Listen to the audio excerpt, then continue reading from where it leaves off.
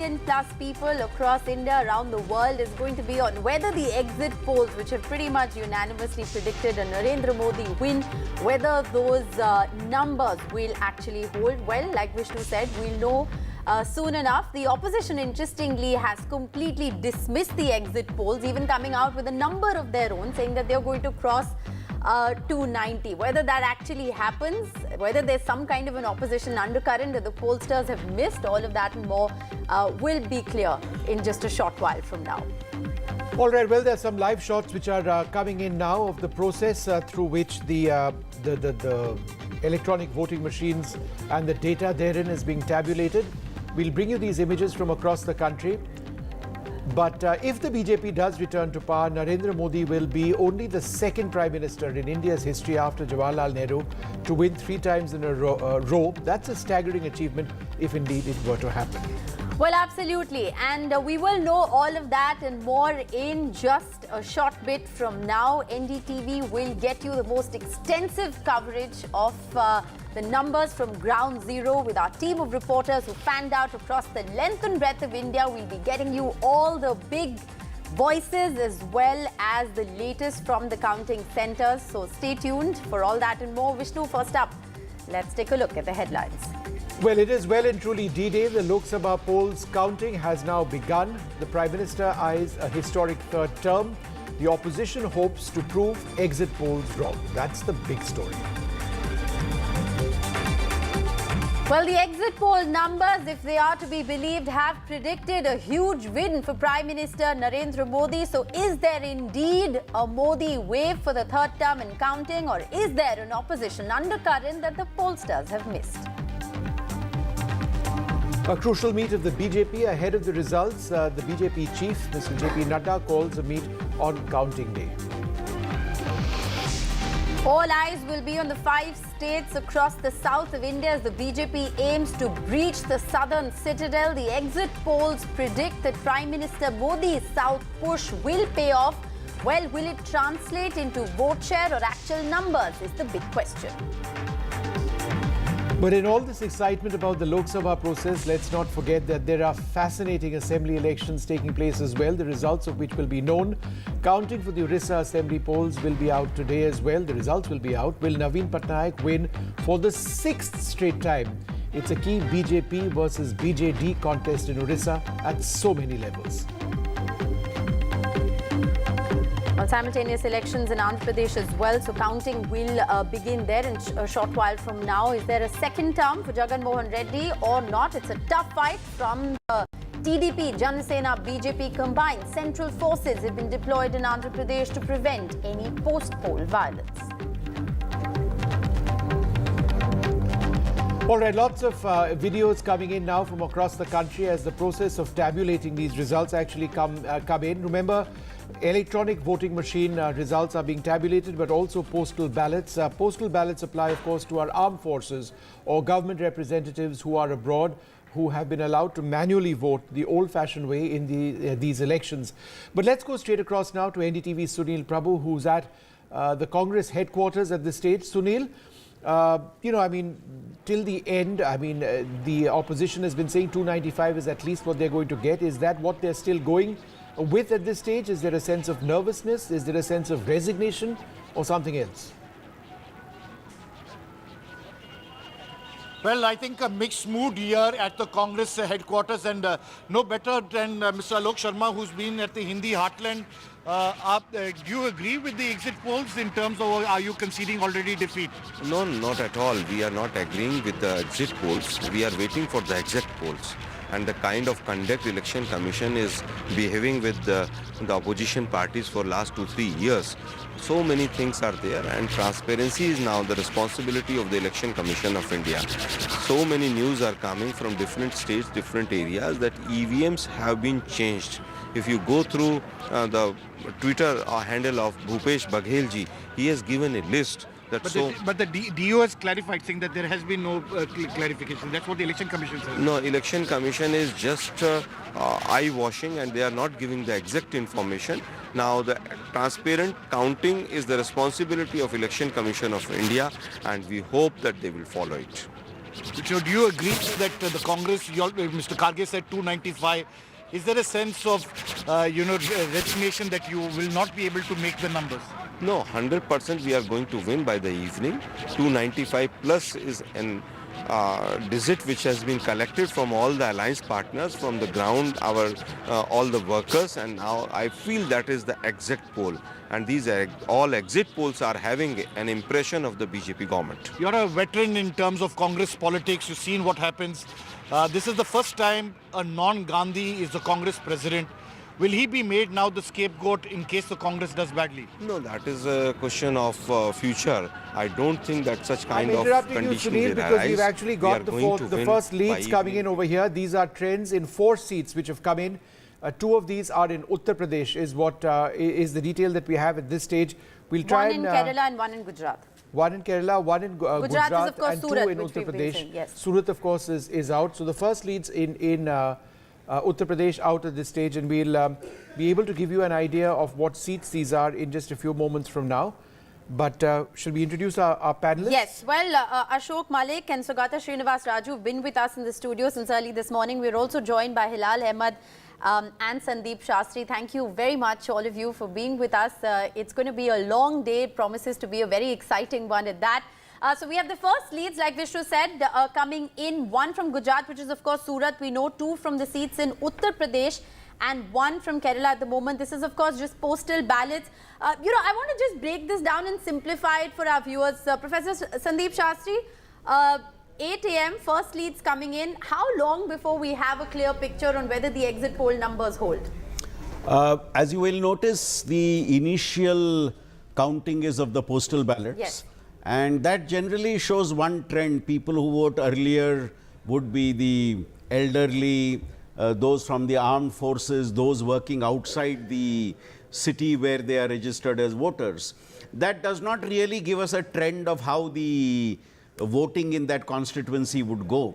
I think our trends would be more visible by 10:30. Okay. And where there is a real close contest, it could take a little later.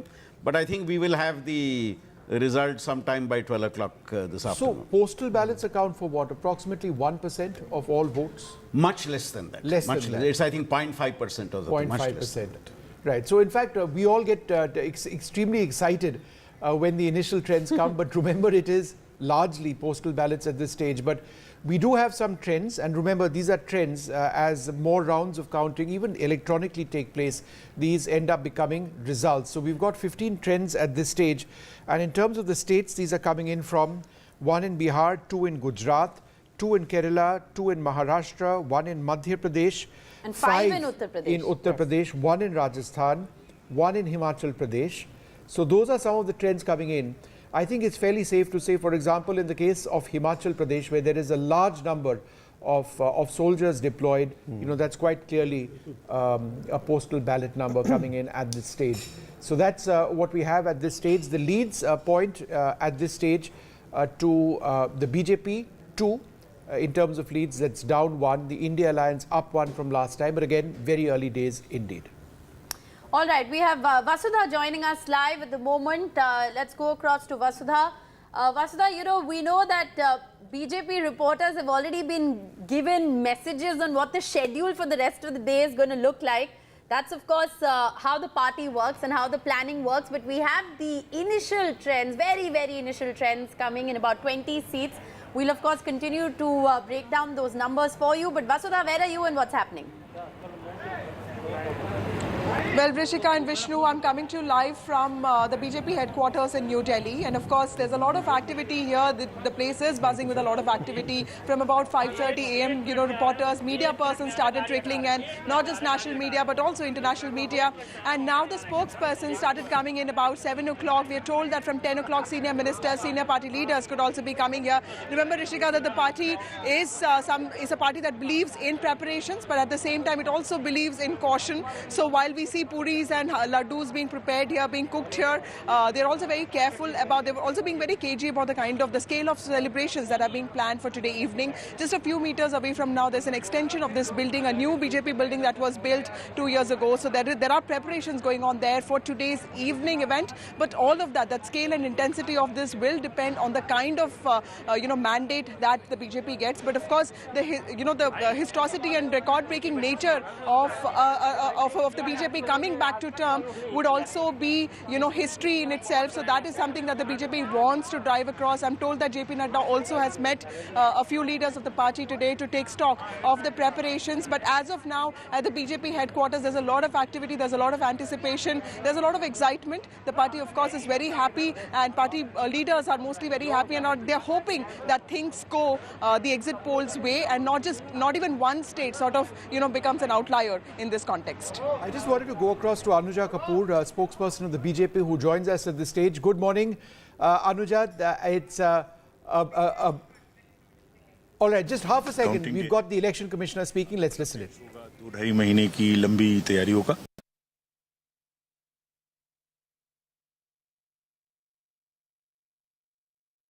That bite in just a moment. Anuja Kapoor joins us at this stage. Anuja, are you nervous at all? Don't tell me you're not a little bit nervous. Exit poll or no exit poll, all these early trends which have the ND at 16 trends, not results, little bit of sort of butterflies in the tummy? Jai Shri Ram. Good morning to everyone. Definitely we are not nervous. We are desperate to open up the sweets as early as possible. We are just in the moment of celebration. We know where we are standing. It is Modi ka parivar. Today they are going to be the ones who's going to be the winners.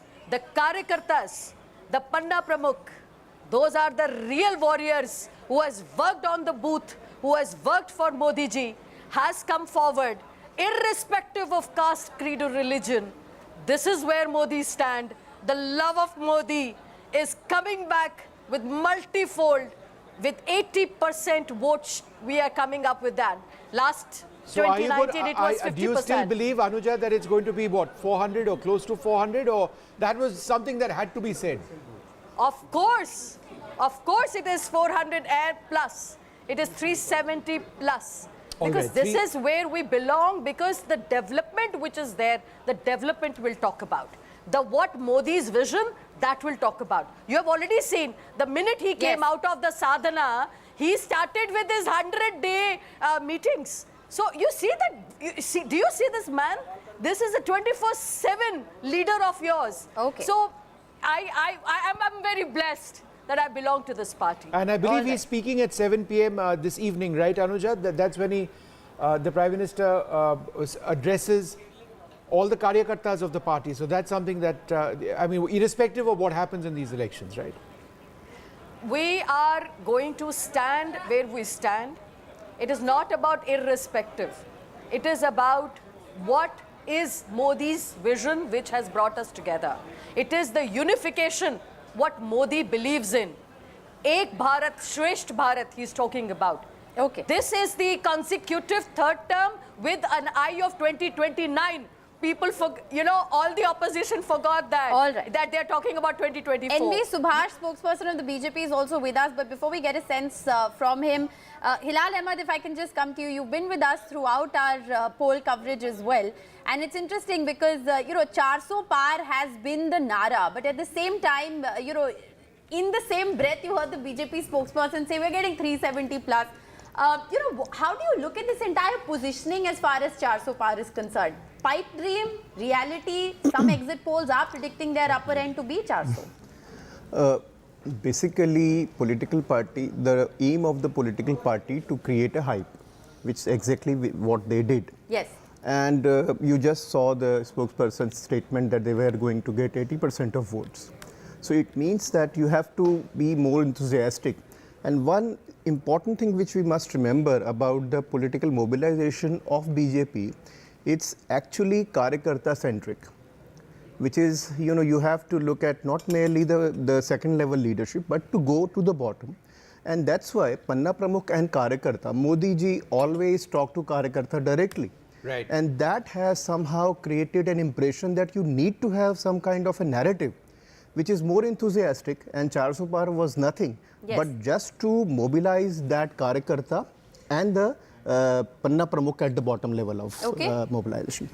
Vishnu, do you want to just quickly discuss the trends that are coming in right now? We have I know, trends it is in quite, over 50 seats. it is quite okay. So we've Coming touched the 50 plus 50 mark. Yes. Trends in 61 out of now. 543. Remember, 273 is the target. 272, of course, the halfway mark. The NDA at 37. That's down 6 from last time. The India Alliance at 24, up 7. Again, postal ballots most likely in several states, particularly the hill states, Rajasthan as well. Wherever there are armed forces, there are postal ballots which kick in. So these are not reflective by any means of where things might be headed in, let us say, an hour or an hour and a half from now. But this is certainly enough to give us a talking point. If you take a look at these states, and I think this is interesting, again, a hill state of Himachal Pradesh, it accounts for many soldiers of the Indian Army, different regiments, would vote over there, soldiers who are deployed over there. That we just had that number of Himachal Pradesh as well. But before we look at this any further, it's 42-27 in terms of just leads as this time, not results. Let's listen in to Arjun Ram Meghwal, who's spoken to NDTV just a few minutes back. लोक सभा चुनाव संपन्न होने के बाद आज मतगणना होने जा रही है और मतगणना के दिन हम खड़े हुए हैं केंद्रीय मंत्री अर्जुन राम मेघवाल के दौलत खाने पर, जो चौथी मर्तबा बीकानेर से इलेक्शन लड़ रहे हैं। और सर, कितने आश्वस्त हैं जीतने को?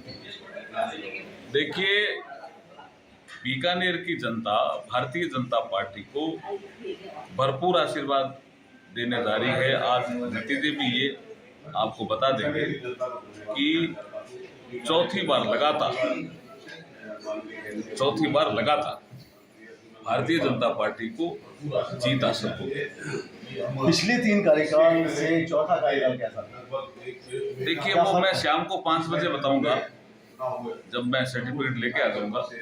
लेकिन निश्चित रूप से जो विकसित भारत की नींव है उसमें बीकानेर की भी बड़ी हिस्सेदारी होने वाली है। मोदी जी की लीडरशिप में तीसरी मर्तबा चुनाव होने। देखिए, चुनाव 1 जून को 7वां चरण पूरा हो गया। आज तो मतदान के बाद परिणाम का दिन है। तो तीसरी बार मोदी जी प्रधानमंत्री बनेंगे, निश्चित रूप से बनेंगे। All right, Gajendra Singh Shekhawat's also spoken to NDTV, so a lot of top leaders from Rajasthan there. But before we go across to that interview, we have trends in 9 out of 25 seats in Rajasthan and 10 in favor of the BJP. So 10 out of 25 now, 10 in favor of the BJP. Let's listen in to what Gajendra Singh Shekhawat has had to say. 7 चरणों में लोकसभा चुनाव के बाद आज मतगणना है। हमारे साथ हैं जोधपुर संसदीय सीट से भाजपा के प्रत्याशी जो अपना तीसरी बार चुनावी मैदान में है और जीत की हैट्रिक का दावा कर रहे हैं। सर, आज काउंटिंग भी है, कितना उत्साह देखा जा रहा है? आपने देखा होगा कि भारतीय जनता पार्टी के सभी कार्यकर्ता जो मतगणना की प्रक्रिया में हिस्सा लेने के लिए जा रहे हैं वो अपरिमित उत्साह से लबरेज भी हैं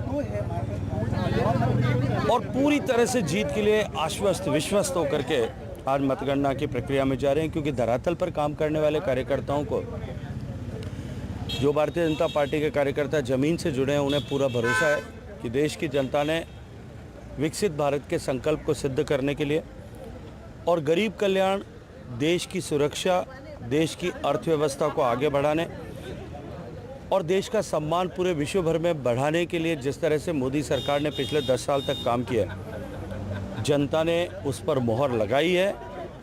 न केवल जोधपुर में अपितु राजस्थान में और पूरे देश भर में लगाई है।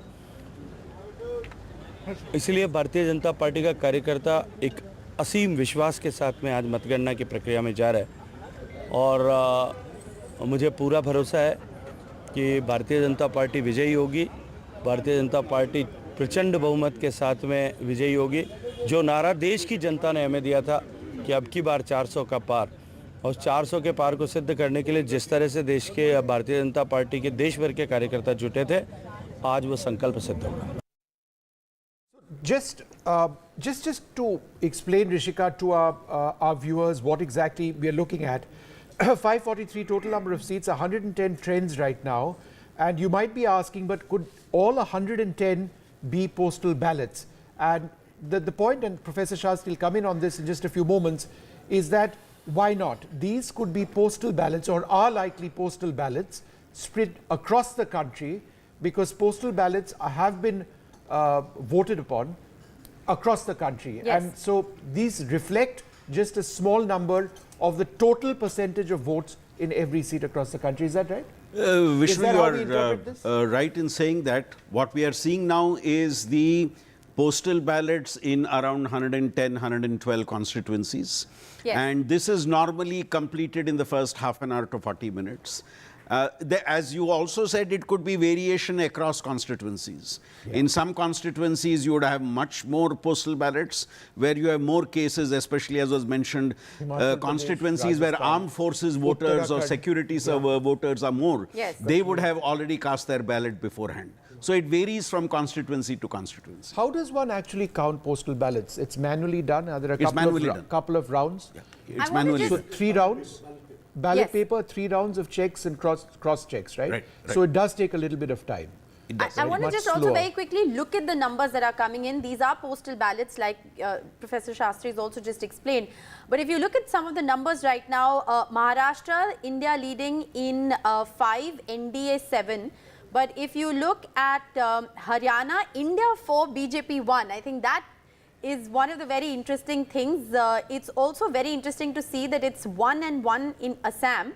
And if you look at Uttar Pradesh, I just had the Uttar Pradesh numbers. Also, it was very interesting in Uttar Pradesh because Vishnu, it is 17 to 11. So 11 for India and 17 for NDA. We know these are just postal ballots, but very quickly, first reactions, how are you looking at the numbers? If these translate into actual results, then certainly the India Alliance has put up one heck of a fight. Yes. Must add that word of caution. Caution, In of course. every election It's till only now, 20 minutes. we have seen that the postal ballots It changes arouse a the lot of excitement. But the actual trend becomes We should much have a different big later. ticker saying warning, these aren't it. Health warning with exit polls, health warning with postal ballots, but still, additional reactions to the numbers that are coming in, because it's interesting, the numbers that are coming in. If the postal ballots are mirroring our exit poll, then I think it's more or less coming the way that the exit poll predicted. Okay. Do you agree, Ashok Malik? No, I mean, obviously these, look, I don't take postal ballots as indicative of anything, because the sheer number of postal ballots is very, very small. And I would be extremely cautious in drawing any larger conclusion. Right. Okay, let's go across to NDTV's Pratibha, who joins us now from Bengaluru. Pratibha, go ahead.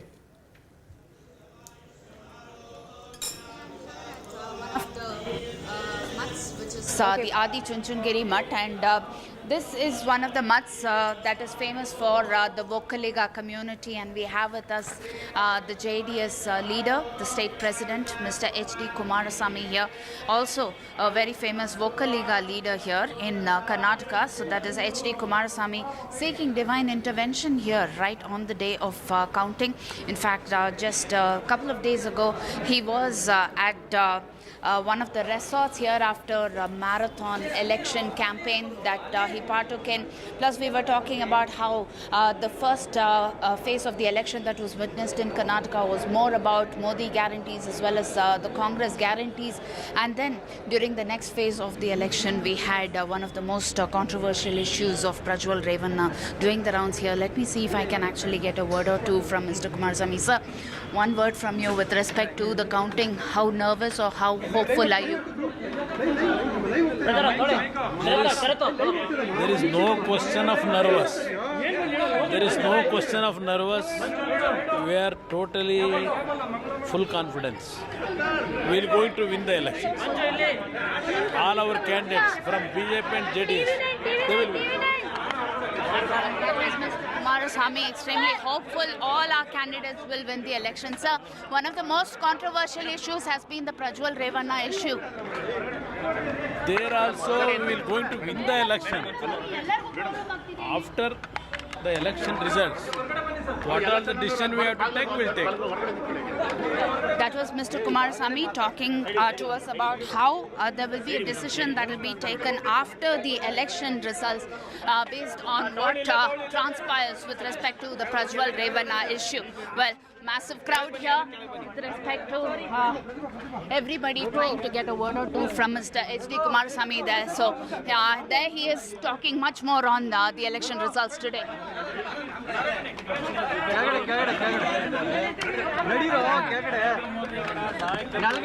Kumaraswamy over there, the entire Prajwal Revanna controversy which broke fairly early in this election process, will it impact them or not? Let's just see. They are of course in alliance with the BJP in the state. But if we look at Karnataka, interestingly, we've got that graphic on the stage over there. The NDA has leads of 12, the Congress at 2, again very early days. These are likely postal ballots. Yes. We need to keep saying that. Rishika? But I just want to say that I think, Sugata Srinivas Raju, if you want to come in here, I think the Prajwal Revanna controversy all happened after polling in Karnataka was complete. So the controversy in no way has a bearing on that. Prajwal Revanna's constituency had voted. The controversy broke 3 days before the first phase of polling. That is, Hassan went to polls the first phase, and 3 days before this whole circulation of the pen drive in Hassan had happened. But it became national It became news national only after that. And so how I many think phases did Karnataka have? Two phases. 2 phases. So north of Karnataka and central parts of Karnataka voted in the second phase. But this broke in the first phase, so it will reflect if, the number of votes he's going to get, or he's going to win, or is he going to lose. All of that is But I good. think it became public information only after his constituency had voted. Hassan had voted. You have its possible impact being limited to Hassan, Yes. because the news was spread in Hassan. But by the time the second phase in Karnataka came, this broke out. And the second phase was the phase where BJP was hoping to do very well. So that was the worry for the BJP, that this issue broke out before the second phase of the poll. Just out of curiosity, where are the postal ballots in Karnataka? 14 of 28 out. The NDA leading in 13, that's down 1. The Congress at 2 is up 1. So it's still resoundingly, going in the NDA direction, but again, with Where all the it's caveats. really neck and neck, Vishnu, is Maharashtra, because it's 11 and 11. Just if we are talking about the postal lead. Yes. Good for the Congress, they can feel some kind of despite this controversy taking place. Let's go across to Mahima Singh of the Congress Party. Mahima, these are of course very early days. Trends in 216 of 543 places, the NDA at 116, the India Alliance at 96, or 117 to 96 at this stage. Any thoughts on what we are seeing on our screen at this stage? We know that it's early, but any thoughts as far as the opposition is concerned, your party is concerned? Jai Hind. Those famous lines of Dushyant Kumar's occur to me this morning when he says, "Kaise आकाश में सुराख नहीं हो सकता, एक पत्थर तो तबीयत से उछालो यारो." We have fought this election on the ground with the people of this country very strongly, with all our might and all our efforts. So I am very sure that the results, as they will turn in during the day, will favor the people of this country, will favor the democracy, will favor the constitutional values. We are very hopeful. Our cadres are very hopeful. All we have done through the elections is raise people's issues. And that is how an election must be contested in a parliamentary democracy such as India's. All right, Neerja Chaudhary is also with us in the studios. Neerja, how are you looking at the numbers? We have leads in 227 out of trends, rather 543, and it's only 8:30, so a lot of health warnings. These are still postal ballots very early on in the morning. So no smiles, no excitement, just very boring. How are you feeling? No, I don't think we should rob ourselves of excitement, even if it's early hours. And it's, this is D-Day. We waited for 2024 counting day for a very long time. 80 days, 7 phases, 3 months. Ask us. Yes, a long, hot election. Yes. And every election is very exciting. The early, what we were saying, let's be cautious, let's be cautious. Of course, let's be cautious. Yes. Let's not come to any conclusions. But let's not, as I said, rob ourselves of the excitement of another government being formed in democratic India. Yes. Of all the contention that's, gone on in the last weeks. So I would say, looking at it, early days, yes. Early hours, yes, 100 and 131 or 103, and so India is not so way behind as the exit polls had predicted. But that's neither here nor there. I would say that. When do we know that we are more or less through with postal ballots and there are non-postal ballot leads coming in? How do we know? It's not as if the Election Commission announced one indication of that would be the sudden jump in numbers. Right. Because when the EVMs jump in the number of trends. In the overall numbers, sudden jump in the overall numbers. Okay. Because these are fairly robust numbers at 246. It's going up every few seconds. So, so again... Have you become more efficient and faster, perhaps? I think that's the question here. It could well be at this stage that there would be a couple of non-postal ballot leads as well. Look, in the course of this sentence, it's jumped up to 250. And there's no way of knowing. No. I think the seats, the constituencies where the number of postal ballots would be very limited, I'm sure the EVM process would have now begun.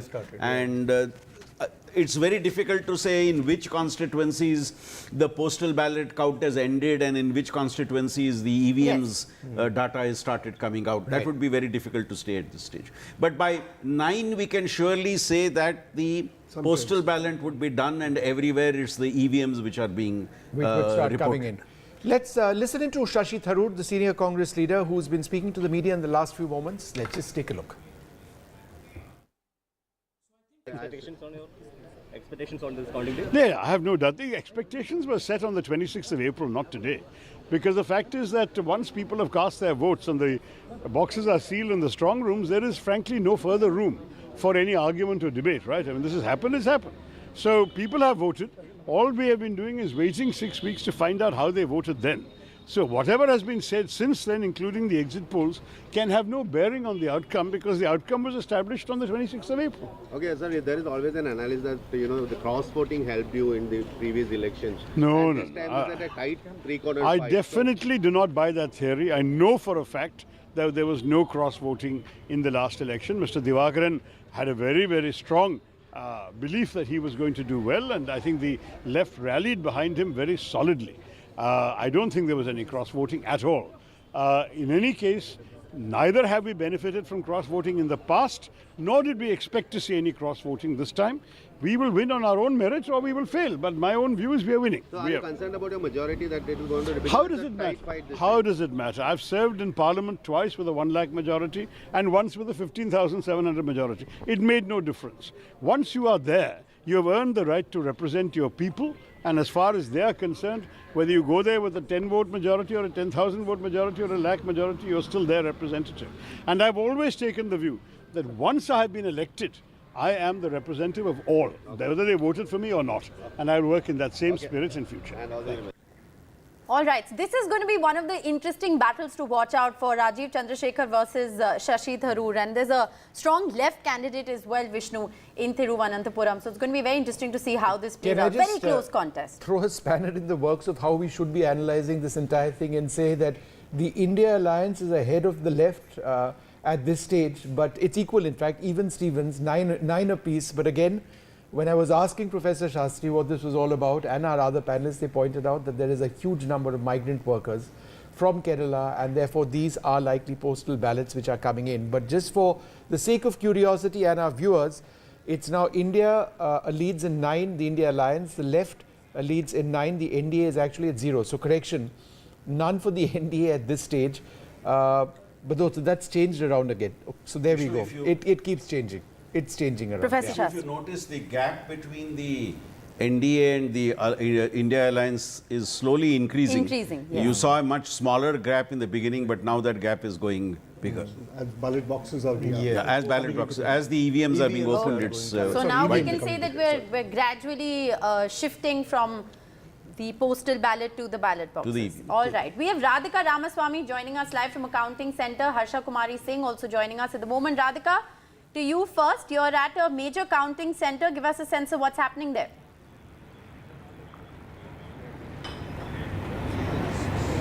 That's right. I am at a counting centre in Goregaon. In fact, 3 constituencies votes being counted here, which include important constituencies in Mumbai North Central, as well as Mumbai Northwest constituency. Of course, Mumbai North is from where Piyush Goyal is contesting. It could be a cakewalk for him because North had been a BJP bastion of sorts. He's contesting against Congress. As far as Mumbai is concerned, it's BJP versus Congress in 2 seats and Sena versus Sena in 3 seats. And what we are hearing now is, as far as Mumbai Northeast is concerned, where it is a contest between BJP and UBT Sena, which is Mihir Kotecha versus Sanjay Dina Patil. Looks like Sanjay Dina Patil at the moment is having a lead. So Uddhav Sena having a lead. Also, we are hearing that this is a close contest. That's what exit polls have been saying. 11-11 is what we are hearing at this point. Of course, too early to speak about, the results as of now. In favor of India. As we've been predicting, as a result of the change in political landscape, this time what we are seeing is a very close contest between the newly formed alliances, between Mahayuti as well as MVA.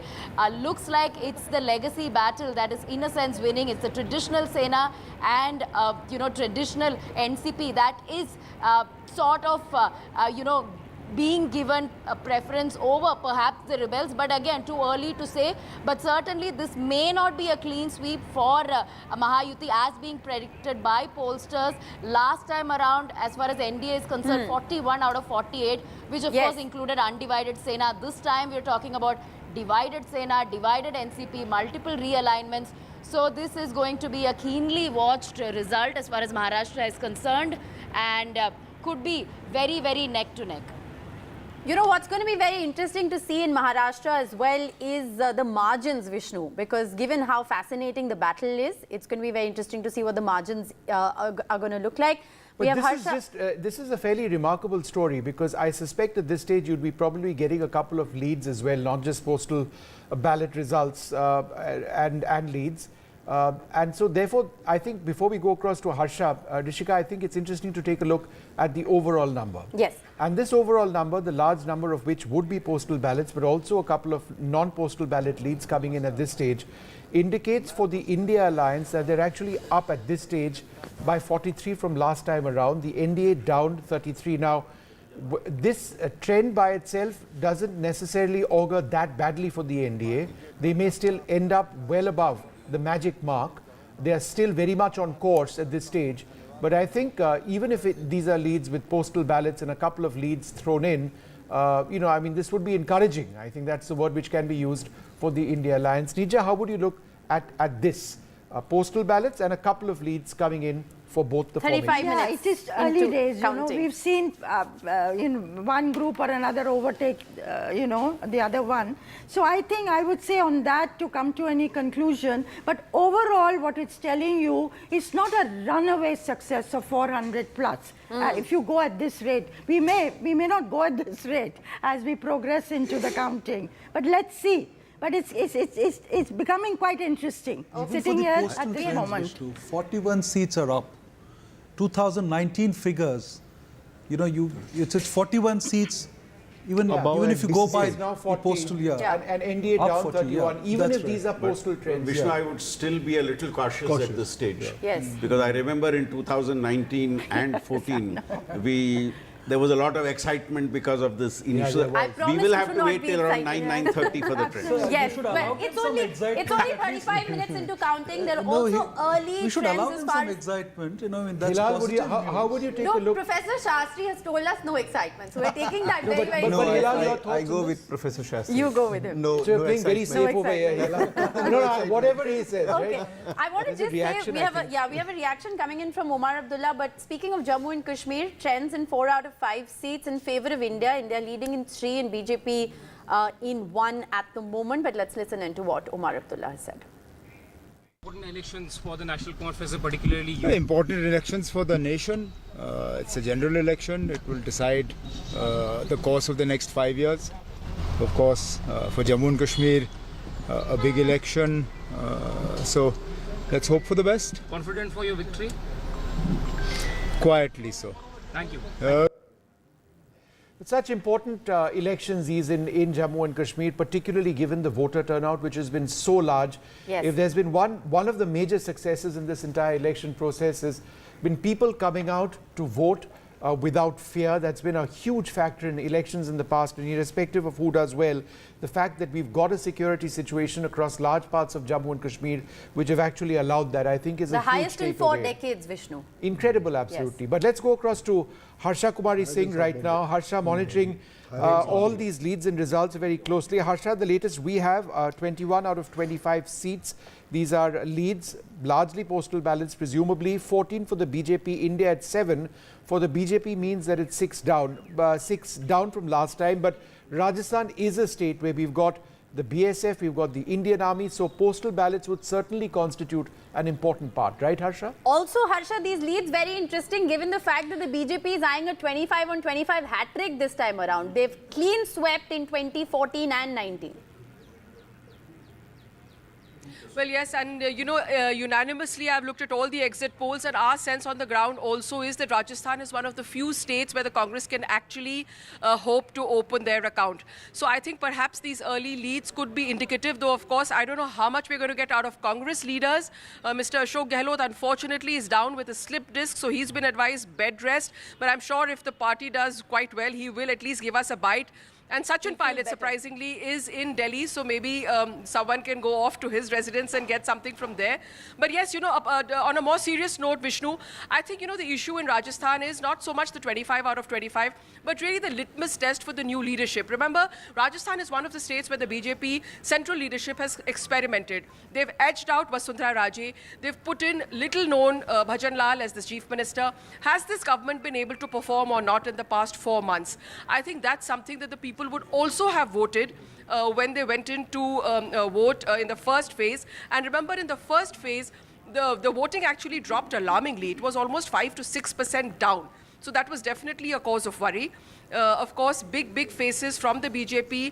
Bhupendra Yadav, first time making a foray into electoral politics from Alwar. Harsha, I'm interrupting you for half a second because Professor Shastri, what we are seeing in the last 30 seconds is the NDA alliance leads from postal ballots and other leads as well, presumably at this stage, pulling well ahead. The gap is widening, as you India. said. That gap is widening. That was something which was expected certainly by exit polls. Vishnu, not only is the gap widening, the trend we saw state by state seems to be the trend that is being picked up from the results of the exit poll. The only exception seems to be West Bengal and Maharashtra, where the TMC and the India Alliance seem to be a little ahead. That's the only exceptions to the broader trend. Well, you're talking about Bengal. It's absolutely fascinating. And Nija, you're welcome to come in on this. 22 out of 42 trends at this stage. The BJP 11, the Trinamool at 10, the Congress at 1. In Bengal, the BJP just a little bit ahead of the Trinamool at this stage. Very early, but still. Yeah, very early, but neck and neck, and yet the exit polls also pointed to the BJP being a little ahead. And Maharashtra or even Rajasthan is very fascinating. Yes. Because, 7 leads for India. That's the way the ground situation had shown, that they were tucker in many constituencies. So let's see how it ends up. But Rajasthan, Haryana, Maharashtra, those are the states where the opposition put up a contest. So Rajasthan, Haryana and Maharashtra, we have MV Suresh as well of the BJP. He's been waiting. Thanks very much for waiting so patiently. Your quick reaction to the numbers that we're seeing right now.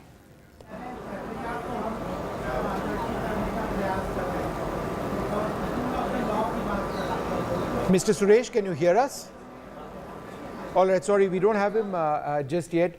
Ashok, would you like to come in over here? What's happened in the last 1 or 2 minutes is that the number of trends have really shot up and in favor of the NDA. This is more or less along the lines of what the exit polls were saying. But again, early days. Any thoughts? It's early days, but yes, we are now seeing leads as well as postal ballots. It would indicate that the NDA is ahead on the lines of the exit polls, but some of the exaggerations of some of the exit polls, some of the froth at the top, especially in places like Bengal, perhaps being belied. Of course, it's very early days. Yes. Maybe the fight in Bengal is much closer than some of the exit polls suggested, which would make more political sense really, but let's see, it's too early. It's close the 200 mark, Okay. Vishnu. 202, yes. So, Professor Shastri, at this stage, can we say, leads pretty much across the country, not just postal ballots? It is early, 8:44.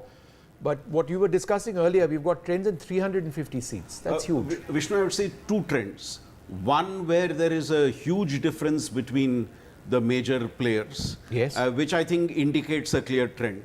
And you also see certain states, West Bengal, Haryana, where the difference is very marginal. Maharashtra, West Bengal, Haryana, where the gap between the main players is very, very less. And now those could change quite interestingly. And so as we those move may forward. still be postal ballots. No, is no, what you're it suggesting. could be the EVMs have could be opened, but EVMs. the initial rounds of EVMs, the fight is still tough. So I'm looking at a difference where the gap is quite wide between the contestants, which seems to settle a trend. Whereas where it is narrow, still it could go either way in the next hour. Well, we have some leads, Vishnu, that are coming in as far as leaders are concerned as well. Some of the key faces in this election, and that's going to be very interesting to see, you know, how that plays out. Gaurav Gogoi leading in Jorhat, Mr. Sonowal leading in Dibrugarh. These are as far as Assam is concerned. But we have Uma Sudhir joining us as well, and as far, all right, Uma Sudhir and Sam Daniel both joining us. As far as Telangana is concerned, Asauddin Owaisi is leading. He was up against a formidable opponent this time around, Madhvi Lata, who's trailing at least at this moment. But Uma, what's the general sense as far as the numbers at the moment are concerned?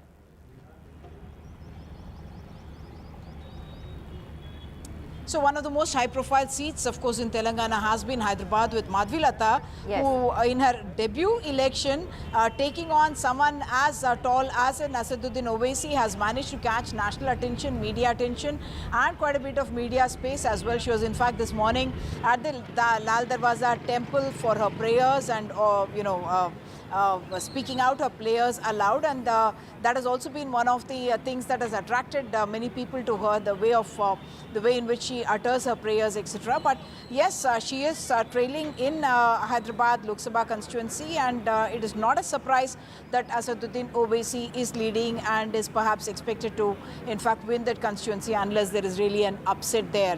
The other seats that the BJP per se would be looking at is also Itela Rajender's seat in Malkajgiri, at which counting centre I am. He's also someone who's come in from the BRS and is contesting on the BJP ticket here.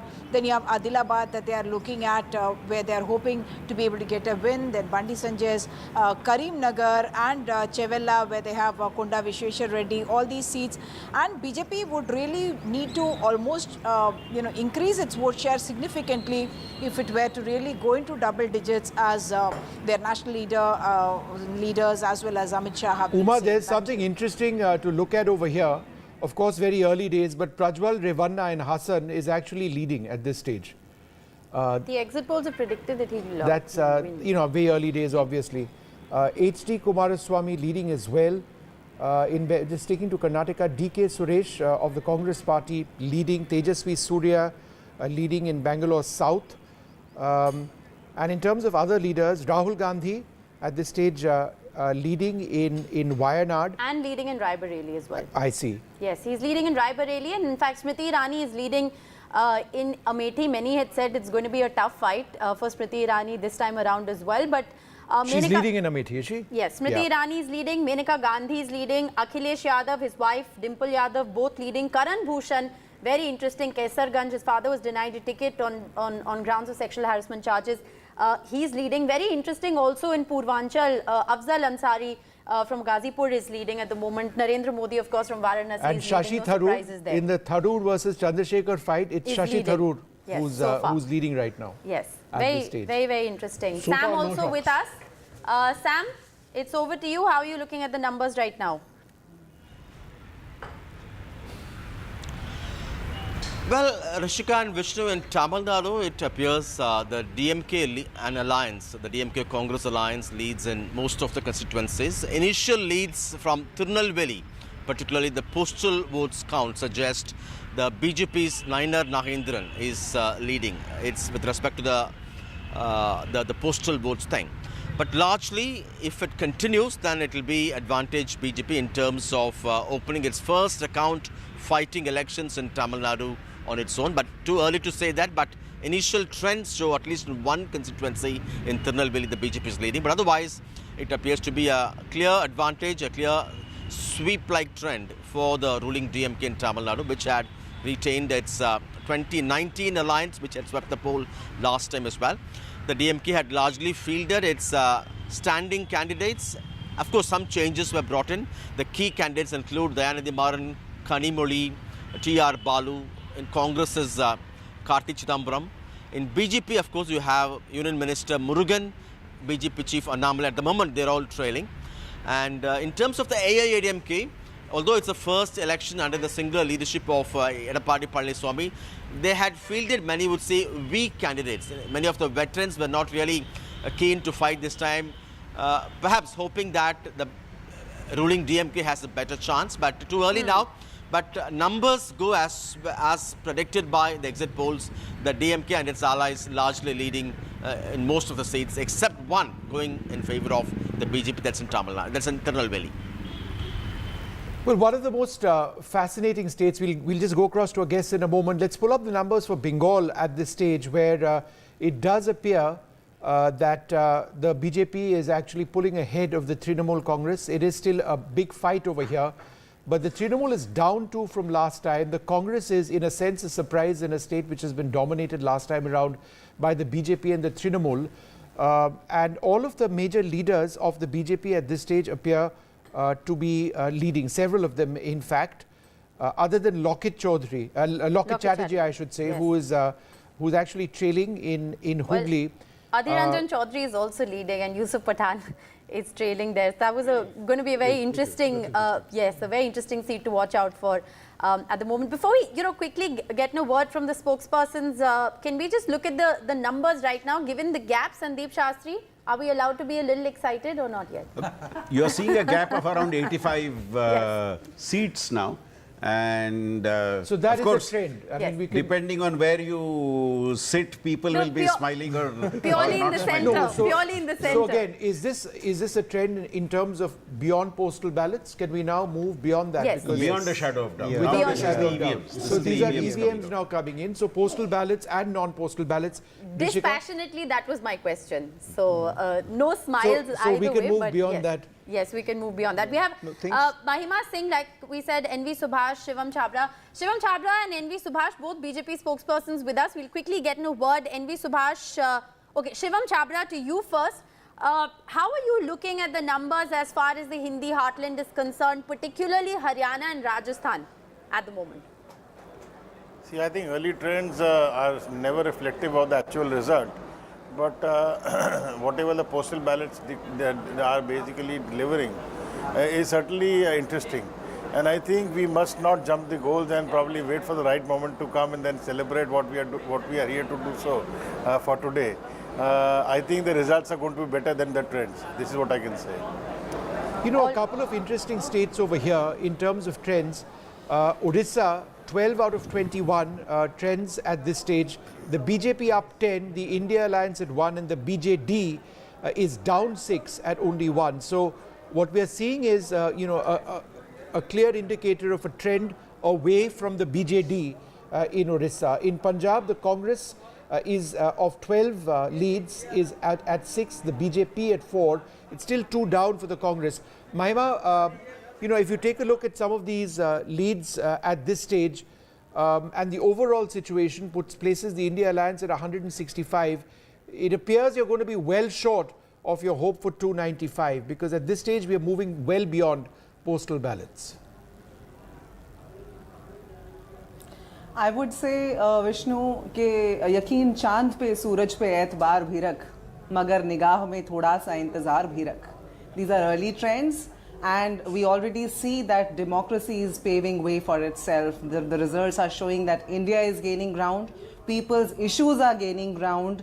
Ginti karo, pehli naukri pakki, Mahalakshmi is gaining ground. So we are very, very optimistic. The people of this country are very optimistic that the hate-mongering regime, the autocratic regime of the BJP, the kind of majority it has been enjoying is certainly going to be ousted. And no, we will not wonder if India has gained much more number of seats by the next couple of hours. So let's wait and watch. We are very sure that it will be a victory of the democracy, whichever way it is. Mahima, we're already up to 260. Yes. Remember, they're at 261. They're chasing 272 is the halfway mark. So it's really moving faster. Yeah, yes. From...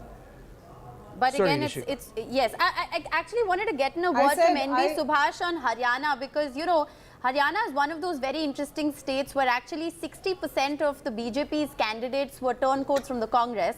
And ironically, it appears that the India bloc is leading in 6, at least as of now. Naveen Jindal is trailing from Kurukshetra. Dr. Sushil Gupta of the Aam Aadmi Party actually leading from there, which is very interesting. Kumari Shelja is also leading from Sirsa at the moment. That's what we are learning, which is also very, very interesting. And Manohar Lal Khattar is also trailing at the moment from Karnal, which I think is also very interesting. So very quickly, NV Subhash, there was a lot of turbulence in Haryana, you know, change of guard, new faces got in. There was a sense that the BJP had sensed anti-incumbency and therefore made all of those changes. How are you looking at the numbers overall and Haryana in particular? See, as far as the trends is concerned, the exit polls have very clearly given a good number of seats for NDA, which is the slogan that "Abki baar Modi Sarkar, Abki baar 400 bar." It is going to come true as you see the exit polls and the postal polls, the ballot and the countings of the EMS, just EVMs. So this is very clear and evident that Bharatiya Janata Party under the leadership of Modi, which Modi guarantee, will definitely prevail. As far as Haryana, you are just talking about. Even I'm seeing in the screen that this is too early to predict or to say anything. Okay. Because the Haryana has a unique culture that they give either one way to the one party and to next to other party. Hilal but first we are and then very Professor sure. Shastri. But, Sir, just half a second, sir. are- Some important trends coming in. Hilal first. Yeah, first thing is that initially we were talking about a wave election, etc. But it turns out to be clear that it is not a wave election. It's a highly localized election. Yes. Every state is different, and that's why if you carefully look at the number at the national level, you find that India Alliance is not doing badly. Yes, they put up a fight. The other point is the NDA as an alliance is 7 short of the halfway mark in terms of leads. Yes. But if you look at the left corner, This the is BJP not going to be a being shown- 400 result. I think from now it's pretty clear that it's not going to be ND at 400. It can't You see, if you look at the BJP leads, it's in 235 seats, which is 29 down from last time. Yes. And in the case of the Congress, it is 76 leads, which is 31 up from last time. So I think we need to look at both these numbers, the big numbers there of NDA, India and others, and also the 2 major parties which is being shown in the box on the left side. You know what is interesting, and I want to spend a little bit of time on this, is Uttar Pradesh. The reason the India Alliance is where they are at 177, commendable compared to their performance last time around, is Uttar Pradesh. This is where there was a sense that the BJP was going to sweep like last time, but it's actually 36-26 at this stage. That's 20, a change of 20 for the India Alliance, right? And it's down 12 for the NDA. Remember, this is 63 of 80, but irrespective of whether it goes, if this trend holds, then it's a positive performance, certainly, for the India Alliance. And all of their big leaders appear to be winning at this stage. It's 271 now. It's already at we are one short of 272. one short of the magic mark. So, we know that, they are going to form the government. But these numbers are actually very interesting and complicated. It's not 400 par, 370. Let's just take a look at the strike rate data which is coming in right now. State by state. Okay, it's 272 now. We are at the halfway mark. The NDA 36 down from last time, but quite clearly at this stage, I think it's safe to say that they're headed towards government formation. We are well beyond postal ballots. Professor Shastri? If you look at the non-BJP NDA, that is leads in 36.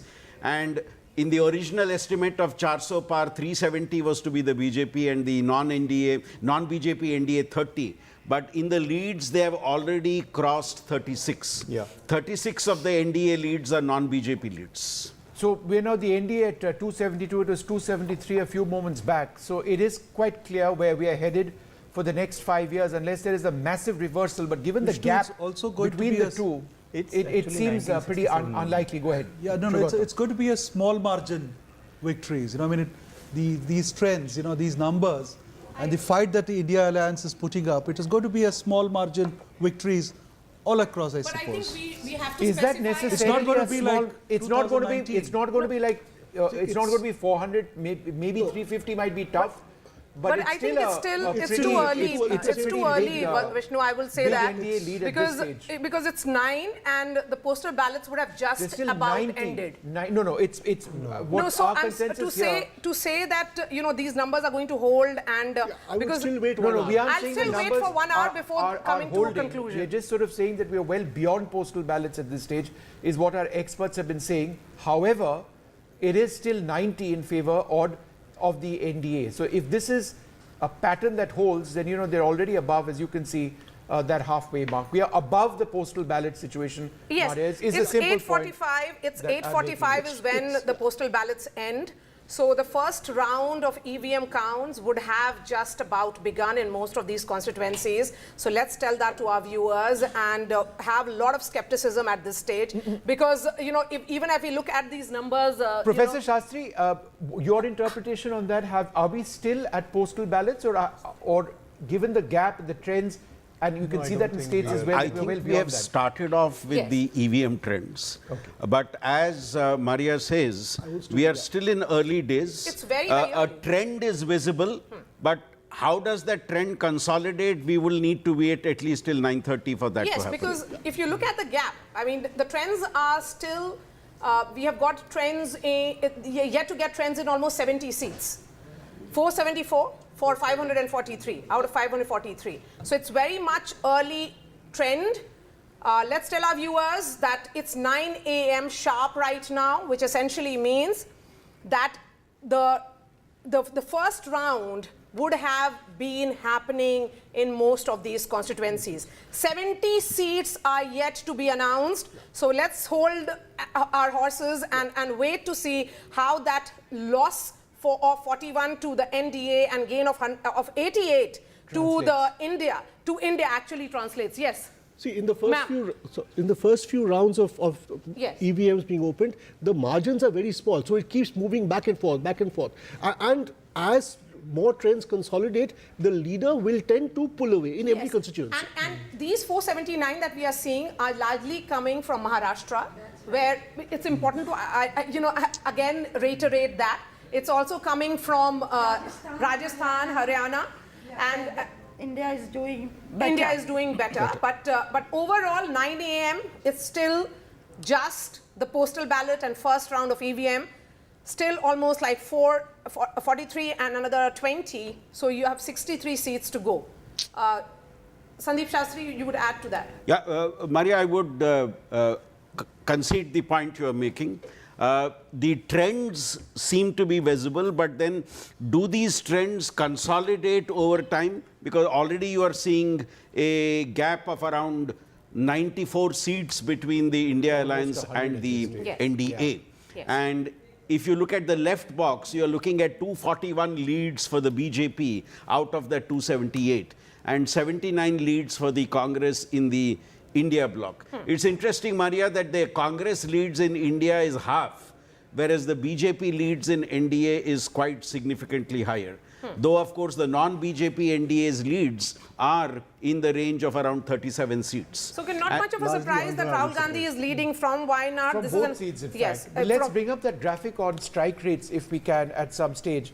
What does appear to be quite interesting is that while the exit poll, the exit poll results, if you want to use that word, has been consistent across the state, the one area where the lead's position is curious at this stage is the state of Uttar Pradesh, where 67 of 80 are out, where the India Alliance is actually up 23 from last time, leading in 29, the NDA at 37, that's down 14. Again, early days, all of that, but we are now into that first round, at least, of the EVM results which have come in. Maharashtra is another curious state because that is one where, that's right, we've got the, okay, right, so let's just Maharashtra over there.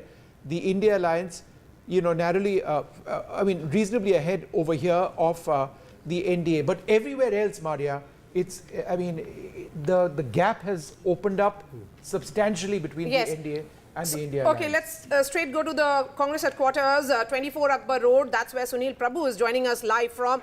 Sunil, the Congress, how are they viewing it? Early trends, not really trends, I would say. It's still the EVM rounds are yet to begin. Well, they are quite gratified, and I mean, no better than Mr. Pawan, who's been working for the media right through this entire campaign and much before that for the last 1.5 years. Are you happy with the kind of trends that are emerging right now? Well, no premature celebration, no premature depression. These are postal ballots. We value postal ballots. These are government employees expressing their anger against the government. And we are very confident when the machines open, we'll do even better. But given the trends and the forecast, it still shows that the NDA has the numbers and they will be able to form a government. We are absolutely confident. Let the machines open. We are absolutely confident of touching the 295 number. It's interesting that you say you have confidence in the EVM, because right through this campaign, and we saw that, and no less than the Election Commission pointed it out, that you kept casting aspersions on the electoral voting machine. Why are you now having so much of None of us should be touch-me-nots. If we are questioning something, doesn't mean we are attacking them. Why is the Election Commission as insecure as with the Prime Minister of India that they can't tolerate a question? I mean, we have a right to question, and it's their duty to respond to our questions. As simple as that. Now the question is that in case the numbers don't come, this is the first time that a non-Gandhi has led the Congress party. Will Mr. Kharge become the scapegoat in this entire exercise? It's not the first time a non-Gandhi has I mean, after Sitaram Kesri as well as Narasimha You Rao. know the history of the Congress better than I do, so don't say So I mean, I'm saying after such a long time, Mr. Kharge, will he become the scapegoat? Because we saw Narasimha Rao and Kesri Sahab. Why do we talk the language of the BJP? Scapegoats are for the BJP to find, not for us. We don't find scapegoats. We work together. We sink together, we sail together, we win together. Is this a question mark on Rahul Gandhi's, leadership? No, there is nothing of that kind. Everybody did his or her assigned role. Mr. Kharge decided that Mr. Gandhi should go on a Bharat Jodo Nyaya Yatra. Mr. Gandhi went on a Bharat Jodo Nyaya Yatra. The Congress president decided that Priyanka ji should campaign extensively, and she did campaign extensively. So we have all been assigned roles by the party president. The real issue, of course, is somewhere where you have been the political secretary to Sheila Dixit. A sad day for Delhi in terms of the AAP and the Congress coming together, and yet the trends clearly show that alliance hasn't worked. Let's wait and watch. But you know, the fact that the alliance didn't work on the ground. I would not jump to any conclusions. It's too early in the day to jump to any such conclusions. And do you think that this trend of an AAP Congress combined can work together in the assembly elections? As I said, it's too early. Let's wait and watch. Okay. So here you have it. That's the kind of response you're getting from the Congress party here.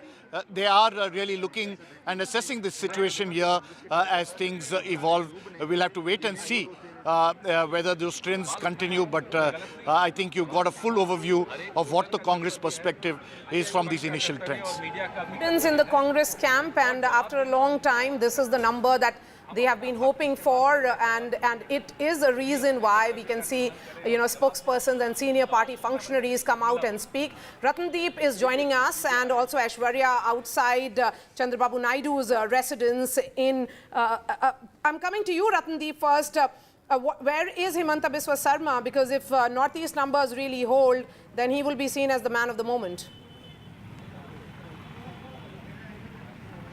Well, Himanta Biswa Sarma was till this morning at the national capital.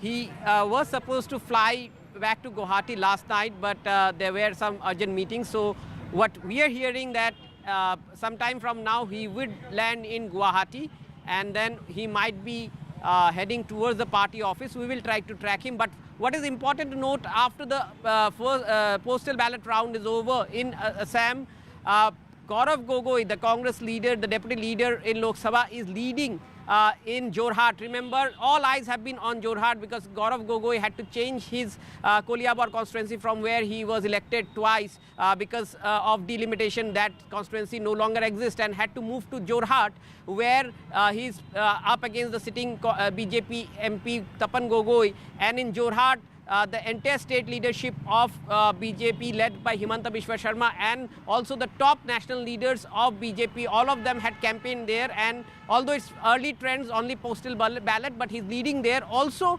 one good news for Congress in Assam, in Dhubri, the seat which was with Maulana Badruddin Ajmal, the head, the supremo of AIUDF, there after round one, Congress candidate Rakibul Hussain is leading in that seat. However, BJP has leads in 5 seats in Assam. That includes Dibrugarh, All right, where Ratnadeep, Sarvanam half a Sonowal second. is Let's leading at quickly this go across moment. to Aishwarya also, in who Sikkim, joins where us outside the residence of Chandrababu Naidu. We're going to pull up some of the trends coming in from Andhra Pradesh as well. But go ahead, Aishwarya.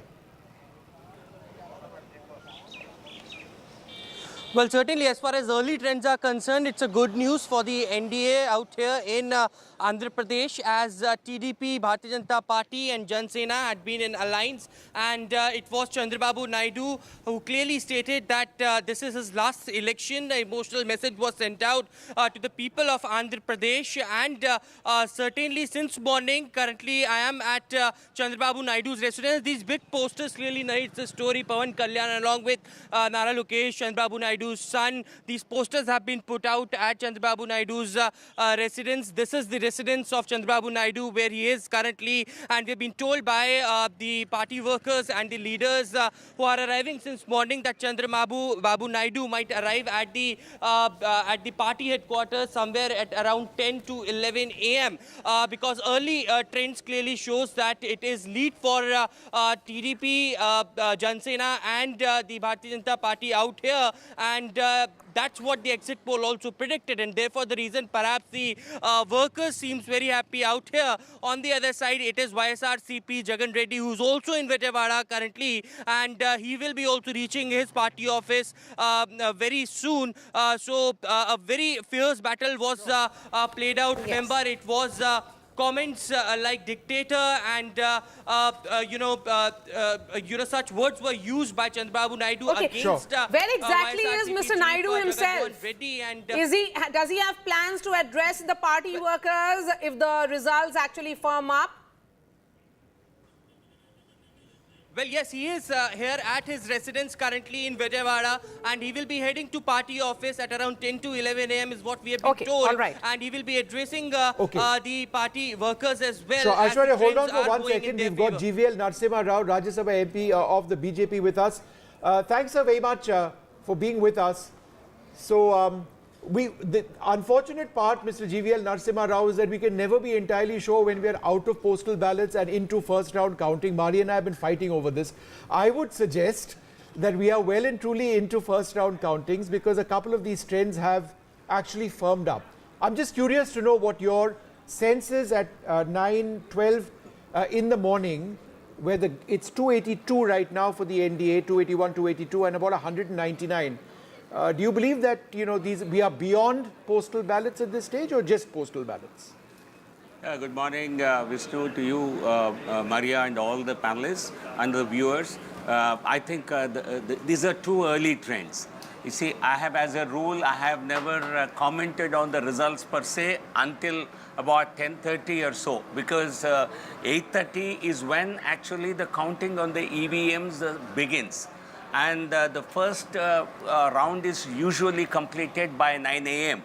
We are 9:09 now, but it does take time for the information from counting stations because it's not a sort of an automatic system where you count in the polling station and let's say Election Commission headquarters has the information. No, it doesn't happen that way. It is your reporters and the agencies who are in the field get this information and transmit it over telephone or through an app.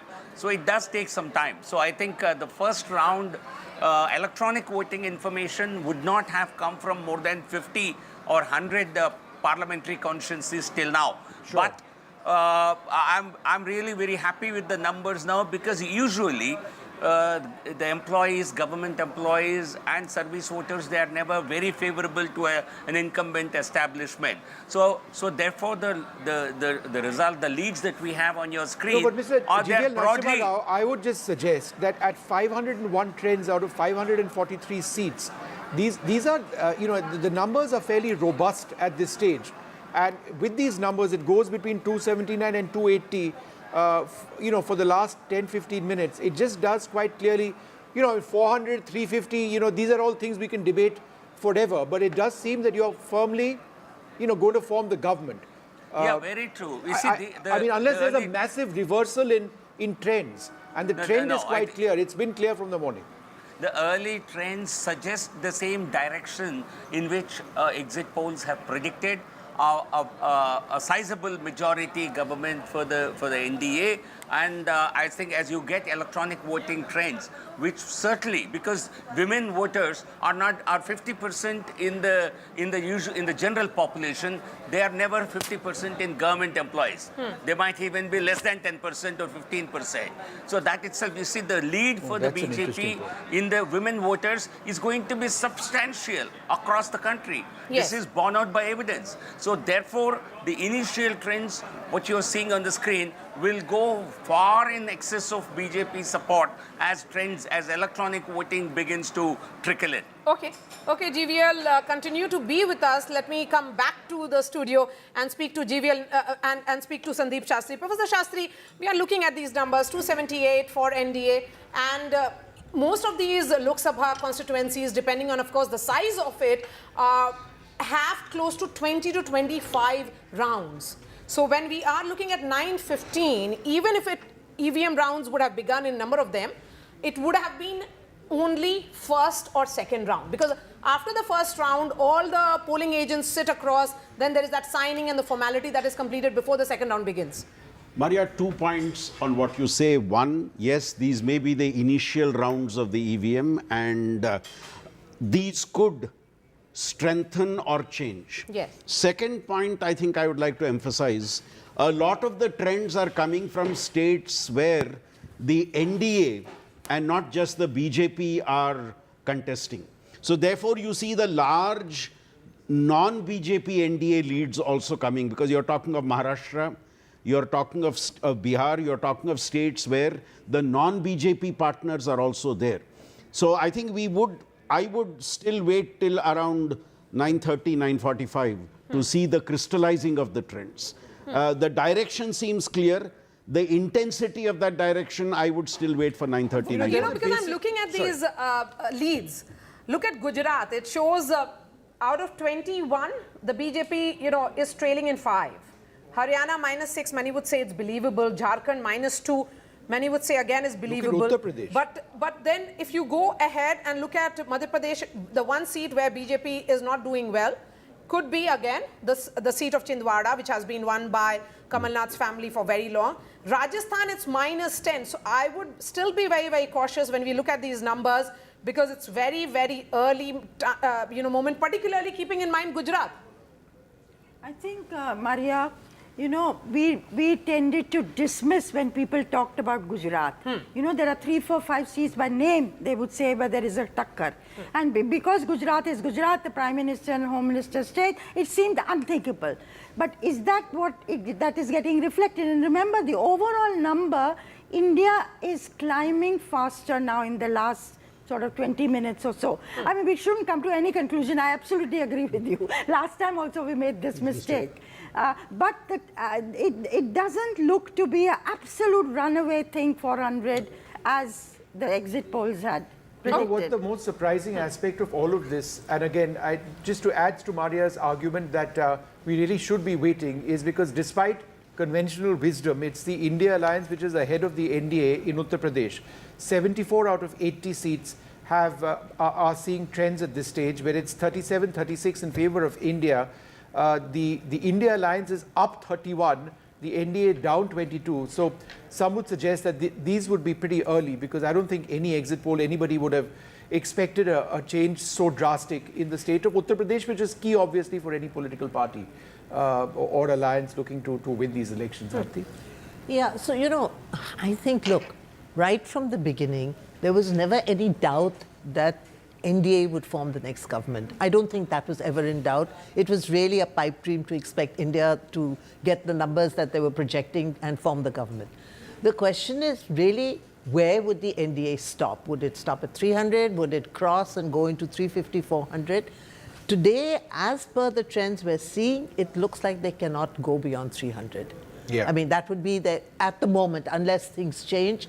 As Sandeep ji said, let's wait till 10 for the trends to crystallize.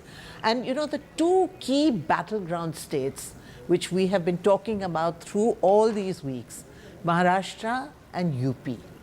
These are the two key battleground states that are going to determine the fate of the BJP and the NDA.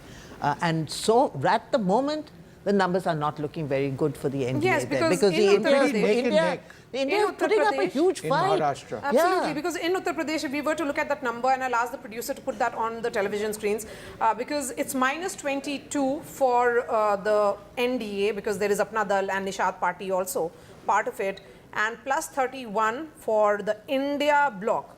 Again, early trends, but how do you look at this? You know, So how do you look at Uttar Pradesh numbers? Look, the Uttar Pradesh looks tight at the moment. I would still say we should wait for some more rounds to come in, because in all elections, the leader, whichever is the leader in the constituency or the state, tends to pull away as more numbers come. Sure. But certainly, whatever we've heard on the ground, about a consolidation of OBC votes and some Dalit votes in favor of the India alliance seems to be bearing out. It's a very gritty fight at the moment. It's a tough fight that has been. All right, there's some breaking news coming in from the markets which have just opened or a little while back. They are down, I believe 2% is what I've been told at this stage, or 1,100 points. The Sensex has gone down 1,100 points. So the markets, the Nifty is down over 300 points. Professor Shastri, the markets are spooked.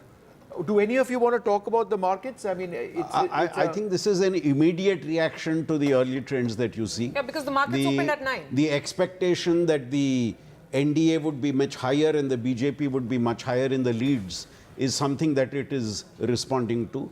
But Vishnu, if you look at, again, I'm looking at the left box. Yes. If you look at the BJP leads and the Congress leads, very clearly, much of our numbers are coming from where there is a direct contest between the Congress and the BJP now. And there, you gave the example of Gujarat, you gave the example of Madhya Pradesh, you gave the example of Rajasthan. And there it is, I think the differences are coming, because you see the left box talks about 50 leads down for the BJP and 44 leads up for the Congress. And that's where I think the difference is clearly coming in the leads. Let's go across to Adil Boparai, who joins us at this stage of the Congress Party. Adil, thanks very much for being with us. Are you encouraged by the trends that you see on the screen right now, or do you believe it's still early days? And any comments at all on what is happening in Uttar Pradesh, with the caveat, of course, that, very early, these are still leads?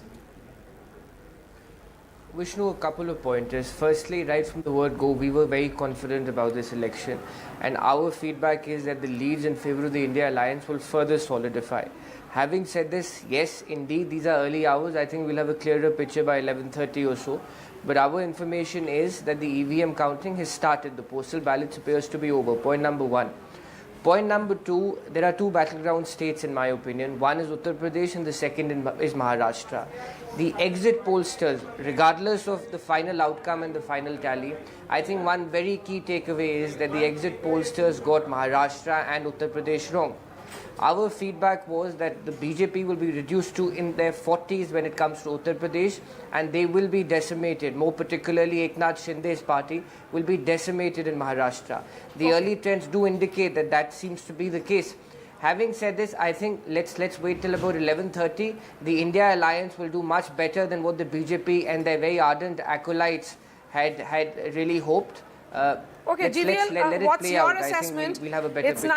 9:22 now, and early trends aren't really, of course, the majority mark has been crossed as per early trends, but it's not as the exit polls were suggesting. All of them were in the upwards of 330, 340. Maria, as I mentioned earlier, there are many states where things got reversed completely by 10:30. So therefore, I think coming to any conclusions based on counting of just postal ballots, in some cases the numbers are very, very small. So therefore, I suggest, I'm looking at the Election Commission site, where on some of the seats, in fact, is EVM counting is available. where almost 50,000 votes have been counted.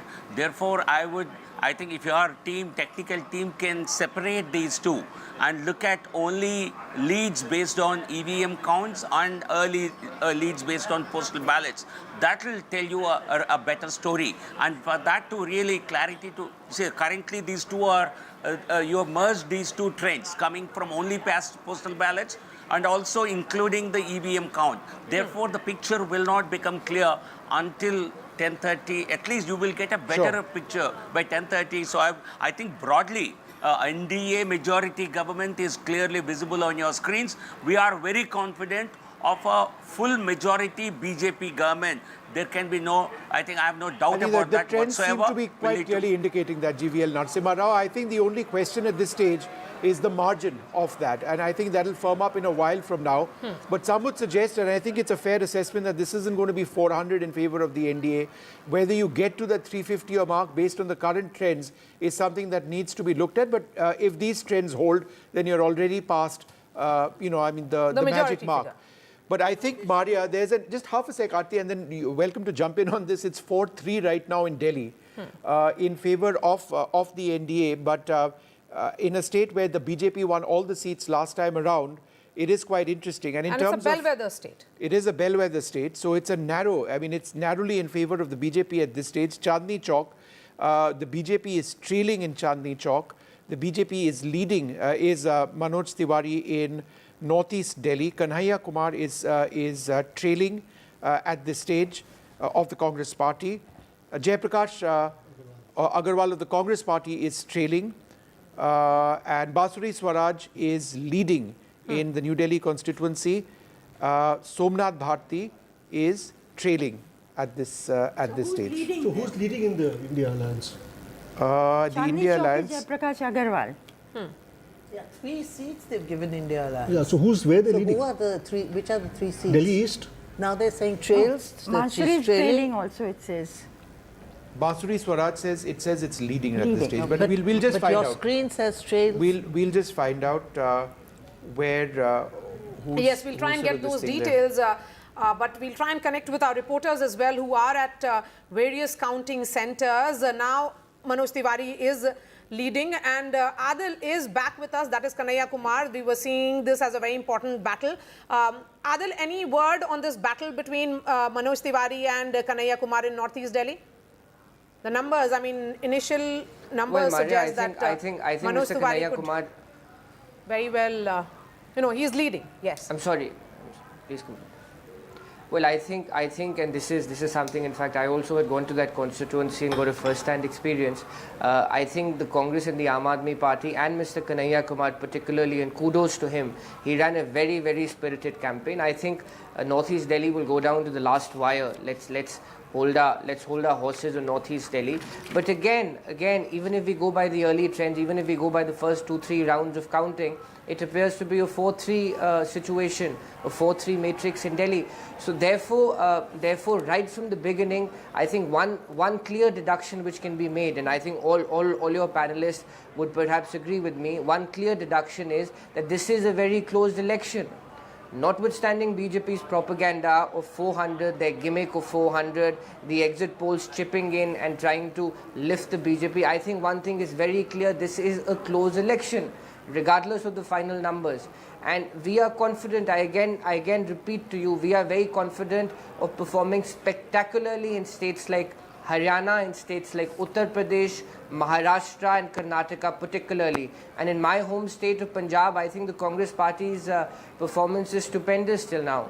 The BJP will be reduced to 0. The Aam Aadmi Party's there appears to be anti-incumbency, and the Congress is benefiting from that anti-incumbency. Most of our leaders, our former Chief Minister Mr. Channi, our President, we are leading, and you will see a lot of surprises. Right. GVL wanted to come in on that, Adil. Let's just listen to what go ahead. Congress has a habit of claiming victory even in a very straight third-time defeat. The BJP is forming the next government. Even your numbers suggest that. A third time in a row. This is historic. This has not happened in half a century or maybe even longer. So what the BJP is doing today is a historic. Okay, with regard to exit polls, if the numbers turn out to be fewer than what they are, it doesn't qualitatively make any difference. But it's early trends. We certainly hope to be well past 300 mark, and we will certainly have a BJP majority government, and that's going to be a historic verdict. Yes. The Congress need not become extremely exuberant. No, but we'll try and break that number of the NDA now and try and get details as to how many is the BJP getting, because remember in 2014 when Prime Minister Narendra Modi became the Prime Minister for the first time, the BJP's own number was 282, which became better to 303 in 2019. So we'll try and break down that number and get more details. For the moment, let's listen into what Vikramaditya is saying. He is, of course, the Congress candidate contesting from Mandi. In Mandi, the BJP's vote share in 2019 was 69%. But historically, if we were to look at it, the Congress has won this constituency 11 times out of 17. So this is an interesting battle that is playing out in Mandi. Vikramaditya first. क्या उम्मीद है? मैंने तो अभी तक result देखे ही नहीं है, आगे है कि पीछे है क्या है। अभी तो हम आशीर्वाद लेने आए हैं हनुमान जी का, और उसके बाद ही सब शुरुआत होगी। तो मुझे विश्वास है कि हमने मेहनत करी है, जनता साथ है, मुद्दे विकास पे चुनाव लड़ा है, तो अच्छा परिणाम निकलेगा, इसका मुझे पूरा विश्वास है। और हनुमान जी का, बजरंग बली का आशीर्वाद है, तो निश्चित तौर से हर विजय प्राप्ति होगी। बनेगी क्यों नहीं बनेगी। और सभी नेताओं ने भी कहा है एग्जिट पोल जो है वो तो एक मैन्युफैक्चर्ड वो है जो मीडिया हाउसेस और कॉरपोरेट जगत द्वारा किया गया है, मगर जो असली वर्डिक्ट है वो बिल्कुल ठीक होगा। उस पर लड़ाई लड़ी है पूरे देश में, और जो मुद्दे रहे हैं वो बहुत जनता से जुड़े हुए मुद्दे हैं। तो निश्चित तौर से उन सब चीज़ों को देखते हुए परिणाम अच्छे आएंगे, सुखद आएंगे और देश की प्रगति के लिए आएंगे। आज आप, मैं तो वैसे भी हर मंगलवार आता ही हूँ, मगर आज क्योंकि विशेष दिन है, आज परिणाम निकल रहे हैं, निश्चित तौर से बजरंग बली जी का आशीर्वाद लेने हम यहाँ पर आए हैं। और जैसा मैंने कहा कि आशीर्वाद ले लिया है तो पूरा दिन अच्छा रहेगा और सभी प्रदेश के लोगों की मनोकामनाएं जो है वो पूरी होगी। All right, well, the other trend that we are monitoring, of course, is where the markets are. The Sensex down. It was down by more than 1,100 points. I believe that's gone down even further. The market sliding to 2.5% at this stage, not where what they had expected with the resounding exit poll results as they were.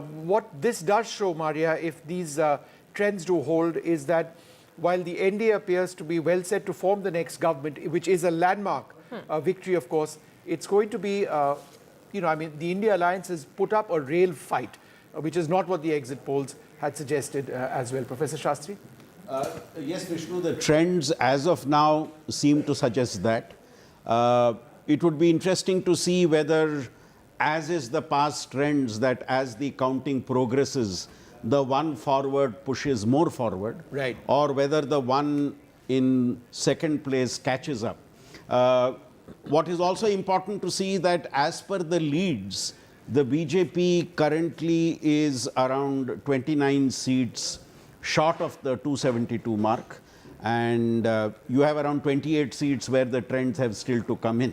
So it will be interesting to see where the BJP trends move in the next half an hour to 45 minutes. In terms of leads is at 244 down 82, 245 down 52. So the point that you're making is that the BJP, on the strength of its own cadre, may not necessarily cross the magic mark. They'd have to rely on the support of the it's a little allies. early to say that, but then if this firms up, there is a word of caution we have to put in that the BJP's seats and trends now seem to be 52 less than last time, and the Congress is 47 okay, up. the Election Commission speaking, let's just listen in.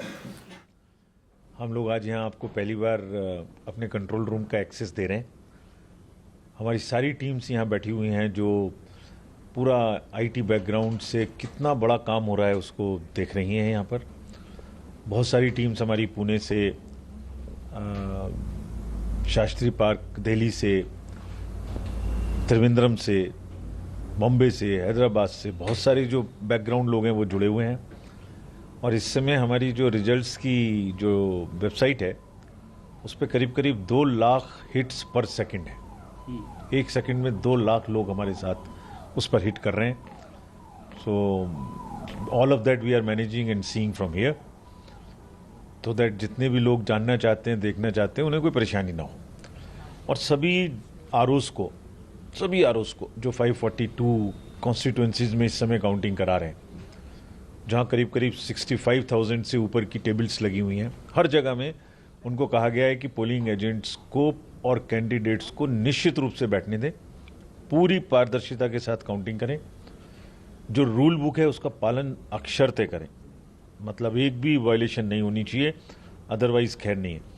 यानी जो rule book है उसका पालन करें, पारदर्शिता से पालन करें, कैंडिडेट्स को और उनके एजेंट्स को हर जगह में शामिल रखें, सीसीटीवी फुटेज 24/7 लेते रहें हर प्रक्रिया का, ताकि पूरी पारदर्शिता बनी रहे।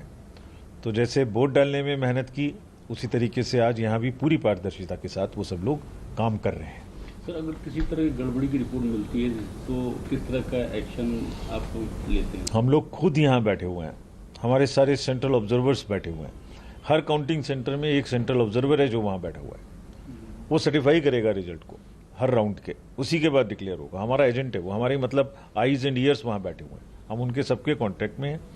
और कहीं से भी कोई प्रॉब्लम आएगी हमारे सेंट्रल ऑब्जर्वर्स को बताएंगे, कैंडिडेट्स वहाँ मौजूद हैं वो लोग, और हमारे पास आएगी बात तो उसको इमीडिएट ठीक करेंगे। कोई गलती करने की संभावना नहीं है, सबको सख्त हिदायतें दी गई हैं।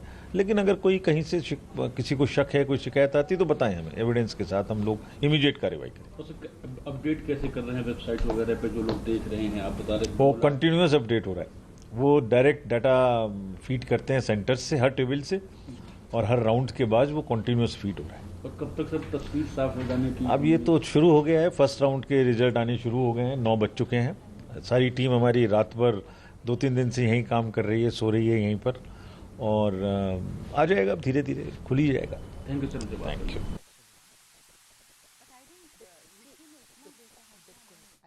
Okay. Uma Sudhir is joining us live. Uma, quick update from where you are. How is the counting progressing, and overall, how is Telangana looking? Because I'm still looking at the data. The early trends are giving a mixed signal. If you can give us details into how many rounds are over. Uma, we'll try and Uma, connect your with. audio, can you write? Okay, we'll Just try and reconnecting connect with. Uma's audio. Yes, Aarti, you wanted to make a point. No, I just wanted to say I think it's very important to break up the NDA number into BJP and allies, because the whole question in this through It's this 246 election, out through of this election has 297, which been is how many showing. seats will the BJP win? Will it touch? You know, there was Yogendra Yadav on one side who was saying that 250. 250, he went down to 220 at one point, yes. And then there was other people, who were saying above 300 for the BJP. So this has been the question that has been puzzling everybody. How much will the BJP drive this election? How much will the BJP drive the NDA numbers?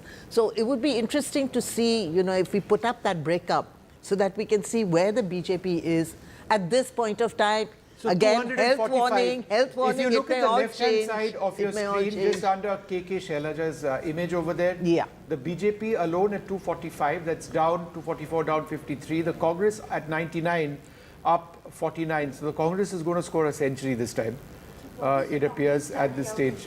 So the Congress's own tally is 97 The Congress at is the moment. 99. Yeah. The it has gone Congress's up. own tally is 98. That's up 48. The Yeah. BJP alone at 240. So we are just the two parties there. And the alliance numbers we have, the NDA at 289, India at 213. The market's down more than 3%. When they started up today, they'd expected something more resounding. Yes. The interesting states, of course, as we've been mentioning, Is are Uttar Pradesh, because if you look at Maharashtra, Uttar but in a different Maharashtra and Uttar context. Pradesh. in Uttar Pradesh, Odisha as well. the There's been a Samajwadi Party, complete Vishnu, swap. is at 34. Is what the leads Is are that- suggesting. is that what it is? Yes, it's Yeah. suggesting 34 at present, and so it's looking very, very promising for them. In Bihar, RJD at 5. Let's look at the TMC number. It's showing TMC 18.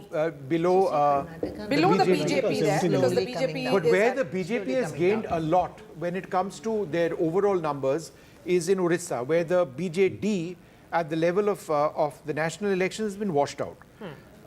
If these trends hold. Now So that they was are at widely 2. expected. Yeah, I mean the BJD last time was, I forget the number off the top of my head, but it's 13 to 2 The right last now. time it was 10. Yeah, so Yeah. they're down 8. And the India Alliance has gained 2 seats. They're leading now in 3, but the BJP at 13. So the BJP have really made a huge mark in the state of Odisha. How's Telangana? Yes, And also Telangana. They seem to be gaining in Telangana. Yes, and let's go to Uma Sudhir, who's joining us. 9-6 Uma, in how Telangana. many rounds are over, from where you are reporting? We want to understand that are these trends that we are seeing on our television screens right now after 2 or 3 rounds of EVM counting?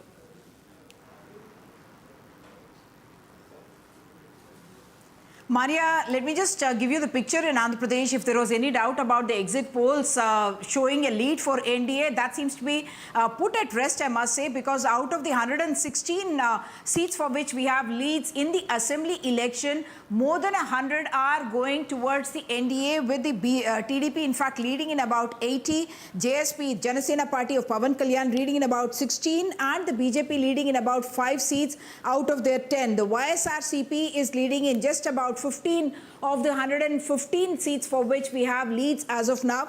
Anakapalli Assembly, where CM Ramesh, who is a BJP leader and the BJP candidate from there, of course, originally of the TDP brand, he is leading by more than 9,000 votes. Pawan Kalyan is leading in Pitapuram. That's an assembly seat that we are talking about. In more than 85 seats now, we are seeing the lead of the TDP. And yes, in Tenali, Nadendra Manohar, he is the number 2 in the Jana Sena party. He is also leading in Tenali assembly seat. Guntur, where we had reported that it is the richest candidate in this Lok Sabha election, Pemasani Chandrasekhar, he is of the TDP, the NDA candidate. He is once again leading. Then you have Kiran Kumar Reddy, Rajampet, Rayalaseema region, former Chief Minister, last Chief Minister of United Andhra Pradesh, now a BJP candidate. He is also leading. So the elections really seem to be going one way. Most of the ministers, in fact, are trailing, and Sujana Chaudhary, who is contesting his first election this time round from Vijayawada West, he is also leading.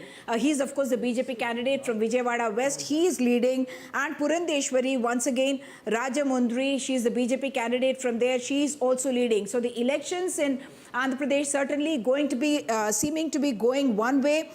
Even in the Lok Sabha, you're seeing TDP 12 ahead, JSP contesting only 2 seats but 1 ahead, BJP contesting 6 seats, 5 ahead, and YSR Congress, which is contesting, of course, all the 5 seats, is leading as of now only in about 2 seats.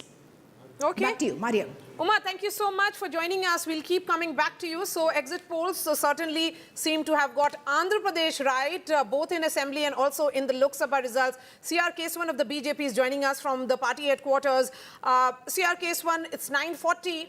A word of caution still, but 293 is something that NDA wasn't really expecting. You were expecting a number upwards of 300, but more so, out of this 293, the BJP seems to be down by 51 at 247. Good morning to Vishnu, Maria and all the NDTV viewers.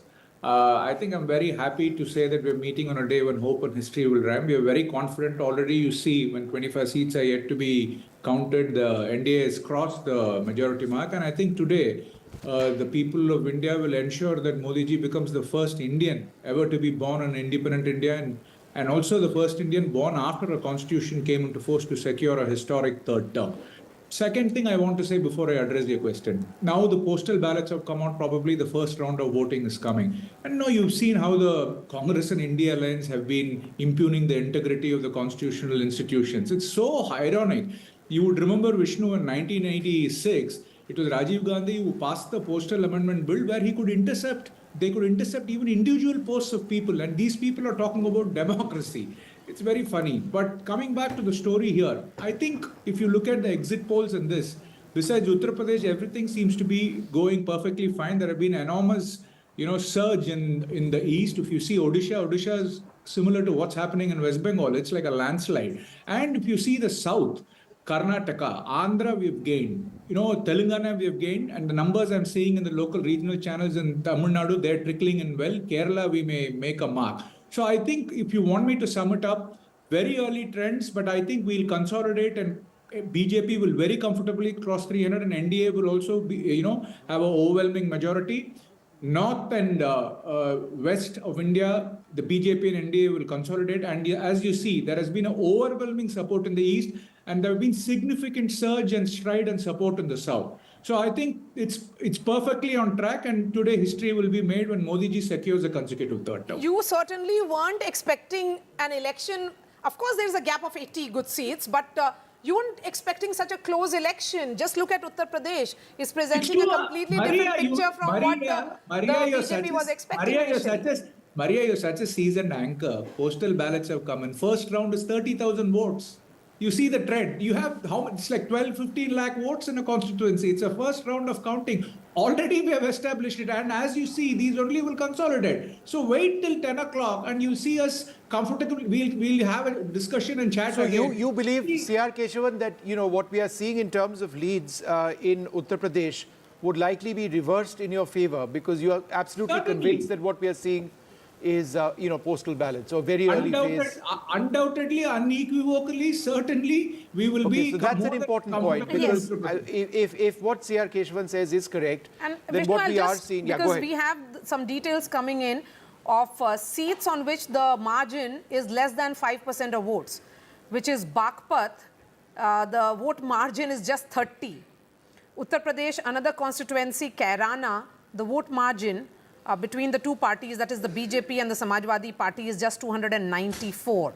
Going further, Bijnor and Moradabad, again the vote margin is around 1,000. So, and Firozabad, Dhaurahar, again the vote margin is roughly around 2,683 and 2,881. So, yes, it's close. Yes, case one, you wanted to come in. CR case Maria, the leads position also, C.R. Keshavan, has changed now, it's 39.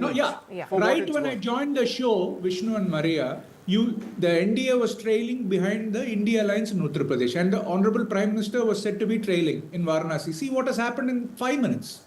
You're all very seasoned people. The numbers in the exit poll are all the same, except, and now Uttar Pradesh is reversing its trend, going exactly back where the exit poll said. See, let me make this very clear. It is a vote for Modi ji ki guarantee. People have seen the Prime Minister perform, transform and reform the country. It is a vote for progress and development, and it's been a very, very divisive campaign by the BJP. So I think that is rejected. They have cast aspersions on every constitutional institution. But looking at the India numbers, and that's where Adil will come in. Yes, overall India seems to be doing well, but the Congress is doing much better than expected. TMC is down. The other India partners, including, RJD was expecting somewhere upwards of 7, 8. That's not happening. Congress definitely 97 at the moment out of 206. Adil?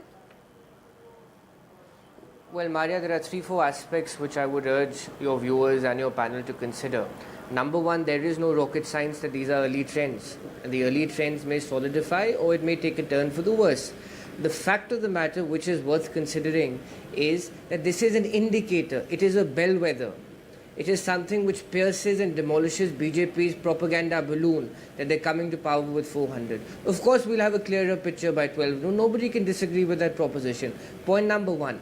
Point number two, responding to your question, a safe and a plausible deduction can be that the Congress Party's consistent yatra, the Bharat Jodo Yatra, has made significant progress and significant contribution to increasing our tally. Our pro-positive and People's Manifesto, our Nyaya Patra, all these are issues which appear to have had resonance amongst the voters of this country. This is the early trend, are an indicator. If you open the first round, if you open the second round, of course it is not final. Every constituency ranges from 10 to 15 lakhs. But it does indicate that what is the mood on the ground. It can't be very much divergent. So having said this, we are very confident because we ran a very constructive campaign, Maria. I said this to you earlier on one of your programs. We ran a constructive campaign and we fought the might of the BJP and their propaganda machinery. I have no qualms in saying that we were not allowed a level playing field. Our bank accounts were frozen days before the elections. Our chief ministers were arrested on flimsy charges. No stone was left unturned to browbeat us and arm twist us. A large and if section we were to of the go mainstream statewise, media, let's try and put some more data on our television screens the now. Congress Party, but this is notwithstanding that. Yes, absolutely. Let's look at the numbers more. Bihar, NDA minus 10 at 947. If we were to look at Karnataka, it is minus 9. NDA is -9 in Karnataka. Then further, Maharashtra is -8 is how it's looking like. Rajasthan -11. Uttar Pradesh is still becoming clear. NDA at the moment -25. I just wanted to, before we go across to our panelists, I just wanted to talk a little bit about the big picture which is emerging over here. In as much as what we are seeing in early trends is a fairly strong performance by the India Alliance, which was not expected to do so well, the larger picture is that it does indicate, if these trends hold, that the NDA will return to power, albeit with a fewer number of seats in the Lok Sabha. They're well above the 272 mark. So unless there are some sharp reversals, which can still take place, it appears that they would likely cross 300. They're at 296. If this is to be the case, it would still be a landmark as far as Narendra Modi is concerned. The second time in India's history that you've got a prime minister coming back for the third term. So at this juncture, it does appear quite clearly that it's going to be a BJP government or an NDA government at the center. But obviously, there'll be a lot of in-depth research. Their NDA allies, in many cases, have done quite well.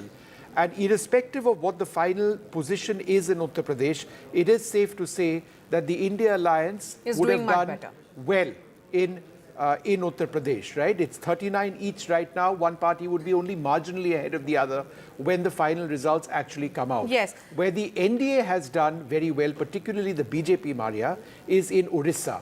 That is where the BJD has reversed completely. The BJP has reversed completely where the BJD was dominant. And in Bengal, it was 20-18 when I saw a few minutes back. It goes back and forth.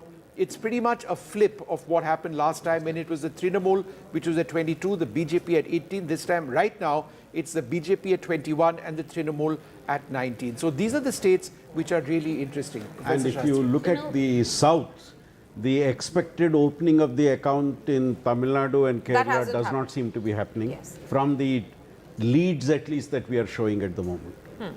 So, you know, I mean, should we really wait a little bit before we jump to conclusions? Because there's a lot of flip-flop going on, you know. Not really, Aarti. Not in the larger suddenly numbers. Suddenly you find somebody is trailing. Supriya Sule was leading. Now she's trailing. One or two. So, Aarti, you know. One or two. For example, it was NDA 299. It's now 298. But I'm saying in terms of a sharp reversal, nowhere in the last half an hour have we seen a sharp reversal in the overall. Vishnu, as I said earlier, wherever the gap is narrow between the major party and the number two, there is a chance. But where that gap is big, that gap is continuing to hold the way it is. So then the real story of these elections, of course, it's historic. It's historic that the BJP is going to come back for a third term. Narendra Modi is going to be that. It looks like that.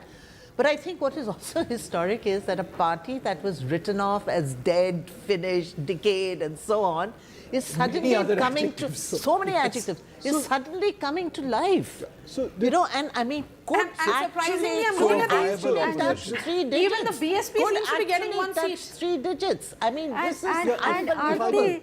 Arti, that's the beauty of India's democracy. Absolutely. And the people never who are write giving this anybody verdict. off, never write a leader off, never write a party off, because, you know, things can Now in change. Karnataka, the Congress is leading in double digits. Okay, we'll try and connect with Tanishq and also Sunil Prabhu is joining us from 24 Akbar Road. Sunil, I think celebrations have already begun at 24 Akbar Road. Where I come from, Uttar Pradesh getting 45 seats. Well, not celebrations, but they are quite elated here at the present moment because the Congress party is extremely elated. I'm waiting for Supriya Shinte to join us, who's going to give us their perspective. They feel that one way or the other, especially the trends that are coming from Uttar Pradesh, it's extremely important to see how things play out. And it's in this context that they are very, very gratified. Somebody who's read this social media campaign for the Congress party, for the India Alliance, what's your response to what's the initial trends now? I think I'm going to still wait for these early trends to consolidate. I don't believe in premature celebration, but whatever the early trends are showing is very encouraging, especially from my home state of Uttar Pradesh. India Gadbandhan leading in 44 to 45 seats, the BJP and the NDA trailing, tells you a picture. It tells you a picture that this was considered to be a bastion of the BJP, and still the BJP seems to be trailing here. The Prime Minister himself trailing by 11,000 votes is no mean task. So then why do you want? Why are you saying no premature thing? Because I'm by nature a little cautious. I'm by nature, I wait for trends to consolidate. I by nature believe in numbers, and let's just wait and watch. I do believe that the early trends are very encouraging. I do believe the early trends give us enough to cheer about. But by nature, I'm somebody who likes to see the trends mature, see the trends consolidate. Supriya, what do you look if these trends do work out this way? What is this an indicator? Because we've seen... The biggest indicator is that the people of this country are wiser than any soul around, are wiser than any political commentators, are wiser than any anchors, are wiser than the wisest souls that roam this earth, because we fought the election on the issues of people of this country. If these numbers indeed consolidate and if these margins are indeed maintained, then it's very... Okay, let's now go to Tanishq, who's joining us from Lucknow. Tanishq, where exactly are you? Are you now planning to move towards the Samajwadi Party headquarters? Because Samajwadi Party seems to be doing well in Uttar Pradesh. The India bloc in totality. Yes, of course. You know, but Maria, these are of course early trends. Okay, so for the first time, the NDA has touched 300. Yes, according to what that is at 954. The NDA touching 300 and India at 208. Please go ahead. Yes, so, you know, I'm right now at the BJP headquarters, and apart from the preparations, you know, the BJP of course is very confident that they are going to win this time. Apart from the preparations they have been doing for their Lok Sabha win, there is also preparations of the Bada Mangal that is celebrated in Lucknow. But you know, these are, of course, what we are looking at right now is, of course, the early trends where we see Samajwadi Party or the India bloc in a stronger position than expected by many. You know, if I look right now, okay, the Congress is leading on 7 seats, the Samajwadi Party on 28. Now RLD is leading on both the seats right now, which according to EC data, RLD is currently leading on both the seats right now, on which Bijnor and Baghpat, on which they were of course contesting. But of course these are very early trends, but some of the key close contests, you know, my eyes are of course on Amethi, because of course I've been there for the longest time. Right now KL Sharma is leading by around 5,000 votes. It's against him, of course, is the giant slayer who defeated Rahul Gandhi in 2019 by a margin of 55,000 votes. So Amethi is, of course, going to be very closely watched this time. But of course, these are early trends. If I talk about just other move around and show leading, that has the level of enthusiasm perhaps gone down at the BJP office. Where is Yogi Adityanath? When is he expected to arrive? You know, there are not many party workers present, but you know, you can see over there the preparations are going on, but these are just not for the, of course, the for the Lok Sabha results, but these preparations I'm sorry, are also for the Bada Mangal Bhandara that is organized across Lucknow. You can see over there, puri is being made, sabji is being made, and of course I would like to show you the delicious laddus being prepared here at the Samajwadi Party office. If my camera person could show the delicious laddus over there being prepared at the Bharatiya Janata Party office here in Lucknow. But these are just not for the election results. These are of course also for the Bada Mangal that is celebrated here in Lucknow. But yes, early trends show a close contest. India bloc in a stronger position, but these are of course the early trends. We have to wait. We can't say anything as of now. But yes, these are. We'll come back to you in just a few moments. But just for the benefit of our viewers, a lot of what we are discussing is being looked at in granular detail on NDTV.com. So do please log on to NDTV.com, where you can get a lot of the details which are coming in. But the overall position, as I get set to take a break, is 540 trends out of 543 seats. The NDA alliance above 300 at this stage. India at 208. Let's go straight across to NDTV's Harsha Kumari Singh, who's got Rajyavardhan Singh Rathore with her. Well, yes, Vishnu, I have Rajyavardhan Singh ji with me. Now, remember, he's the person who fought the MP election, then fought the MLA election in Rajasthan. So, and he's, of course, qualified, therefore, to speak on both, if I may say so. Overall, NDA, a good trend, but in Rajasthan, the Congress is making significant dents or at least taking some leads. No, there is a couple of constituencies where we might have a little close contest, but out of 25 seats, these are perhaps just 3 or 4 seats where there would be a close contest, mind you. So these are, when the counting begins, it begins from certain villages, and therefore these are too early trends to say anything. But we are very confident. We are a dominant party. We are forming government. Everybody knows that. So we are winning for sure. Okay. Vishnu, anything you would like to ask Rajyavardhanji, or should I carry on? Harsha, please carry on. Okay. Okay. So, okay. So, yeah. Well, but in Rajasthan, you see now there is an entire new leadership that has, taken over. There have been certain places, like, for example, a lot of your people, in fact, the BJP has changed at least 14 MLAs, MPs they've changed. They've tried to, sort of break the anti-incumbency factor. But at the same time, in places, say, like Nagaur, in the Jat heartland, where Agniveer is an issue, the farmers' protests may have been an issue. Bardmer, for example, Ravindra Bhati, the BJP really had to fight a tough election this time. The challenges here are not the issues, local issues. This is a national election, and therefore, broadly, everybody understands the development that the country has seen, and the development that is reaching the villages is only through a government that is led by Prime Minister Modi. It is well known, whether it is some of the districts that you have mentioned or otherwise.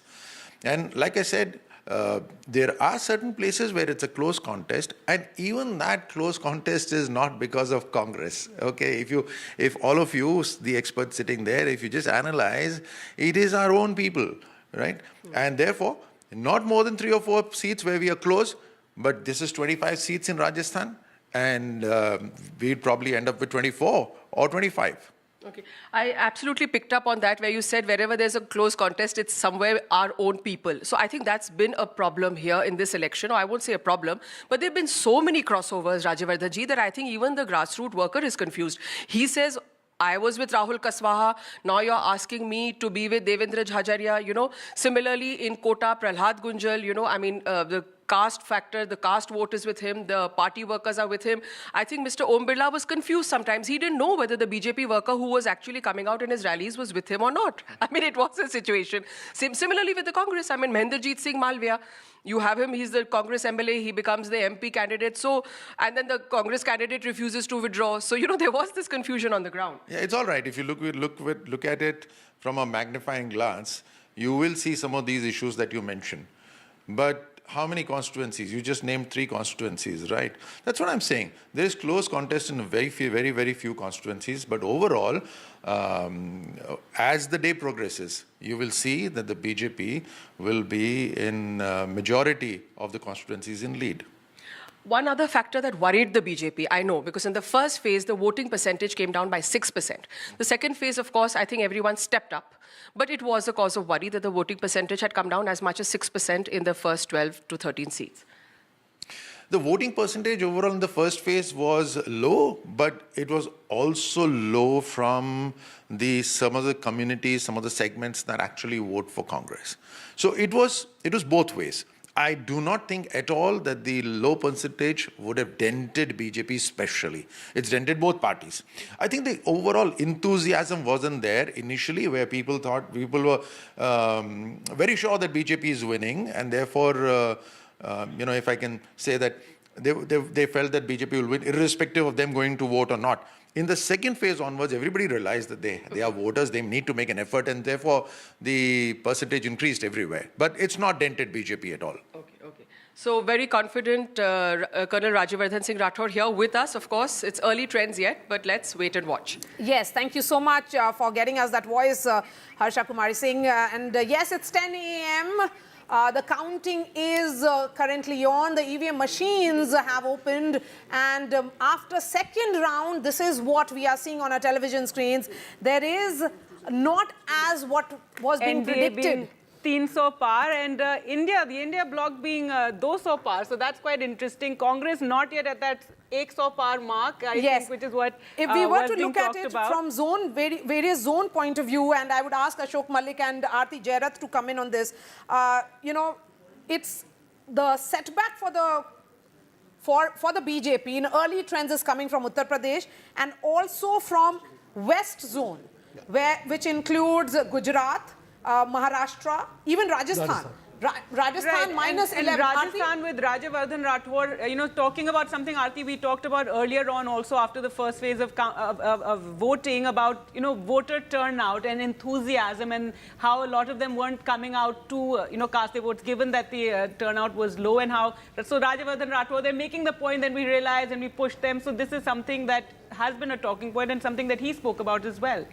So, the Rajasthan and Gujarat, so far, the trends are very, very interesting because these were two states where we had heard about anger among certain communities. In Gujarat, we had heard about Rajput anger. And in Rajasthan about Jat anger, which moved, which moved across the border into Haryana as well, So if these trends are holding, it shows that that anger has actually translated into votes against the BJP. If these trends hold. Yes. I don't know what will happen later. If these trends hold, we have to keep adding this health warning, all the But so this whole thing of ignoring this community anger, Gujarat, I think and again, its own peril. There were expectations from South Zone. They are making gains, and the gain is largely coming from Andhra Pradesh. It's the NDA which is gaining in Andhra Pradesh, not as much as the BJP.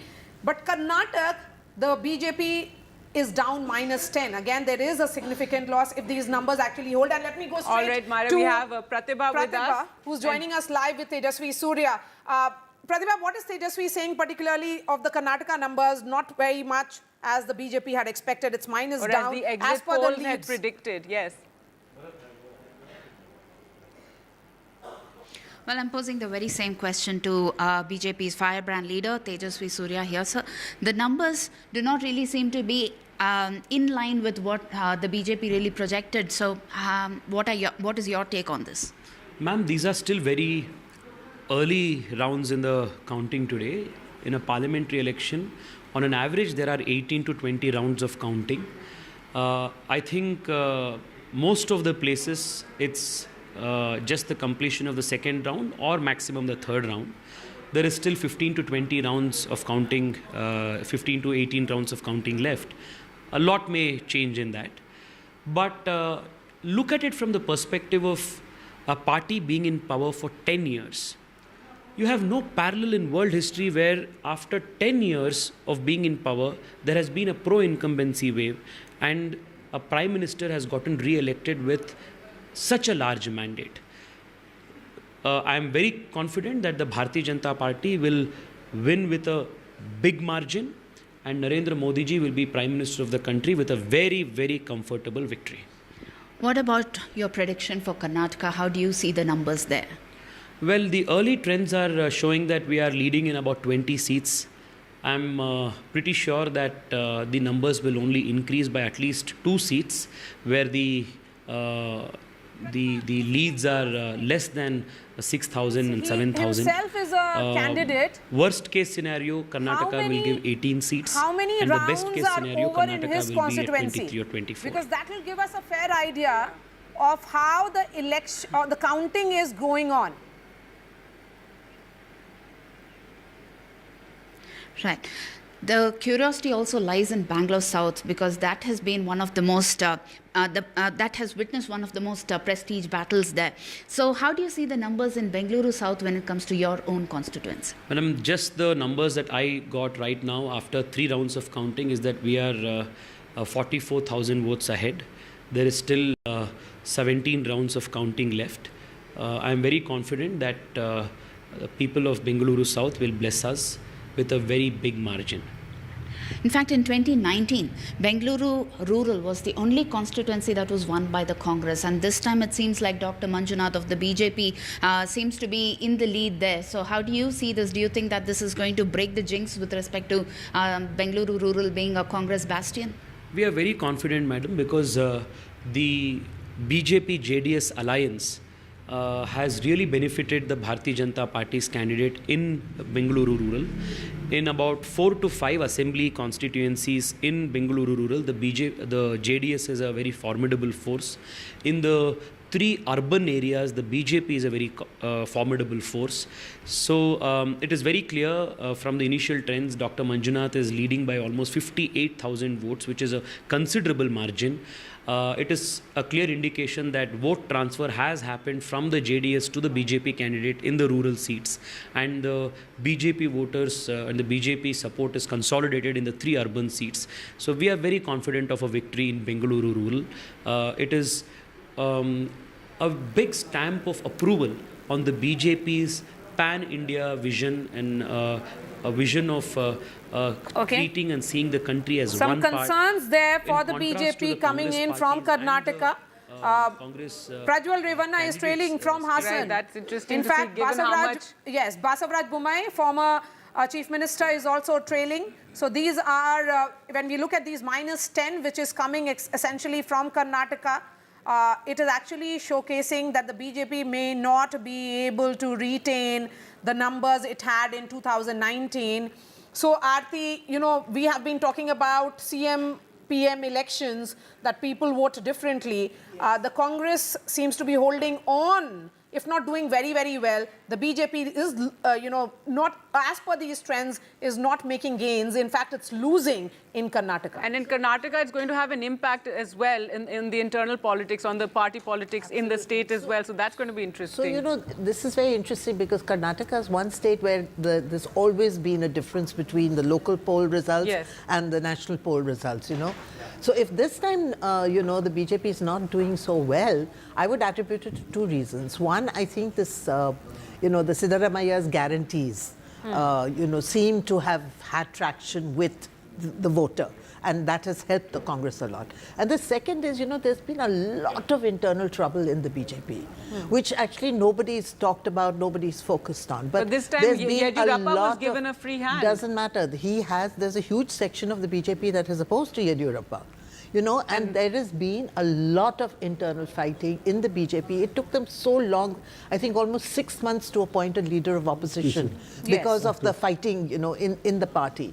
And, you know, the Lingayat community never came fully back to them after it went away in the assembly elections. So I think, you know, that these are some of the reasons why the BJP's numbers are falling in Karnataka. And...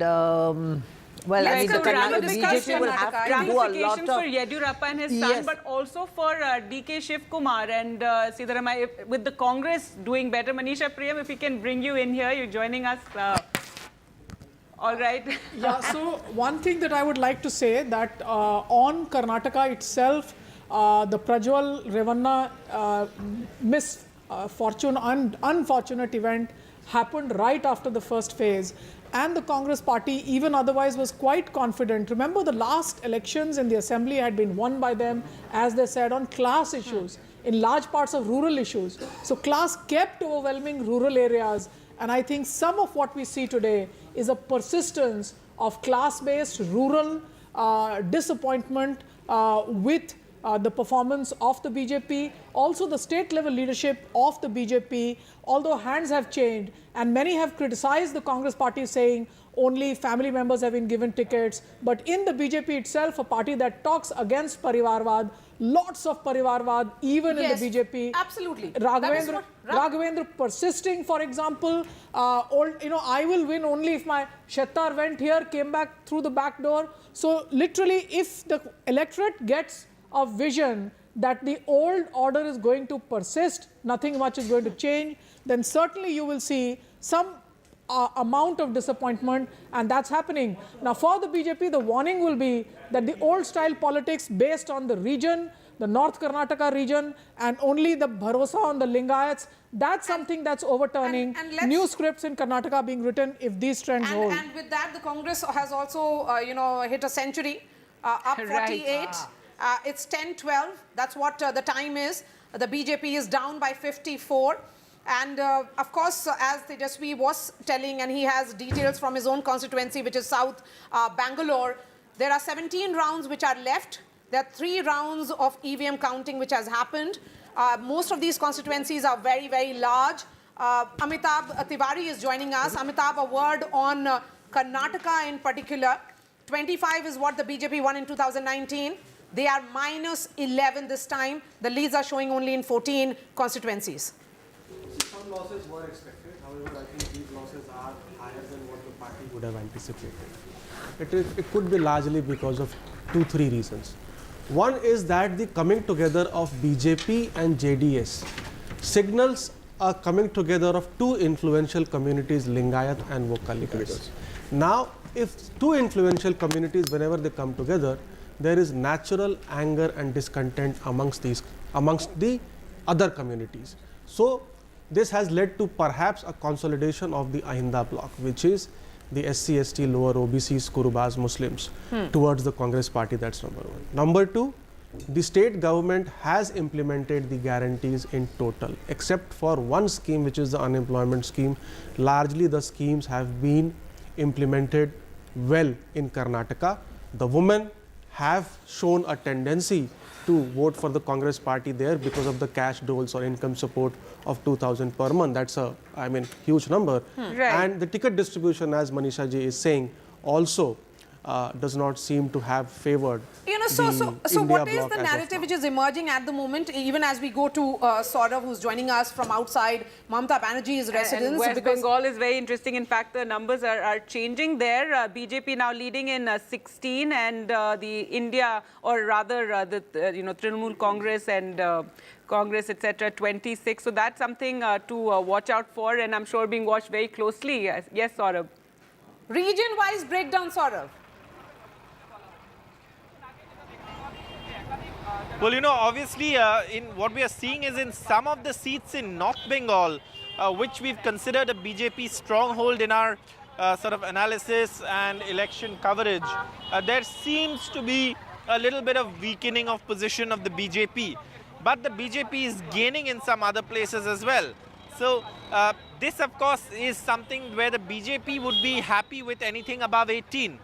They'd be unhappy about anything below 18 because 18 is where they had reached already.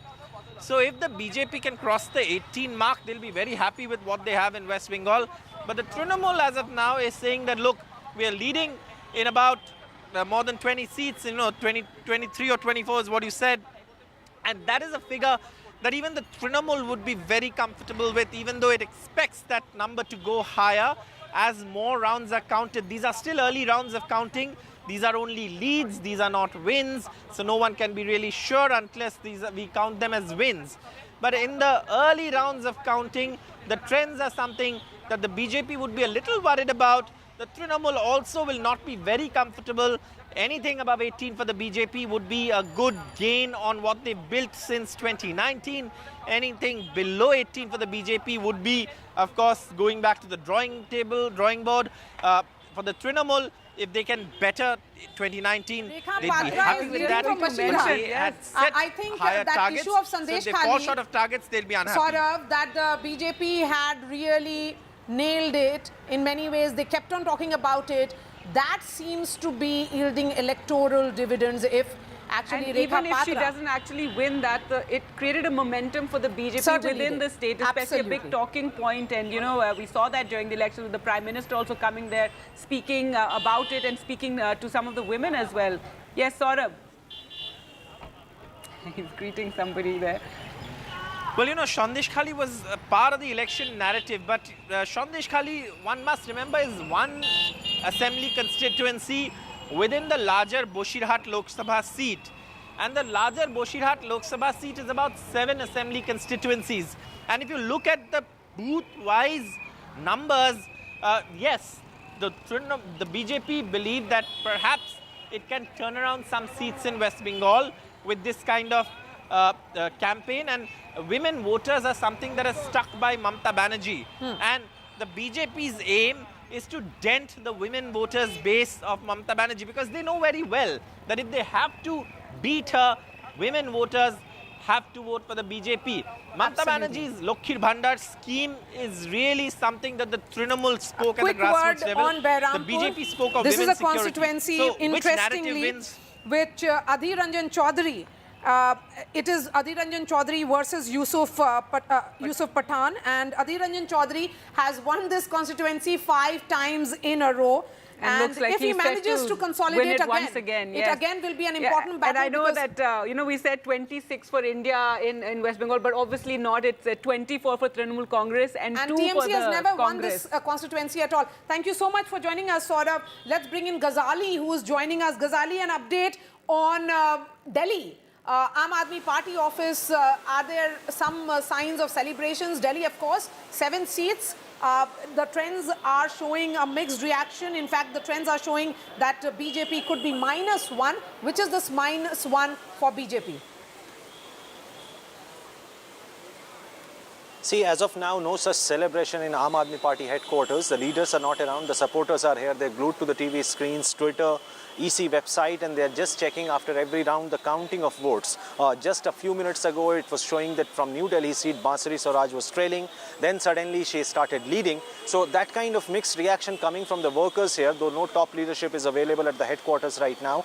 And also, Aam Aadmi Party is also keeping a close eye on Punjab, where they're also fighting elections, but not with Congress. Even there, they're expecting some good, healthy lead in 4 to 5 seats. The trend suggests that perhaps in Punjab, the Aam Aadmi Party is leading on 4 to 5 seats, as well as Congress is also leading on similar number of seats. A big surprise would be the BJP in Punjab, but as far as Delhi is concerned, just a short while back, it was 7 seats. On all of those 7 seats, the BJP was leading. That one particular seat where BJP is not leading was Manoj Tiwari's seat, but it keeps changing every hour, as you know, as the rounds of counting continues. So as of now, no such celebration, but loud cheers whenever the trends or whenever the television screen shows that perhaps Aam Aadmi Party or the India bloc is leading on some of the seats in Delhi and Punjab.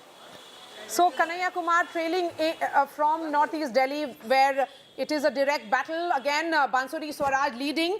I think it's the Chandni Chowk seat, which the Congress is being watched very closely. Let's shift focus now to Jammu and Kashmir, from where straight to Srinagar, where Nazir is joining us. Nazir, as of now, National Conference leading in 2, they are down -1.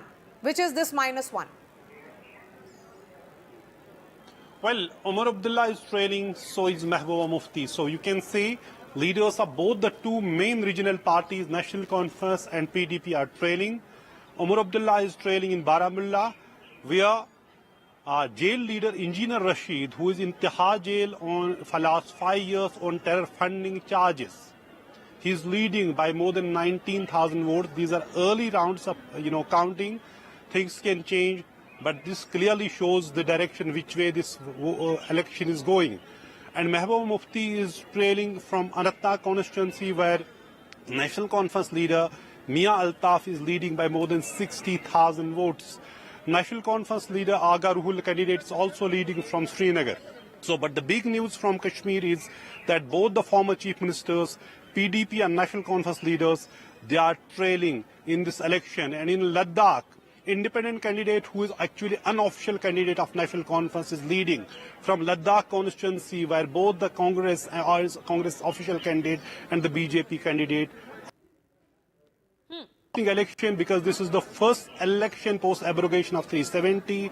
People are trying to send a message. Engineer Rashid was someone who was always talking about plebiscite. He was his politics would be bordering around separatism. And that's why he was jailed in 2019. And today, when he contests election, he created sort of waves during the campaigning without spending a single penny. We have been reporting it, how whether he loses or wins, but he is redefining politics in Jammu and Kashmir, challenging the collective might of National Conference and the People's Conference, Sajjad Lone, who had backing of multiple parties, and also opposition accusing him of being the team B of the BJP. He is at number 3, Sajjad Lone. So clearly very, very interesting election from Jammu and Kashmir. Both the former chief ministers of Jammu and Kashmir are trailing. Right, and that's quite something, yes, to have both Omar Abdullah and Mehbooba Mufti trailing on their respective seats. So that's something that's going to be quite significant to watch in Jammu and Kashmir. But let's take a look at the numbers now, Maria. Congress down from that 100 mark, so that 100 par, not currently as trends hold. And let's get in Ashok Malik as well. And your comments on, so far what we're seeing, it's around, almost 10:30, and 200 par for India bloc, 300 par for the NDA. To be fair, these are still early trends. While broadly this will hold, numbers keep changing here and there. Okay, and in any election, the leader tends to, the trend tends to crystallize around the leader. This is true at the constituency level, this is true overall. So I think three things to watch out for. One, NDA certainly seems above the majority mark. What people will watch out for, will the BJP cross 272? I will still stick my neck out and say that's a high likelihood because as numbers consolidate. But third, this has been a very competitive election, much more competitive than the exit poll suggested. I think Indian democracy is well and truly alive. All those who were saying this was, this election was a sham and all of that, owe everybody an apology, right. I think including the Election talk Commission. about the exit polls after this, and we'll get Amitabh on that just a minute. But yes, Shugata, Srinivas, Raju, you've just joined us, and your comments on, and what is it that you're looking at right now with these early trends, the way the fight is in Karnataka, Maharashtra, Delhi, of course, we're seeing that just one down. Yes. First, the bigger point, I completely endorse what Ashokji just said, that Indian democracy is well and alive, and I think Modi's government, if not for the numbers, credit for the numbers they would usually take, they should go out and say that, see, we have not rigged the system. The institutional credibility was being questioned big time even yesterday. And I think that is completely evaporated with the kind of trends that you're seeing. So it's a big, big thing for Indian democracy. So that's point number one. And point number two, Karnataka... Having a strong opposition. Yes, there's a strong opposition and the numbers are not... it's as the opposition expected. The trends are in that direction, although they may not touch the figures that they have. And you're referring to Mr. Bhupesh Baghel's that, yes, thing that he Bhupesh put up Baghel, saying about the Akhilesh EVMs, Yadav, etc. Rahul Gandhi, Akhilesh Yadav. But Rahul Gandhi had commented on the exit polls yes, more and than also the Mallikarjun EVMs. Kharge's letter to all the people saying, be brave. They were trying to create a hysteria. And also jeopardizing the kind of liberal space that existed in India by sort of reacting overboard. Yes, but overall, if we look at it region-wise, Amitabh, what is becoming clear is that even when we were talking about BJP's forts, that seems to be dithering in a way. Look at Gujarat, -5. Look at Rajasthan, -11. So the localized anger seems to be turning into electoral numbers or seat numbers for the opposition. Yeah, so BJP was expected to lose seats in Rajasthan, Maharashtra, Bihar, and they were likely to compensate it through gains in West Bengal, Odisha and the southern part of India. Now, if you see something interesting is happening, the BJP, as of earlier trends, is down 51 seats and the Congress party is up 46. Because this election is largely a Congress versus BJP based election. Congress gains, BJP loses. That's the crux of the election. Now, as Ashokji said, the key number to watch out for is 272 for the BJP and 300 plus for the NDA bloc. We are seeing that the exit poll projections are likely to ending up as of now towards the lower end of the projections. No, in fact, 300, way off the mark. 300 is... Way off the mark. Majority of them. One second. All those who ridiculed us as academics, we put our life's labor, and we can tell you today that our field visions are being upheld by the results thanks to the Election Commission. And let me give the health warnings that NDTV gave every day were literally such important health warnings and discredit to a lot of the exit pollsters. I think they owe a lot to India's electorate. They were causing the hysteria because people felt that, oh, we voted this way and we are seeing the exit polls this way. And that so why feeding just into this doubt why that was just being blame created? the political parties? We were keeping quiet because we wanted the hysteria to die down. And to everybody yesterday I said, including you, I said, let's not do the late evening shows. Let's wait for today. Wait. It's the day of democracy. And democracy, the numbers, the election commission... All right, well, speaking of that, we're now joined by Gaurav Vallabh from the BJP office and Matthew Antony joining us, spokesperson, Congress Party. Gaurav Vallabh, first to you, your comments on what it's looking like right now. Yes, it's going to be another BJP-led government, the way the trends are going, but not as emphatic a victory as the exit polls would have had us believe. See, first thing we should appreciate that till now only 2 rounds or 3 rounds or at the most 4 rounds are completed. It's 10:30, and there are 20 and there are something around 21 rounds on an average in a Lok Sabha constituency. This is point number 1. Point number 2, Am I audible to you? Yes, loud and clear. Go Please ahead.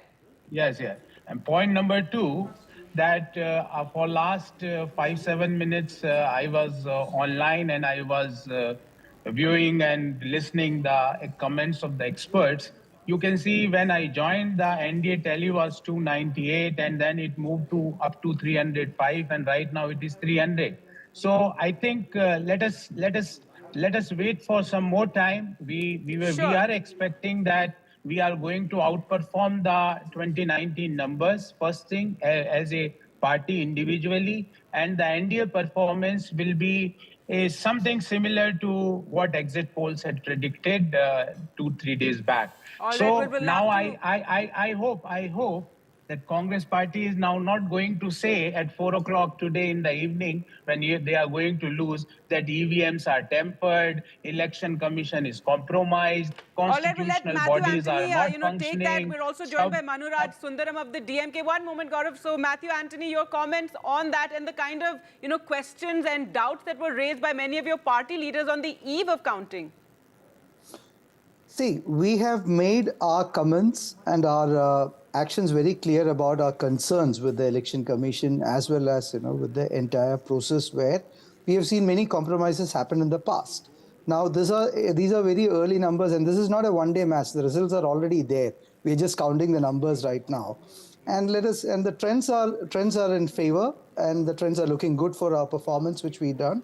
We expect a little bit more to happen as the day progresses. And that's where we look at it. And then we will call out the exit polls, after the results comes out in the final numbers. Absolutely. Then we will see what exactly it is.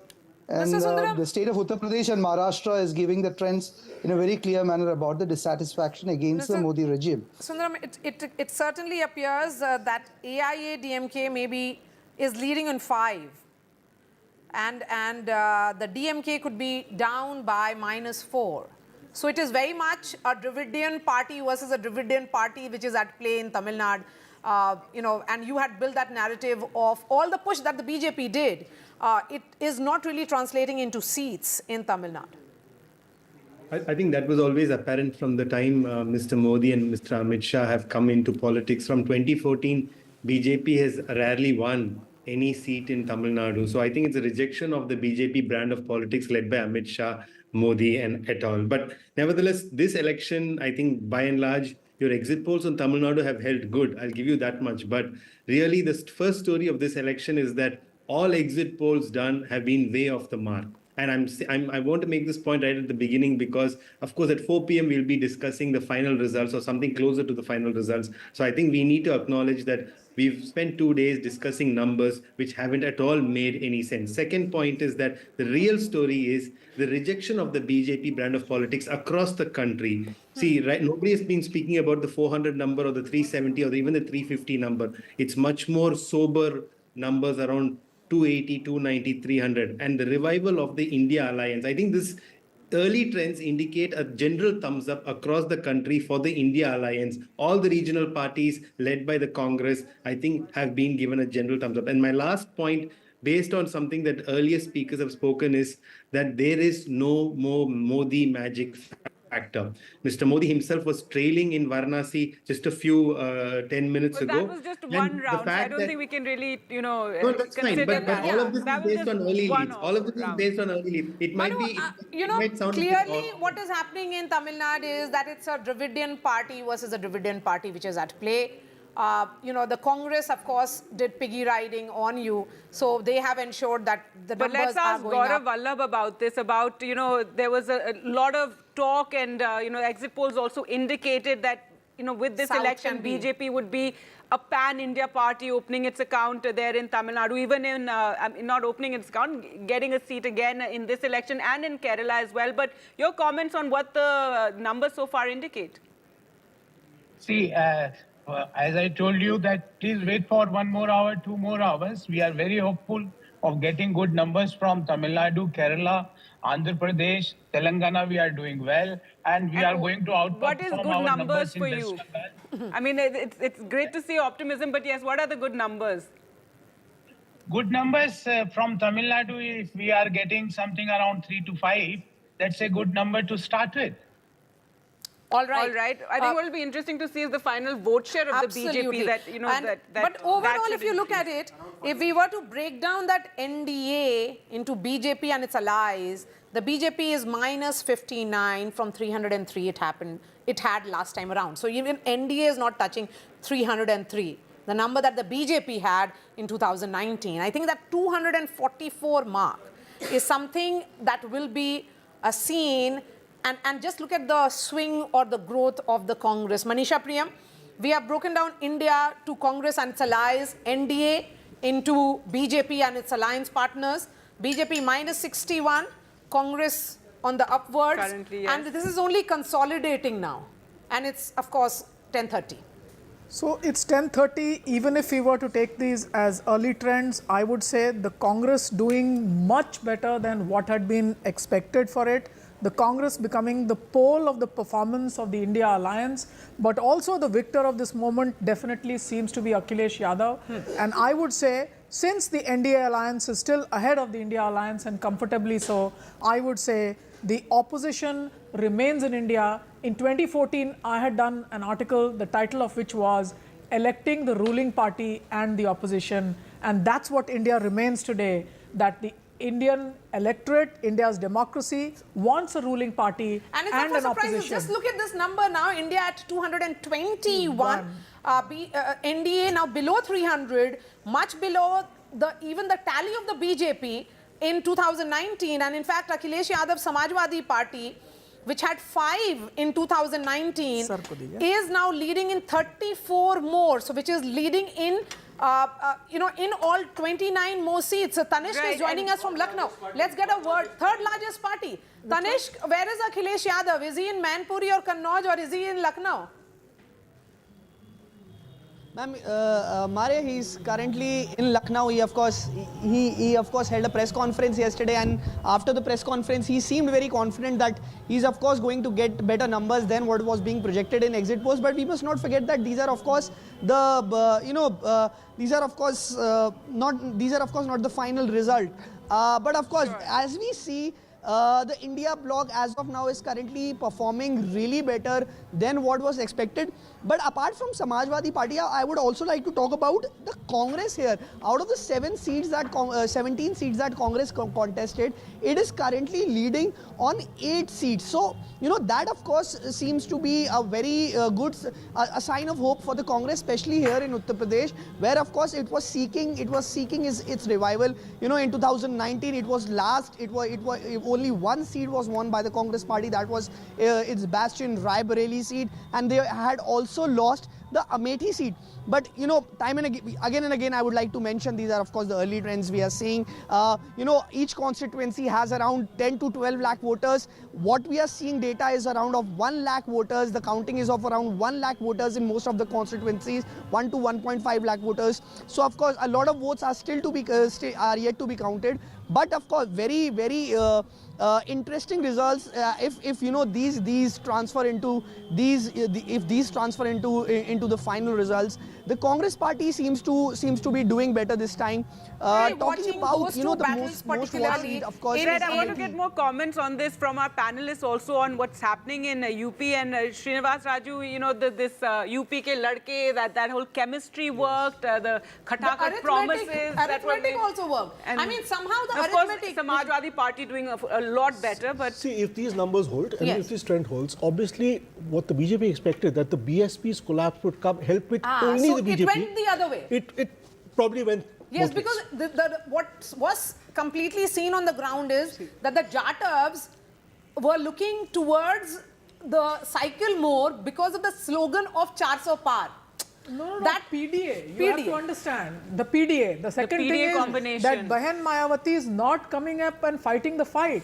She pulls down her own nephew Akash Anand, who she had nominated, because he smelt the tea leaves and he started speaking an opposition rhetoric. So I do think that the voters want their leaders to go out there and fight the elections. And do you think that really discredited yes, her whole for the image Congress totally? party also. Yeah. The voters wanted them to go out there and fight the elections. But if you sit in cocoon chambers surrounded by people who talk only about you. But just look at the fight that Congress has had. The fact is, both in Maharashtra and in UP, from the trends that were coming, the feedback that was coming even before the exit polls or these results. Is the feedback which is actually coming true? The feedback that was coming, especially from Dalit voters, what 400 par or 400 par could mean for reservations. Change of constitution. So that fear aspect that the Congress translated. Mr. Raju wants to speak. I was just wanting to speak about the reservations issue which Ashokji has raised. See, that is precisely the reason why I think the Modi campaign kept on clarifying. I mean, an innumerable number of times. Went on the defensive of the Congress. When the elections moved from third phase onwards, that slogan was back in action. Yeah. So I think but in that, the second phase, that bringing back of the slogan may not have been a great idea. So I think apart from Samvidhan, the other main issue was of Naujawan and Naukri. I have interviews where in Bihar people are voting the Prime Minister, affirm their faith in his leadership, the schemes they have delivered, but point out to Agniveer as being a very important And that is why I'm going to Bihar now. Prabhakar Kumar is joining us. Prabhakar, look at the Bihar numbers. Right, it's quite, JDU seems to be pulling down even the BJP. They are -8 and the BJP is -4. And if anything, Tejasvi Yadav's, those massive rallies that we saw with all the fury and sound seems to be translating into seats as well. Yeah, exactly. That is what the RJD camp is hoping for. When we reached the BJP office here in the morning, they were all preparing for the celebration, but that has now all been put on hold because the numbers, the trends which are coming is not what they had actually expected. They were hoping to reach that figure, that exit poll figure, which had kept them, it's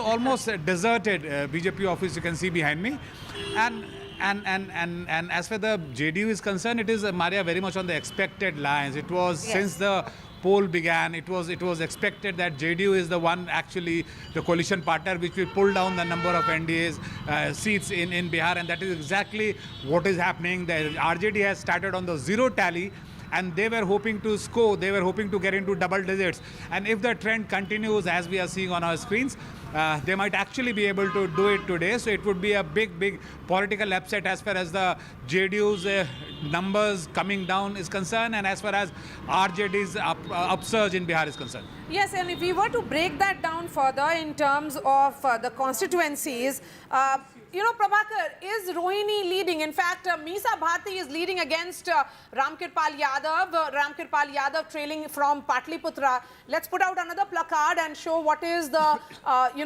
battle like in Saran between Rajiv Pratap Rudy and another daughter of Lalu Yadav. She is trailing. Rohini Acharya trailing, and Rajiv Pratap Rudy is leading. Yes, ma'am. So, you have very important news coming out of Bihar. Jahanabad, the RJD is leading. Hina in Shahab Begusarai, the this is interesting. Sivan, Hina Shahab, who's an independent. Independent is leading. Now, in Begusarai, called the Leningrad in this thing, you have the CPI going ahead. Giriraj Singh, the tall and stalwart. In Shivhar, you had a very important young woman panchayat, Ritu Jaiswal. It may still be a tough fight, this may go anywhere, but at the moment Ritu Jaiswal, who had given up an important career in an urban city, become a woman panchayat, did a lot of work during the COVID thing with her. But again, this one, Karakat, because if Upendra Kushwaha is trailing. CPI-ML leading. CPI Raja Ram Kushwaha is leading. But Hina Shahab contesting as a independent this time around, Muhammad Shahabuddin's widow. One common thread between UP and Bihar is that in UP and Bihar, the BJP has not replaced candidates. 55 out of 62 were re-nominated in UP, whereas the national average of drop is around 35 to 40%. So it seems that there is clearly natural anti-incumbency against the sitting MPs. But if the allies of BJP are still doing fairly well. 292 minus 241 is 50-ish. That is what they have got in Yes, 2019 so also. you have to The rely on BJP lot is of the pulling BJP down candidates its from And surprise numbers coming from early that. trends.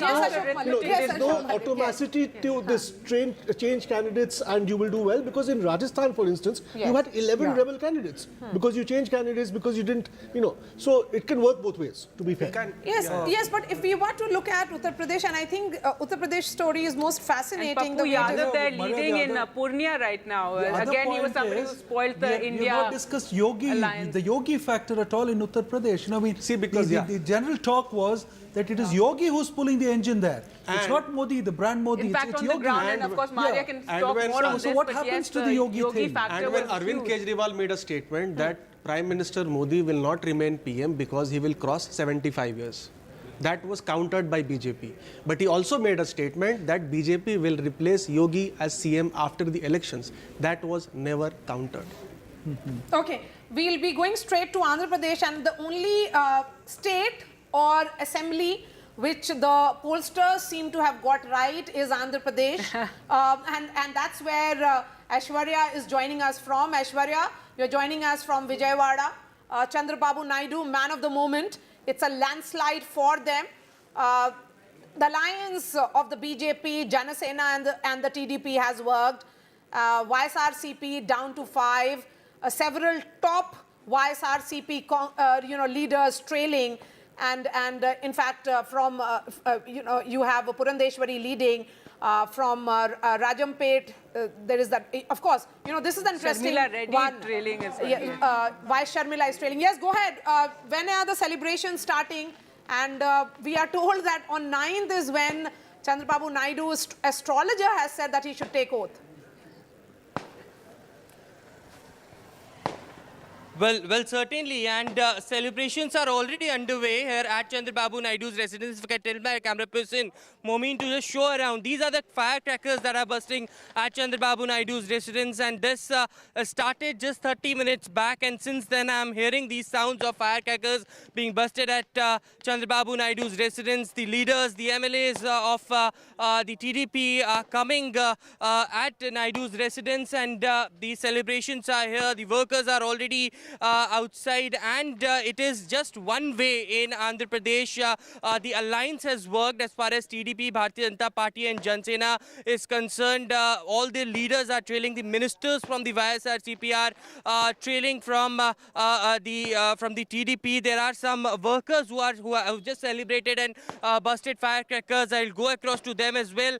Is it too early to celebrate like these? The firecrackers are being busted at Chandrababu Naidu's residence, or you will wait for Chandrababu Naidu to officially announce it? It's not too early. We already expected the TDP alliance is forming the government before exit polls only. It's a very strong cadre for both the parties that we are very sure that YSRCP defeating in AP, and the YSRCP is it will get only 20 to 40 seats only, and the TDP magic figure is 88. We are almost more than that one, and we are celebrating landslide victory in AP. And the Chandrababu Naidu is also ready to come out from his house. Just we are waiting for the official confirmation from the Election Commission.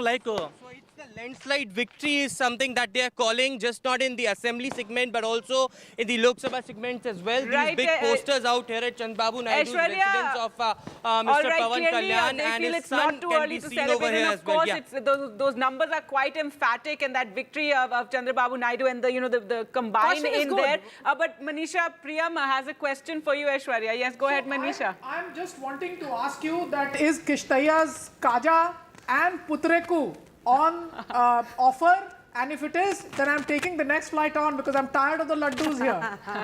In North India, yes. Yeah.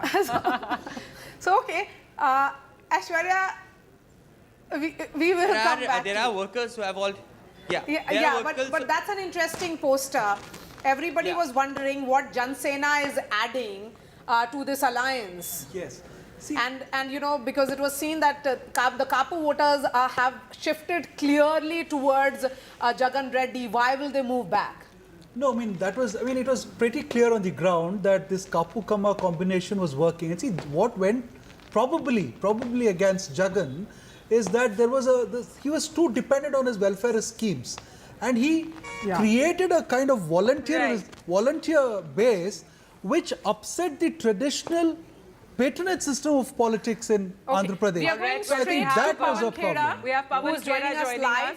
Pawan Kheda, you have reasons to say I told you so, because Congress in particular seems to be doing very, very well.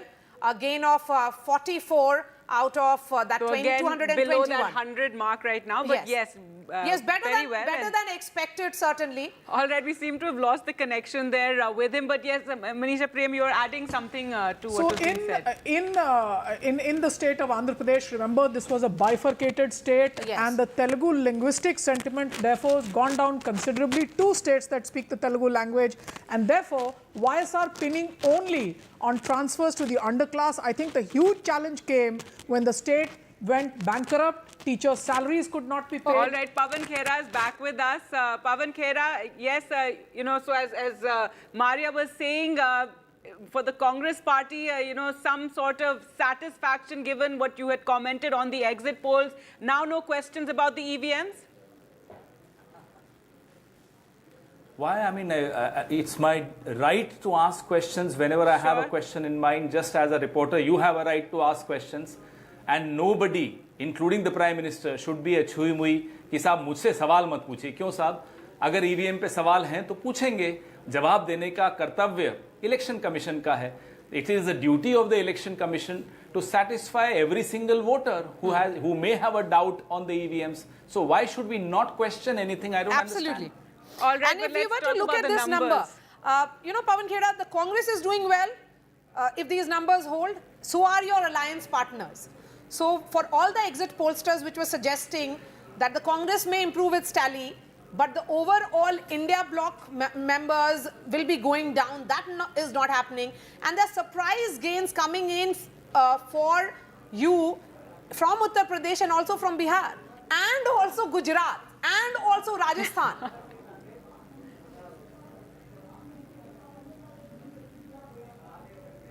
या फिर गया आवाज. Yes, if you heard. So, Pawan Khera, if you heard me, the question was...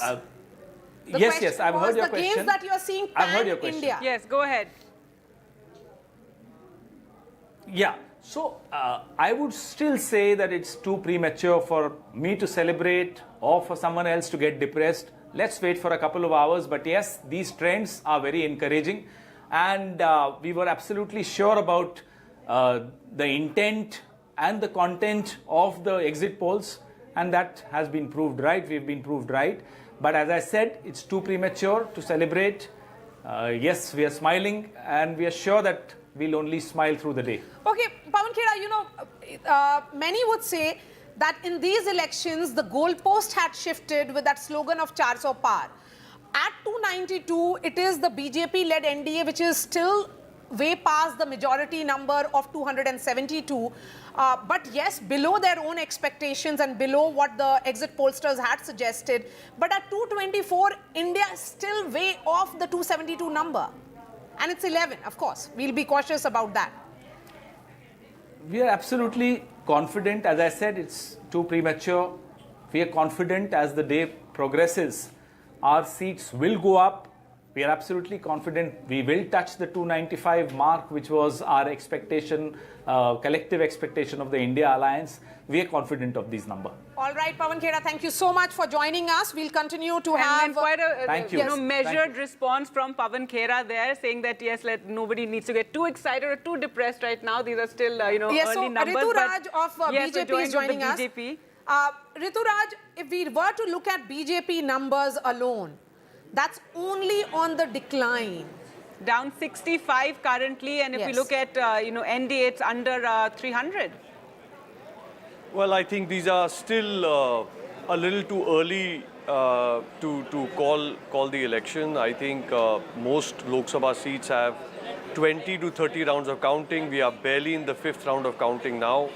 So I'd say let's wait for at least 2 hours before we call it. But let's look at the macro trend. The macro trend is that NDA and Prime Minister Modi are coming back to power for a 3rd term, which is unprecedented, and I think it's a remarkable trend as it holds today. And I'm sure it'll be very clear and certain in a matter of another 2 hours. Right now it's 10:52. Of course, 4 to 5 rounds of EVM counting would be over. It's 237 for the BJP, which is down 66. Yes, you have crossed the 272 mark along with your alliance partners. But the BJP's own tally is below 2014. Would you say that after 10 years in government, you had certain issues which you perhaps overlooked? So in states such as Gujarat, where the BJP had 100% score, you're -5. In states such as Rajasthan, where it was again 100% score, you're -10. Well, I think this election, the narrative has been about Modi ki guarantee and the trust of the people on Modi's guarantee. You will see clearly that as the results come out, a lot of these closed seats will tend to favor for the NDA as we are getting ground reports. But I think it's too narrow a view to call, just take Gujarat or Rajasthan, for example. For that matter, if you look at Bengal, BJP is making gains. If you look at Odisha, BJP is making gains. You look at Andhra, you look at Telangana. There are several states, northeast. Yes, so, then we will be actually making that assessment, Rituraj. And I will ask Amitabh to come in on this, that when the BJP started looking at catchment areas, it was not really holding on to states where they had maxed. So that's what will be the, assessment as of 10:53. Amitabh. Yeah, yes, clearly. I mean, if they were to cross the earlier tally of 303, the maintain part of the RAM trilogy was very important. Regain, attain, maintain. They have to maintain, but it seems that even in their strongholds of UP, as per early trends, they are trailing. So if they are trailing in UP, UP is critical to their 272, 300 number, because in UP, 1/4 to 1/5 of the seats were won in 2014 and 19. And it also seems perhaps that in direct contest with BJP versus Congress, where they had a 90% strike rate in 2019, in states like Haryana, Rajasthan, Gujarat also, I think one seat is there, MP, Chhattisgarh, UP, Bihar, they are losing some of the seats. And that's why we see a loss of 65 that we seats. thought they would make in Bengal, etc. But or even in the south right now is still, waiting to see that. But let's go across to Gurpreet now, who joins us from Chandigarh. And Gurpreet, tell us about how it's looking in Punjab, with the Congress leading in 6 currently, and AAP is leading in 3 right now, while the BJP if we talk about the Akali Dal, leading in 2.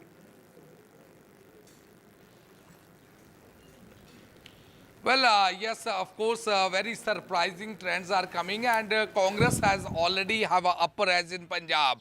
Even in Chandigarh, we have seen the continuously Congress is able to make a lead here. Manish Tiwari is able to make a lead here in Chandigarh. If we can talk about the Punjab, we have seen in the most of the seated important seat, Jalandhar, Ludhiana, from where the BJP was trying to gain something from the urban voters. It seems that they are not able to leave any impact on the urban voters, whether they have a multiple issue to tell the people of Punjab also. At the same time, we have seen some impact from the farmer side has been seen on the ground, because Faridkot seat where the BJP has pitched Hans Raj Hans, he is not able to make any mark in these constituencies. At the same time, a different trend has come up. We have seen that jailed Amritpal, he is leading from Khadur Sahib, from where we have seen even the Congress is not able to make a mark in that constituency. At the same time, from Faridkot also, we have seen one independent who is son of a killer of Indira Gandhi. He is able to make a lead from Faridkot as of now. So some mixed trend is coming. So many times, so many political analysts, they are putting a question mark over Shiromani Akali Dal, and especially that traditional seat of Badal's Bastion. We have seen even from that area, from Badal's bastion, we have seen Harsimrat Kaur Badal is also leading. As of now, what we can see from Punjab side, same thing is happening in Haryana also. We have seen in 6 out of 10, the Congress is leading. One is NDA Alliance from Kurukshetra, from where we have seen that candidate is also leading from there from 5 other constituencies. And specifically Dipinder Hooda, he has got a big margin, big lead at this point of time, more than 50,000 lead which has been achieved by Dipinder Hooda in BJP. So somewhere down the lane, it seems that despite having a ruling ruled in the state for more than 9.5 years, still they are not able to give that type of development model which they have been claiming that will be their strength. The same thing is happening with the Aam Aadmi Party in the state of Punjab, where they were selling that free electricity and other facilities which has been provided to people of Punjab. It seems that the people of Punjab, they are not impressed with the policies of the state government, and that could be possible reasons why they will not be able to touch the number which they were expecting. So let's see, once the result will be out, after that things will be more clear that which party is getting how many seats and how many leads they are getting and how many margin they are getting. But as of now, in Punjab and Haryana, if we can talk about in nutshell, Congress is leading from both the states. Back to studio. That was very important for the Congress party, for their numbers. Thanks so much, Gurpreet, for joining us with that, and Veer Raghav also joining me here in studio. And currently, as the numbers stand, 291 there for the NDA, and we were just talking about Punjab, Veer Raghav. So it was interesting with the BJP for the first time going it alone without the Akali Dal, and we thought they'd get 1 or 2 states, but of course we'll have to wait and see. So far, it doesn't seem likely as things stand right now, but currently waiting, for those numbers to firm up. I think as we wait for the numbers to firm up, the NDA numbers that is showing on your screens below, and then on above, that BJP number, that's very key to watch. The other down number 66. that's extremely important. No, 237. Look, that's the other number that's extremely important. We'll have to wait for these to get firmed up. But we'll keep this conversation going, and we'll go across states by state, Gargi. Yes, we're going to take a look at all states, starting with UP. But first, let's take a look at the headlines at this hour, as it's now 11. Counting underway for the Lok Sabha polls. NDA and opposition above the 200 mark. NDA leads in, 291 seats currently, while the opposition maintaining that gap. Return of the regional parties leads to a rise of the regional parties. TDP, SP, especially the Samajwadi Party, I'd say, Trinamool, Uddhav Sena performed better. So is it the local issues that dominated these polls?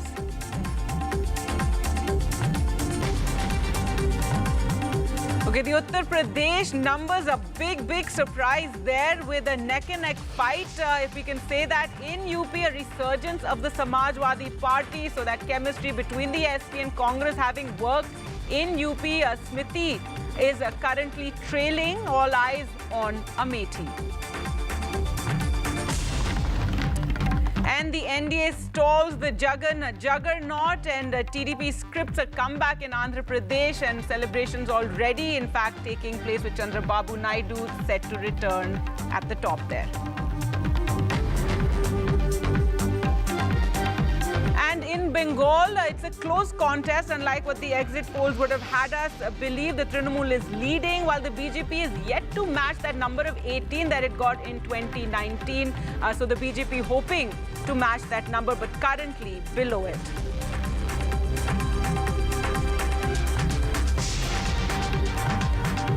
All right, so an exciting fight there, not as emphatic, Viraghav, as the exit polls would have had us believe. And as you can see there, the numbers currently 291 for the NDA, 230 for India. And as you were saying about the BJP, 236 is what they're at right now, down by 67.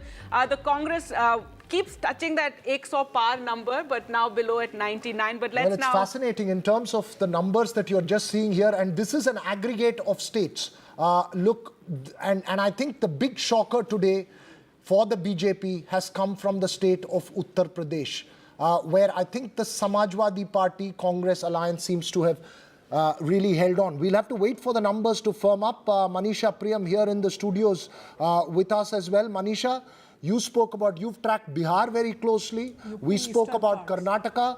All through this election campaign, everyone was saying UP was the wild card. It does seem to have turned out to be the big wild card. So, one has to understand that there were issues of the poor. I do not think that the brand Modi was eroding in a large way, but issues of the poor were being spoken about.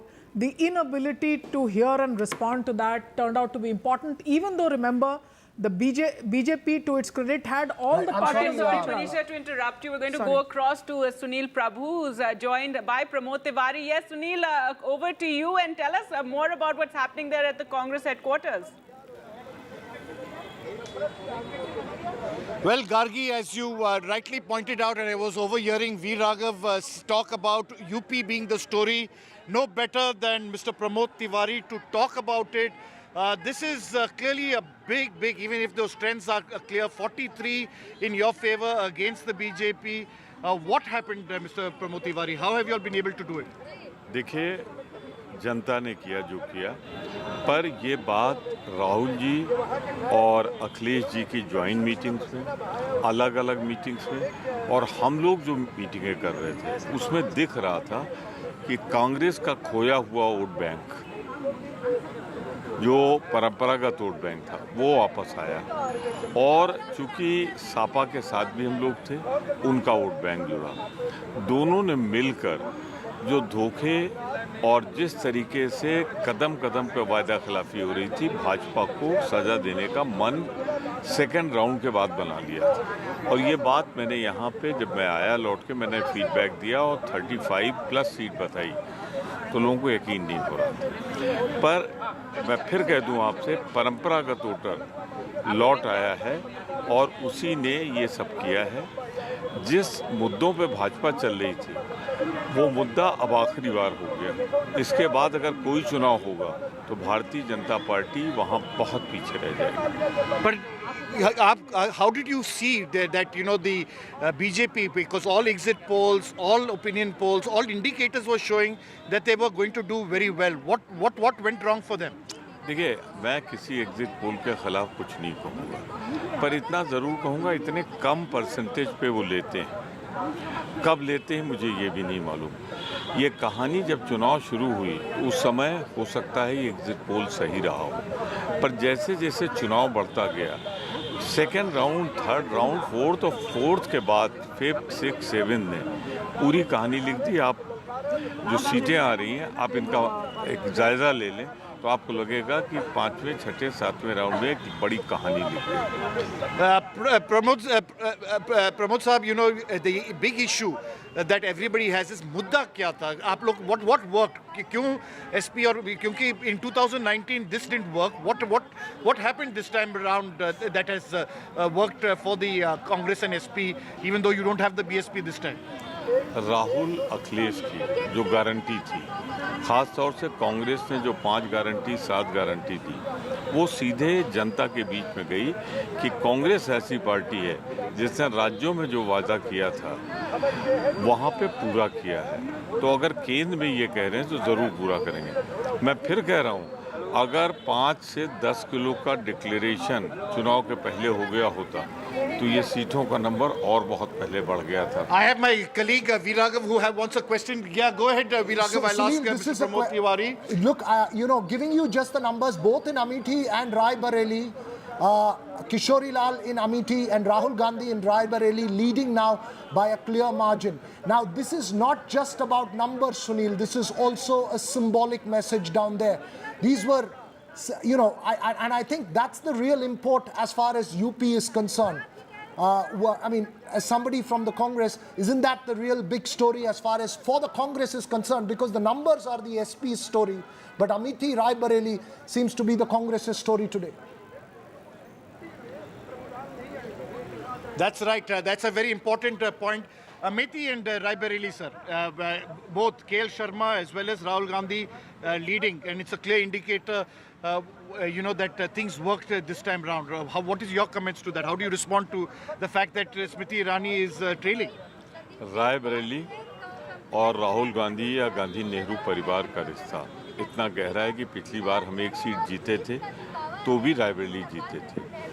दूसरी बात, इस बार राहुल गांधी को ये नहीं देखना है कितने vote से वो जीतेंगे या हारेंगे, उनको देखना है कितने लाख वोट से जीते हैं। ये कंपटीशन था रायबरेली, मेरी कॉन्स्टिट्यूंसी, जिससे मैं 9 बार 3 बार मेरी बेटी इलेक्ट हुई है, रायबरेली का बॉर्डर। अमेठी में शुरुआत के 1 या 2 दिन चुनाव प्रचार के तो थोड़ा बहुत लड़ी स्मृति जी, फिर जब लोगों को लगा कि एक विकल्प आ गया, विकल्प की तलाश, तो राहुल गांधी की हार का बदला लोगों ने स्मृति ईरानी से लिया। राहुल गांधी को हरा के मैं कह सकता हूं कि अमेठी दुखी थी। उसने ये संदेश दिया है कि हमसे गलती हुई थी पिछली बार, हमारा नाता बना रहना चाहिए, और जिस आदमी को खड़ा किया हम लोगों ने KL शर्मा, वो नेहरू गांधी परिवार के बहुत निकटस्थ लोगों में है, तो लोगों ने स्वीकार कर लिया। आप यूपी का लीडर है, आपका क्या एडवाइस होगा अभी राहुल गांधी आप जब बोल रहा है कि he has done so well in, और ये 2 सीट जीत रहा है, एक है रायबरेली और एक है वायनाड, किसको रखना चाहिए, रायबरेली या वायनाड? ये छोड़ देना चाहिए राहुल जी पर, और राहुल जी सही मौके पर सही फैसला लेते हैं, लिया उन्होंने, जैसे उन्होंने रायबरेली। मैं मानता हूं कि इन दोनों सीटें जो 41-42 गई हैं, thank you for asking this question, ये राहुल जी के रायबरेली चुनाव लड़ने से, आप देखिए अगल बगल की सारी सीटें हम लोग जीत रहे हैं। दूसरा, अखिलेश जी का भी, पर प्रियंका गांधी भी खड़ा होना चाहिए था ना सर। मैं फिर आपसे कह रहा हूँ, गांधी परिवार में कौन खड़ा होगा कौन नहीं खड़ा होगा ये फैसला उस पर छोड़ देना चाहिए। हम पार्टी के लोग तो चाहते थे, पर पार्टी नहीं, निर्णय, सुनील, अब किसी को प्रचार भी करना था, अब प्रियंका जी ने बहुत सोच समझ के निर्णय लिया। या go ahead Sunil, just to give you the numbers, Viraj. in Amethi, and since you're out on the field, you may not have these numbers. In Amethi, according to the Election Commission website, Kishori Lal leading by 24,512 votes. And in Raebareli, Rahul Gandhi leading by over 70,000 votes. So these are concrete sort of trends at the moment that we are seeing at the moment. It is fascinating at the end of the day, Sunil. These and the big, I think. Right. Thanks so much, Sunil, for I think the joining big us. question, of course, will be whether Rahul Gandhi will keep his Raebareli or. Yeah. Or what we was have to being thank talked Mr. about Pramod is Tiwari. that he would, leave the Raebareli seat and have his sister contest from there. But thanks so much, Sunil, for joining us with that. And I think Amethi more than Raebareli is the big story. I mean, given Smriti Irani, who was this giant, Raebareli was always, I mean, Sonia Gandhi's. It was like a family bastion. The fact that in 2019 Smriti Irani had, defeated Rahul Gandhi from Amethi, and then once again she was looking for a big fight. She was looking for and hoping to again have a Gandhi, and then when they did not have a Gandhi, a Congress worker trumping a big leader like Smriti Irani for and the of course, BJP. Priyanka Gandhi stayed there. She stayed in Amethi and Raebareli, and she said the reason she was not contesting. This is a symbolic message, right? This is a symbolic message for all the... If this holds, yes. If this holds, it's quite symbolic, but I'm really interested to sort of see how the dynasty, anti-dynasty rhetoric that was being aired all through, Parivarvad, and all that happens. I mean, what will happen to that if both Amethi and Raebareli sort of goes into the Congress kitty again? And I mean, I don't think that the Amethi candidate was a real worker. He was sponsored by the family, so it's still a family seat. He was somebody who was a party worker, very close to the family, who used to manage this constituency absolutely for them. So it was known that it was known that he was a proxy of the family. No, so of that's course. quite And Priyanka Gandhi stayed there on the ground. She More stayed on the ground. important, Shugata, is the fact that you have been speaking about dynasty all throughout. Yes. This is not just about, when I say symbolic, it's not just about Rahul Gandhi and Priyanka Gandhi campaigning there. I'm saying that the strategy of UP was that this time we will genuinely have a cohesive alliance with the Samajwadi Party, where both parties back each other everywhere. No, Veera, and Congress deferring if they to win both the Samajwadi seats, Party more than... No, if they win both the seats, they have to credit Samajwadi Party for it, for the simple reason that all assembly segments They don't have MLAs there. Absolutely. The men, machine, muzzle, No, the Samajwadi everything Party is... MLA, one has crossed over. Yeah. The other one voted against the... So the Samajwadi Party was left sans its own MLA. No, They but were it taken still over had by the workers. BJP. MLAs may have Still had shifted. the people on the men ground and which the machinery was of Congress the does not SP. have. That's the From question. the north, from UP Gargi, let's just shift to the other important state in the south, which is also an Yes, of assembly course, election. Meera, yes. Andhra Pradesh. I have to bring my South Indian instincts out here. No, Andhra Just Pradesh we did shifting talk quick. about. Yeah, definitely, let's Andhra go there. Pradesh as an assembly election that's down there. If we can pull those numbers of Andhra Pradesh, it's a clear romping win for the TDP, BJP, JSP alliance. It's a big hit for the YSRCP there.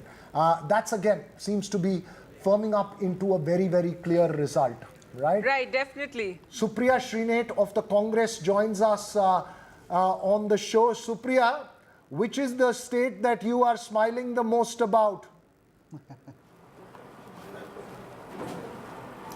My home state of Uttar Pradesh, and I will tell you why. Because all sorts of political experiments of hatred, of divisiveness, of distracting from the real issues was done both in UP and in Bihar. And at this point in time, when we're speaking at 11, 12 a.m., 20% votes counted. The NDA at 287, we are at 232. The vote share is 46% versus 41%.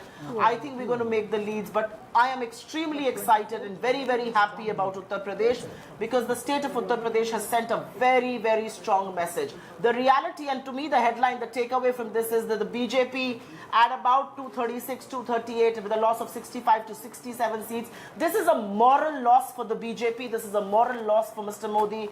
No amount of ring fencing can prove me otherwise today. All right, so that's, let's get a response from your former party man now, BJP spokesperson Tom Vadakan there. Tom Vadakan, your response to where the numbers are right now, you know, what Supriya Srinath there said regarding the UP numbers and the moral victory. Well, we stand by what we said. We are based, our reports based on the Panna Pramukhs who have given us information on the kind of seats that we would win. And this is early time. These are all leads. Just wait, have a little patience, and you will see the turnaround. And when that you've seen something in Andhra happening. Now you'll just wait. It's all leads. When we come to the original results, you'll see the difference. This excitement, you know, aag laga denge, and that impulsive mood of the Congress, have patience. The Election Commission has spoken. Everything has been transparent. Till now, they were saying everything is, you know, all institutions have been overtaken.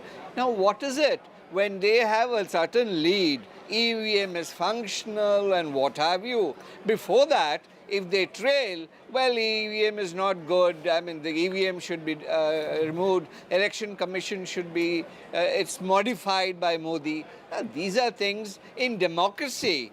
You are a party that have ruled for 70 years. And if you do not play the right tune and you send out a message, elections are won and elections are lost. But at the same time, maintain certain decency in public domain. Your General Secretary comes and says the Home Minister Just get a response spoken. to that. Supriya Srinath, your response, and yes, a lot of Congress leaders did make many points. We're also joined by Salem Dharani Dharan. They're joining us from Chennai. But first, Supriya, your response to that. You know, various leaders of the Congress did raise points about the EVMs and about the counting. I heard the question. Yes. I heard the question, I also heard the allegation. I will only ask Mr. Vadakan to be gracious with your moral defeat. You are down almost 70 seats than your last tally. The country is giving you a message, and that message is that share markets where 3% people are invested don't decide the mood. Mujra nahi hai mudda. Mudda mehengai hai, mudda berozgari hai. You may want to distract from that. Doesn't matter, the people will not let you do that. I want to say one thing, and I want to say that very strongly. The BJP on its own right now is at a 236, 238. The alliances that they tried to stitch were all coaxed, were all on the basis of fear, were all on the basis of pressure. most of these guys intimidated by agencies. You think a TDP, you think a JDU, you think a Rajbhar, you think a Nishad is going to stay with you. They're all going to desert you. The reality is that the BJP does not just staring at a moral loss, you're actually going to see your numbers dip very soon as well. I think ultimately, Supriya, we'll have to wait till, let's say, 2 or 3 o'clock for those numbers to firm up. We don't know how it's going to play. Clyde is putting his hands up. Clyde, you know, let's just shift focus from the UP to Maharashtra.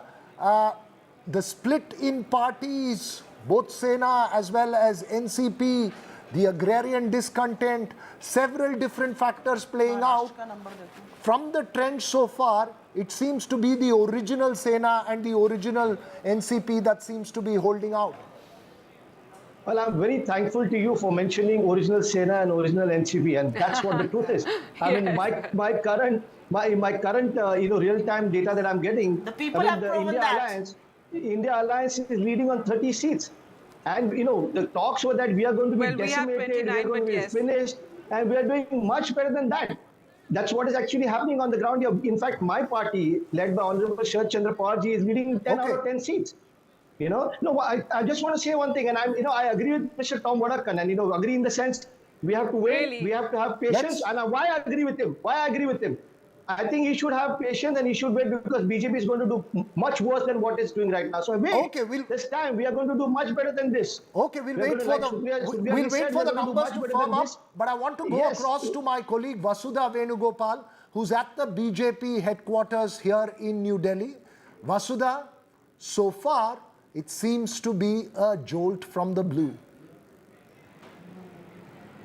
Absolutely, Veera, and that's exactly what the BJP headquarters is also reflecting. Let me tell you, in the morning when I came in, there were like hot puris and halwa being made, and there was a sense of euphoria, there was a sense of celebration because exit poll numbers were what every spokesperson, every leader here was talking about. But now, let me assure you that those numbers are not being talked about anymore. But clearly, the BJP is also confident that it will reach the majority mark. There is a sense of caution, there is a sense of disappointment, obviously, because UP is showing numbers that seem very bizarre for the party because, when we had Ram Mandir representation, Ration, the BJP did think that everything was going in line with what it had thought. UP is the epicenter of Indian politics. Other than that, Maharashtra is also a place where the BJP made a lot of, political realignment to suit its interest, and that is where the assembly elections are also going to be held. So if I can just ask my camera person to just show you the mood in the BJP office, the party is still confident of, yes, that was Mr. Khurana saying that it is still confident of the party is still confident of forming the government, but clearly there is a sense of disappointment, there's a sense of caution. Every person that I'm speaking with is saying that, wait for some more time, have some patience. We believe in Modi, we trust in Modi, so that Modi magic, that trust in Modi magic is something that people seem to be believing in, at least in the BJP headquarters, but quite despondent from what was expected from the BJP headquarters, at least yesterday, after the exit poll results came out. Right, well, not what the exit polls predicted, but yes, you have Modi coming back for a third term, the way the numbers hold right now, and that in itself is a historic development. It will be to have him come back for a third time, matching Jawaharlal Nehru. I just want to ask Vasudha, what's the buzz amongst the reporters there? Often reporters just tend to plan the rest of their day. Vasudha, what is the buzz amongst reporters there? All of you all talking about? It looks like it's going to be an extremely long day for all of us. Absolutely, it's an extremely long day for all of us, and reporters are only blaming pollsters because there is a contest in many states, but pollsters were in some ways undermining that. But remember, like Gargi also said, Mr. Modi is coming back to power again. That's a sense of confidence that a lot of people, at least in the BJP office, seem to reflect. No, absolutely, and Manisha Priyam here is also very satisfied with what she had predicted and the fact that the pollsters got it wrong, which is something she had also said. But we're also joined by Salem joining us. Salem Dharanidharan there joins us, but in the studios, Gargi, Pradeep Bhatti of the Samajwadi Party joins us. Sir, we are all blaming the pollsters. And sir, you should but be looking India a little more Alliance cheerful, predicted right? 295. Even that seems to be not coming through. They're pollsters. They're pollsters. We are close to that 295. I think once the counting will complete, we'll be close to that. But the real surprise was Uttar Pradesh. PDA, what the slogan which we have given, Honorable Akhilesh Yadav has given, has in majority voted for Samajwadi Party and Akhilesh Yadav ji. So BJP cannot fool all the people all the time. So what Uttar Pradesh people of Uttar Pradesh have shown the way to INDA and also to India.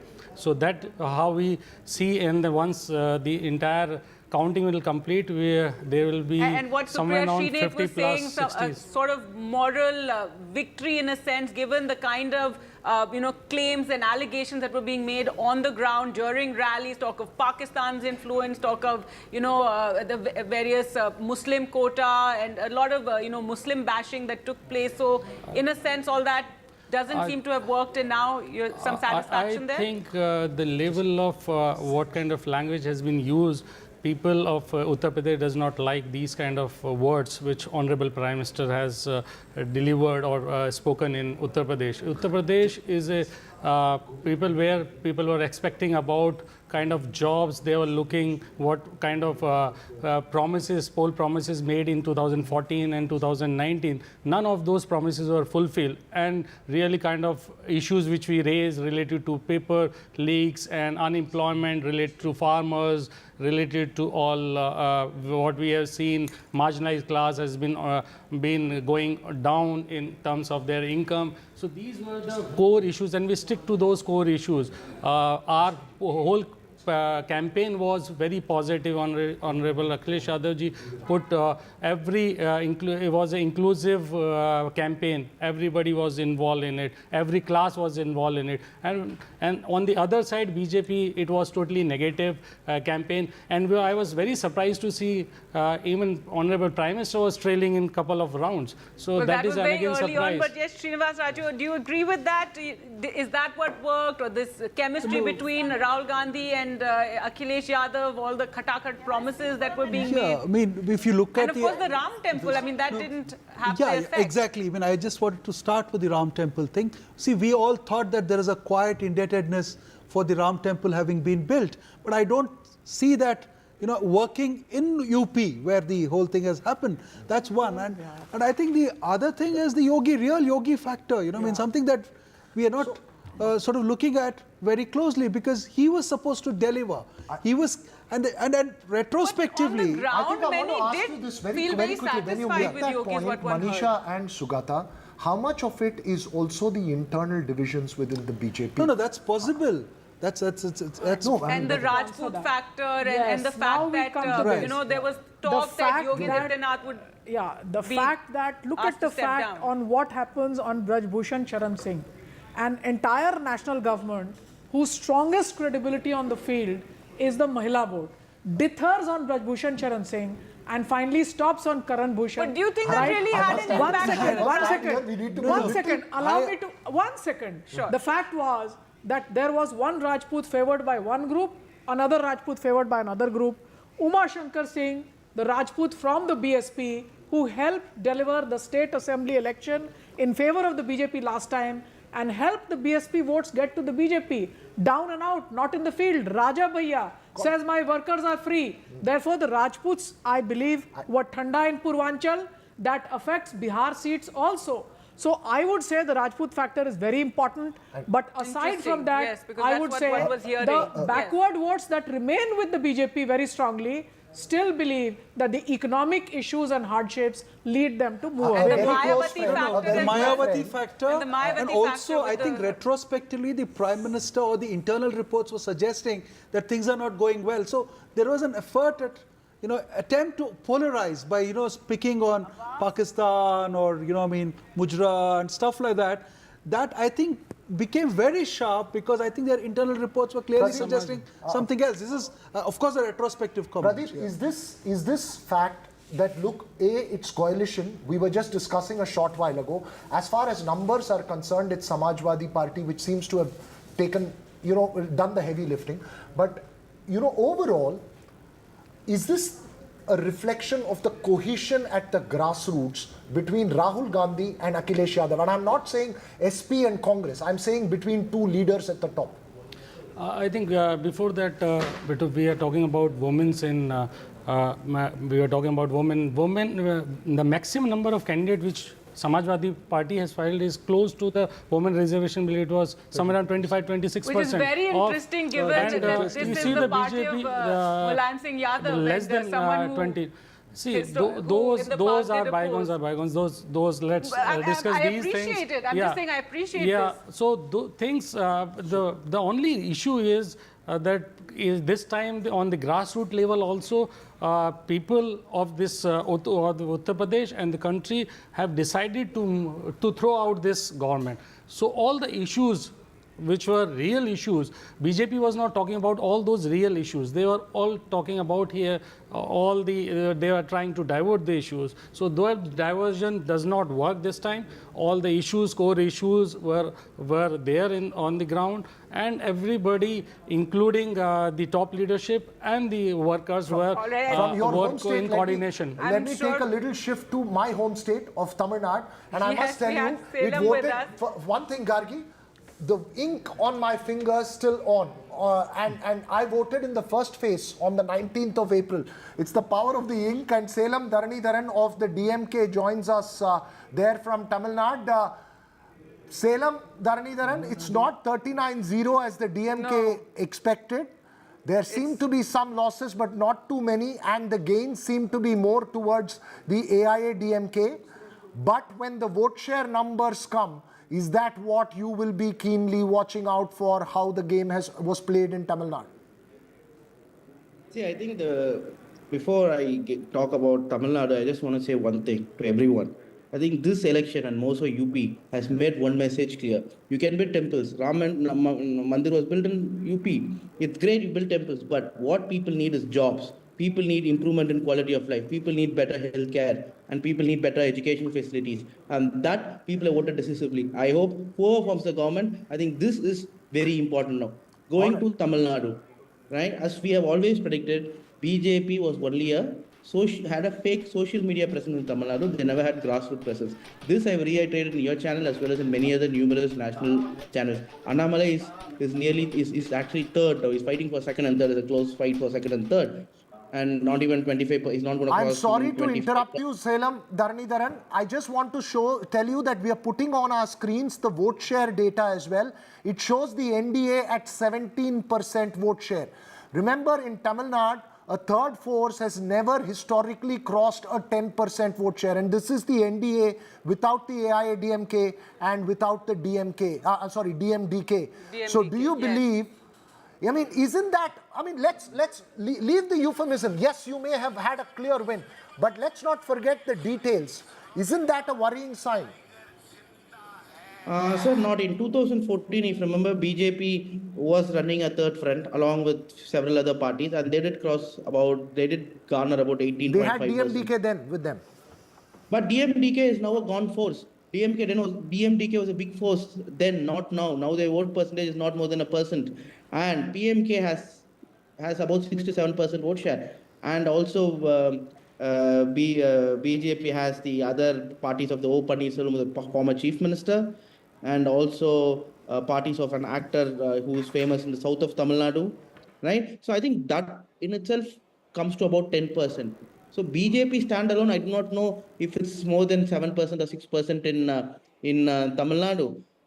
Again, this is national elections and people vote differently for national assembly election. I think this number will reduce in assembly election because in 2014, the third front got 18.5% and same BJP in 2016 went to less than 2%. Again, pointing out Salem Dharanidharan on our screens, as you say, all of that on our screens from Tamil Nadu.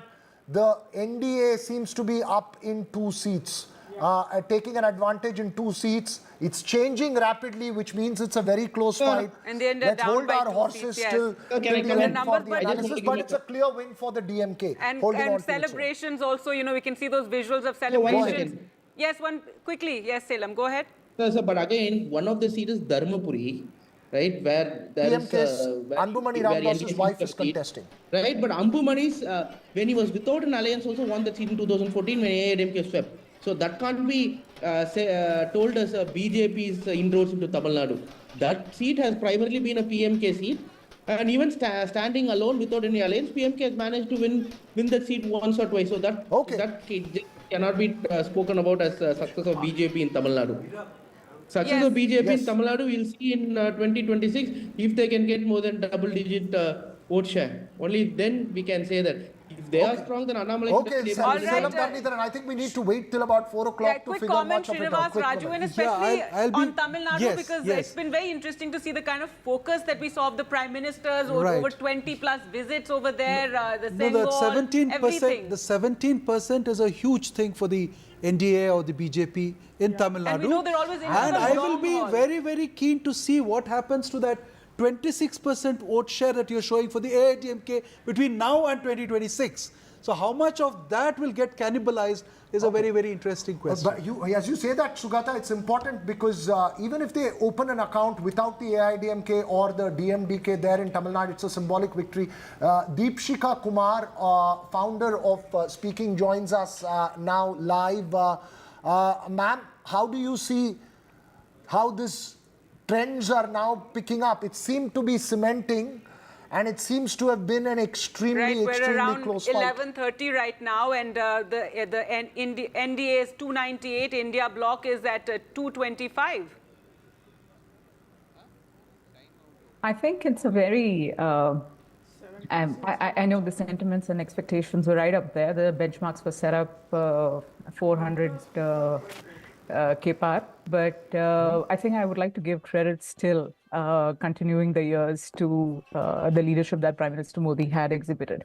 I think, and I'm not a political expert, I'm more of a leadership expert, and I think that has manifested and continue to manifest itself in all the results that you're seeing. You know, India is United States of India.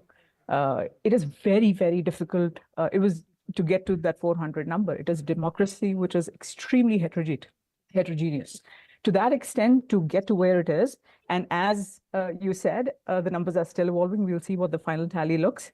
The benchmark was set very, very high, and I still believe that we'll get to where the leader would win and set up a clear way forward for us.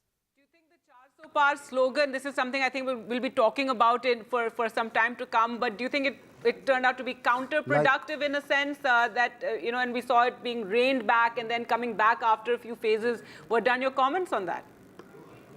I think there are patches of surprises. Definitely you see UP being a big surprise, but you see the other side on the southern side of the country. I think that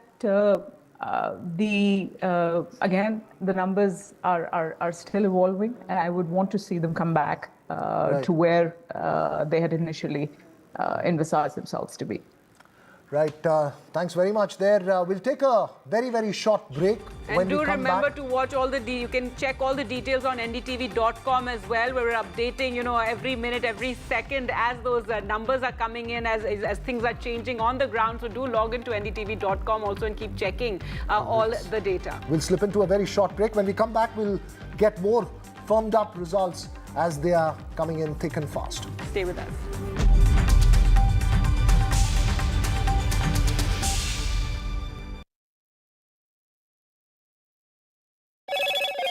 Hello, Moto.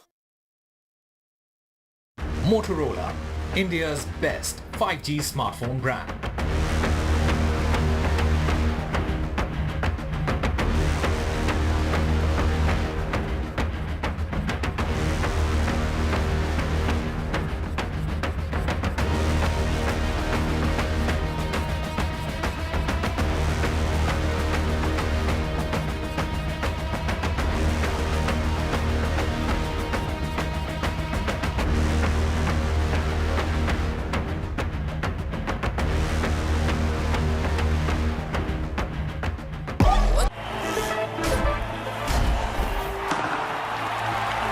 पता नहीं cricket का future कैसा होगा, पर ceiling fans का future पता है, because it's already here.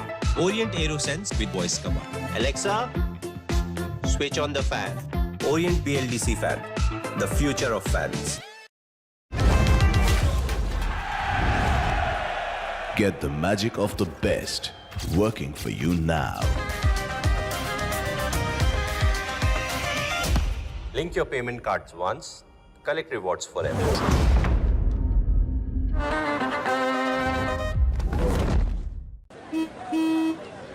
चल हो जा शुरू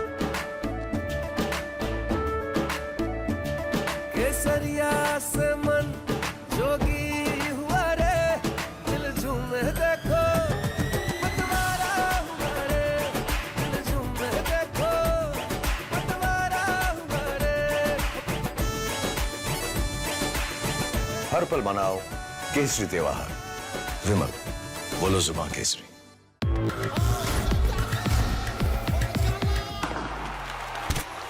पता नहीं क्रिकेट का फ्यूचर कैसा होगा, पर सीलिंग फैंस का फ्यूचर पता है, because it's already here. Orient Aeroslim with reverse rotation mode जो इंप्रूव करे air circulation. Orient BLDC fan, the future of fans.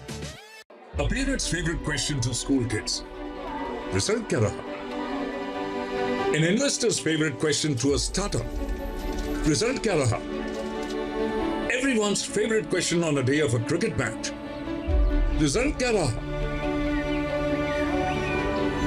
India loves results, but this counting day, don't just know the result, understand it.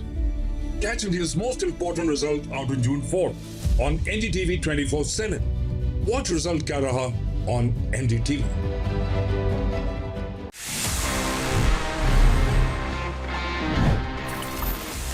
तो friends अभी time आ गया है for me to answer all the questions जो आपने पूछे थे in this segment which is ask TG. One of my personal favourites because मजा आता है आपसे बात करने में, थोड़ा सा सवाल जवाब करने में. Let's see the questions we have for this week's episode. Hi TG, क्या आपको लगता है कि फोन को बैटरी सेवर मोड पे रखने से सही में कोई फायदा है?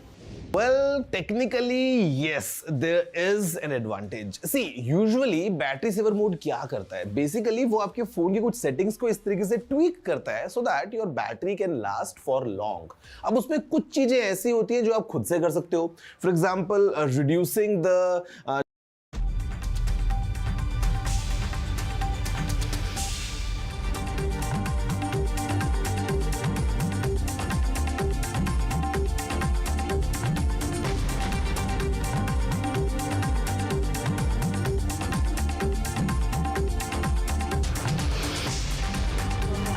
Welcome back. Those numbers flashing on your screens there. NDA at 295 leads INDIA at 229. But the more important number is the one above that. BJP at 239 leads Congress at 96. Let's leave the Congress's number aside. That BJP at 239 is a number that everyone will be watching very, very closely. We have, of course, Amitabh Tiwari joining us here in the studios, and we also have Pawan Verma joining us online. Pawan, what's the sense you're making of the trend so far? It seems a fascinating contest, and it's something that's going to go down to the wire. Many thanks. In my view, let us reserve final judgment for a little, because when things go down to the wire, every last round matters. But having said that, I think some things are very clear. And I had written about it extensively and spoken about it earlier, that somewhere there is a basic gulf between the stock market and the people of India. And the BJP campaign was faltering on 3 or 4 or 5 very major issues, notwithstanding the personal popularity of Mr. Narendra. The first was that the Mandir issue had peaked a little. In fact, had peaked.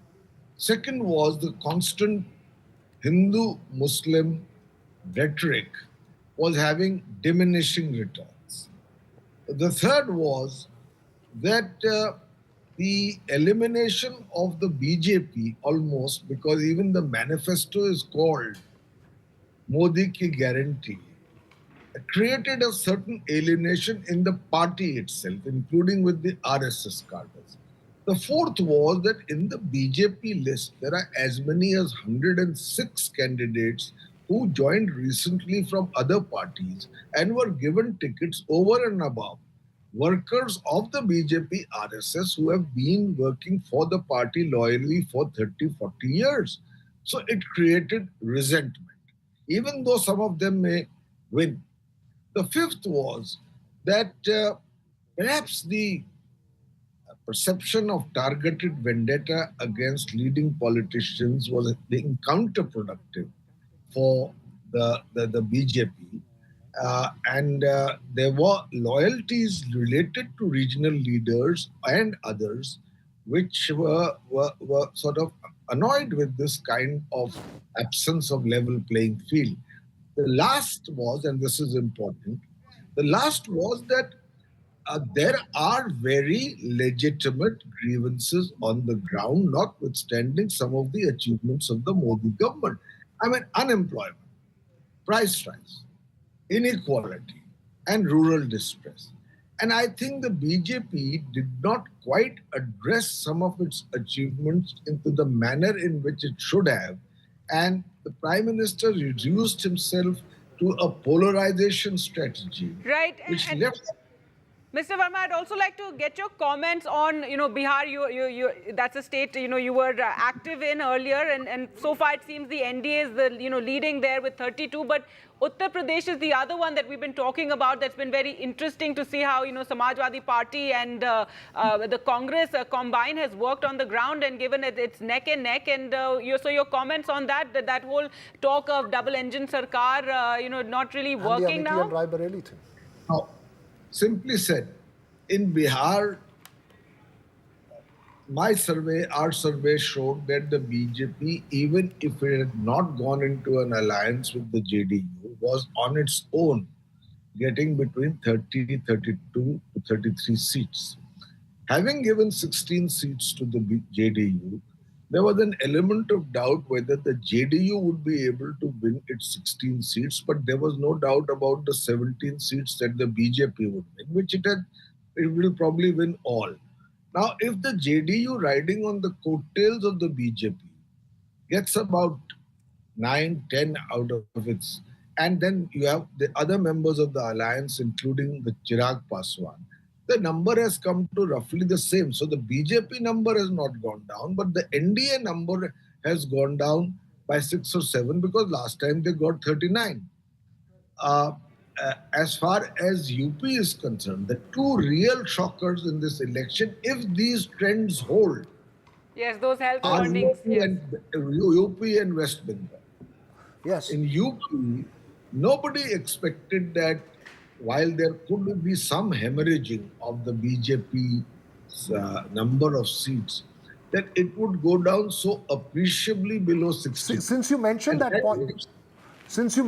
point, sir, the number on our screens showing BJP down to 240. If the UP numbers had held, it would have been 270. So I think at the end of the day, that number could have been the major difference between a 272 or not at the end of the day. We'll have to wait, of course, till the exit polls, till the final numbers come out. But let's go across to my colleague. Thank you so much, Pawan Verma, there for joining us. Uma Sudhir as well as Radhika Ramaswamy join us. But Uma, first to you, Andhra Pradesh and Telangana. Of course, Telangana, the BJP making gains, but Andhra Pradesh, the big story for the TDP. The big story from Andhra Pradesh, Veera, is really not to write off any politician. Less than 8 months ago, we saw Chandrababu Naidu in jail. His party did not seem to have the energy, nor seem to be able to have that kind of a political support from across different parties. And it looked like it was down and out for the 74-year-old Chandrababu Naidu. But of course, the turning point came with Pawan Kalyan, almost in a cinematic style. Power star he's called, but I would think he's the one who actually actually initially has given power to the Telugu Desam and went to jail and announced just outside jail very dramatically that he is going to be fighting the elections along with Chandrababu Naidu and with the Telugu Desam at a time when they were down and out. And I would actually give all credit to Pawan Kalyan for having made this alliance happen to ensure that there is no split in the anti-YSRCP vote. Two things that I must point out. One, that the alliance has worked very, very well between the TDP and the Jana Sena, because of which now it appears like Chandrababu Naidu will be able to form the government on his own in Andhra Pradesh. But much more importantly, given the figures of the BJP at the center, it appears that Chandrababu Naidu could actually become a kingmaker this time round, and that's a role that Chandrababu Naidu would love after quite a long time, in the wilderness, 5 years in the wilderness this time round, and 10 years between 24 and 2004 and 2014. So, you know that he has played a role in national politics earlier. Getting a chance once again would be something that he would certainly be very happy about. Worked from him. Uma, would you say the jail term actually worked, given that he was thrown in, created that sympathy factor? And it's interesting that, Andhra is the one place I think the exit polls did actually get it right. No, I think directionally they did. Jagan also in jail. See, he was earlier in jail. It's not exactly the sympathy factor, because as soon as Chandrababu Naidu got arrested, you could not see the sympathy factor playing out politically on the ground. It is a fact that Naidu has always had his admirers and supporters among the people of Andhra Pradesh, especially among the Kamma community, the youth, the people who looked upon him as, remember, he used to have the moniker of the CEO of Andhra Pradesh, someone who branded himself as the man of economic reform, someone who built Hyderabad, IT capital of the world. And that is what he had brought to Andhra Pradesh in 2014, when he promised people the same thing, that this is a state, a bifurcated state with despondent people. And at that time, Chandrababu Naidu had seemed like the hope. But even there, it was the wily politician at work, because he realized once again that by himself, he may not be able to win the 2014 elections. And therefore, he came together with the BJP at that time, got the support of Pawan Kalyan, who was not contesting, and managed to win the 2014 elections. Once again, 2019, very similar situation. It appeared like the Telugu Desam was on a weak wicket and YSRCP and Jagan Reddy were going strong. The Pawan Kalyan alliance really, and bringing in of the BJP through Pawan Kalyan, that has really helped and worked magic for Chandrababu Naidu, who of course campaigned very, very hard, and has in many senses been able to turn the election around by promising Jagan's welfare and something more in terms of development and jobs. All the numbers are of parliamentary elections that's flashing on national TV, but the assembly numbers I will also put out.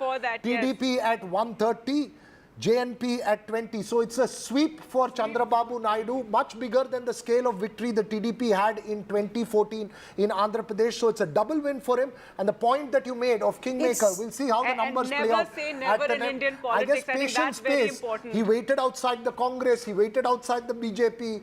Patience pays ultimately in politics. So he's actually reversed the 2019 figures in that sense, where they got 151 and 23 was the figure in 2019, and now TDP plus has become 152 and more, and Jagan Reddy's YSRCP seems to be limited to a 23 or less. Yes, that's the picture there. In Telangana, however, it's according to what we would have thought, 8 plus 8, the Congress and the BJP almost doing equally well in a space where the BRS has largely been decimated, at least as far as parliament elections go. We have to cut across Uma to Prakash Javadekar. I'm sorry to interrupt you. Sometimes not again, because BJP. Thanks so much for joining us. And Radhika, do just wait on. We're just going across to where Prakash Javadekar is without speaking. Discrimination.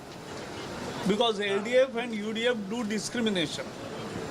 Modi doesn't do discrimination. And so 2 crore people are benefited by his welfare scheme out of 3.5 crore. Second, he has built real infrastructure. 6-lane highway, Kasargod to Thiruvananthapuram. People are seeing the progress.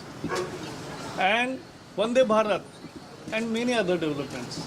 Simultaneously, all the diaspora of Kerala have also called their families to tell that vote Modi, because of him, our esteem in these countries where we are working has gone up. India's stature has risen. and Modi is the reason. And therefore, they also requested their families to vote for Modi. People have voted with faith, with 10 years, because in 2019, in Kerala, Sunil Prabhu there at the Congress office who has Salman Khurshid with him. Over to you, Sunil. Over to you. Thanks, Viraghav. I have with me somebody who's Uttar Pradesh has been the biggest surprise today in, in terms of everybody's got it wrong. So, well, everybody's got it wrong because you can do Uttar Pradesh without me. This has become apparent because I didn't fight that election, but I went and I campaigned for people, and I hope that wherever I campaigned and whatever I saw will turn out to be true today when the results finally come in. But yes, it's a very pleasant surprise. It's a wonderful feeling. It's the beginning of an important chapter in the political life of Uttar Pradesh, and I hope that we can take it up forward. The big question, of course, is now, because you were, you along with the other committees in this terms of alliances, forging the India alliance, you all are still short. Are you ready to open up now to your old architect, Nitish Kumar, or for that matter, Chandrababu Naidu? That wasn't my mandate. My mandate was to bring people into an alliance. And once we brought them into alliance and elections began, then our mandate expired. Now, trying to bring people back into the Congress fold or into the India fold will depend upon who has the mandate to go out and do it. For each such task, you need special expertise. And there may well be people who have the expertise to go out and reach out to people who are neither committed to the BJP in one way or the other, nor beholden to the BJP in any form. And if they can come and they see promise in the Congress party and India alliance coming together and offering something, and they want to join, I'm sure that our leaders will be very anxious. So you are open to the idea of, because you all are slightly short in numbers. You need to get 272 for the president to call. Much depends on the president of India. The NDA alliance, as a pre-poll alliance, anyway got the numbers, so they will be invited first. Well, yeah, the point of inviting is to come and prove that you have. But to say that you have may be the beginning, but to prove that you have is the real end and the real test. So let them see. If they get invited first and they are able to show something, then we will talk about this even when they fail to do so. Salman, there is one indicator, and that is, Uddhav Thackeray, Sharad Pawar in Maharashtra, that they could be poached by the NDA. Do you have those fears because you are part of that alliance? Do you feel that is a possibility? I don't know if NDA leaders are fond of poached eggs, but I hope not. I hope not. Let's make it a good, decent vegetarian diet as far as the politics of this time is concerned. Let's not go out and try something which is unbecoming for a serious political party at this particular time. When the elections have gone off so well, when everybody is happy with the results, etc., in one way or the other, let's see what is the natural thing for people to do. Let's not speculate, let's not push anyone, let's not provoke anyone. Let's see what happens. So just an update for you, the India Alliance will be meeting later this evening. Mr. Sharad Pawar is on his way from Mumbai to Delhi and will be arriving here in a short while from now. And really, you can see every effort is being made to cough up that numbers, come what may. These are initial trends, but nevertheless, a clear indicator that things haven't gone completely in favor of the BJP, and they will definitely need to have certain political parties if they have to get the numbers right. It's an important news update there, Sunil. We'll keep a close watch on and that not just India that the Alliance India Alliance meeting. was going to be meeting later, but also the Gandhis are in a huddle right now. That news also flashing that Sonia Gandhi and Rahul Gandhi have gone to Priyanka Gandhi Vadra's residence and they're in a huddle. But let's talk about Maharashtra, and we still have Radhika waiting there very patiently. And Radhika, tell us about the numbers so far, and again, not what the exit polls had predicted, and as far as the what Veera called the real Shiv Sena and the real NCP. Original ones. But let's talk about Mumbai as well, Radhika. That's the place where the BJP changed 3 of its sitting candidates there. Certainly, as far as Mumbai is concerned, 6 constituencies, of course, and in 3 constituencies, it is Sena versus Sena. And when I just look at the numbers here, what I'm seeing is close contest as far as Mumbai South Central and Mumbai Northwest is concerned, where UBT Sena is leading. It was Shinde Sena that was leading, and it's just changing after every 10 minutes. So it is a close contest as far as Mumbai is concerned. Piyush Goyal is the only one who is reasonably sort of leading with higher margins. Otherwise, the names had been changing as far as the winning candidate and the losing candidate is concerned. We still cannot call out, as far as the winners are concerned in Maharashtra. It is very, very close. If we look at the entire state, we are looking at Mahayuti ahead in 22 seats, MV ahead in 24 seats, but this could change. This could be, at a later point, Mahayuti ahead in 25 seats and perhaps MV ahead in 23 seats. So close to 24 seats for both the, alliance partners. It was entirely different in 2019. In 2019, clean sweep, almost 41 by NDA of the 48 seats. Now we are looking at a situation where it's so hard to predict even at this point, all because of the change in political landscape, the splits in Sena, splits in the NCP, which means, what the Uddhav Sena had been talking about, what the MV had been talking about right. Backstabbing, betrayal, all this had in fact played in the minds of the voters as well, which is why the result this time is, drastically different from what it was in 2019. So still unable to predict if it's going to be Mahayuti or MVA. All right, Radhika, thanks so much for joining us with that. And it's very interesting, Veera, obviously Maharashtra was one that nobody could call. Everybody was wondering whether the sympathy factor would work. All those who travelled in Maharashtra pointed to an agrarian distress and other things, but we'll get that question across to Amitabh Tiwari in a bit. Just take a very short break now. We'll be back shortly.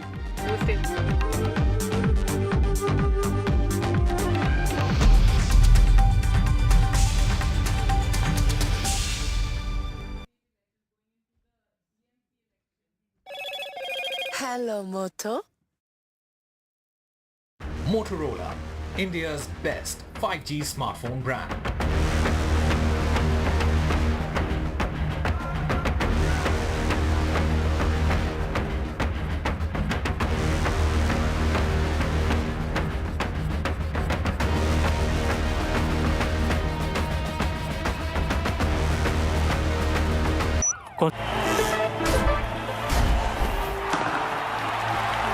पता नहीं cricket का future कैसा होगा, पर ceiling fans का future पता है, because it's already here. Orient AeroSense with voice command. Alexa, switch on the fan. Orient BLDC fan, the future of fans. Get the magic of the best working for you now. Link your payment cards once, collect rewards forever.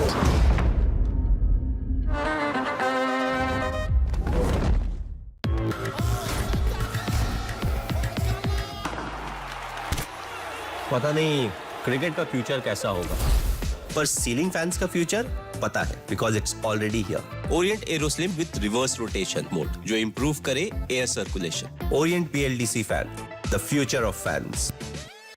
Stay informed and entertained with the new and updated NDTV News app. You can watch all our channels live, listen to podcasts, read breaking and exclusive news from around the world and more. Download the NDTV app today and get access to the best journalism and storytelling on your smartphone or tablet. The NDTV app, news that matters to you. Stay informed and entertained with the new and updated NDTV News app. You can watch all our channels live, listen to podcasts, read breaking and exclusive news from around the world and more. Download the NDTV app today and get access to the best journalism and storytelling on your smartphone or tablet. The NDTV app, news that matters to you. A parent's favorite question to school kids. Result kya raha? An investor's favorite question to a startup. Result kya raha? Everyone's favorite question on a day of a cricket match. Result kya raha? India loves results, but this counting day, Don't just know the result. Understand.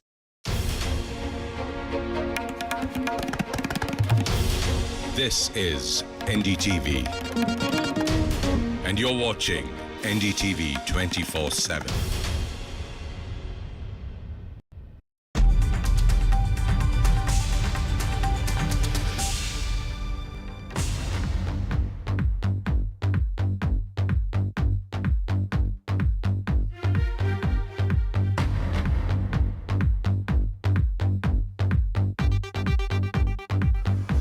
Welcome back. We'll keep the conversation going on Maharashtra, which we left you just before the break with. But first, let's take you through the headlines, the big headlines that we are tracking this hour.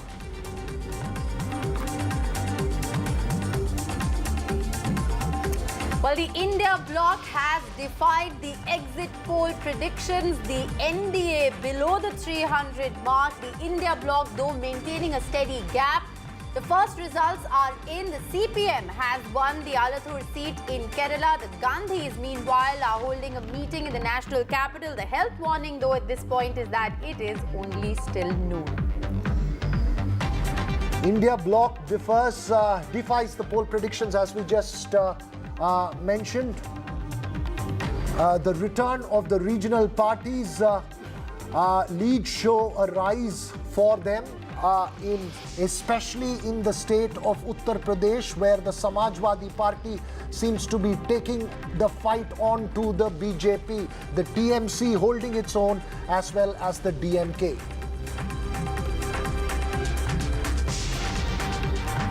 Well, the big story emerging this election is, of course, Uttar Pradesh. As far as the Samajwadi Party is concerned, at the moment, it is a resurgence with a stunner. As far as Uttar Pradesh is concerned, Akhilesh Yadav currently the third largest party. Well, it's the TDP that's the big winner in Andhra Pradesh, both assembly as well as the parliamentary elections. A huge sweep for the TDP, BJP, JSP alliance there in Andhra Pradesh. Will Chandrababu Naidu return as the kingmaker that he was 25 years ago in 1999?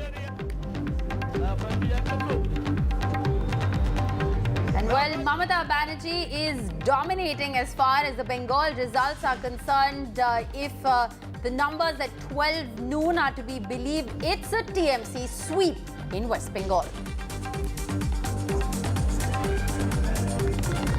The markets slide over 5% on the back of the trends so far. Experts say Dalal Street faces selling pressure as NDA is underperforming.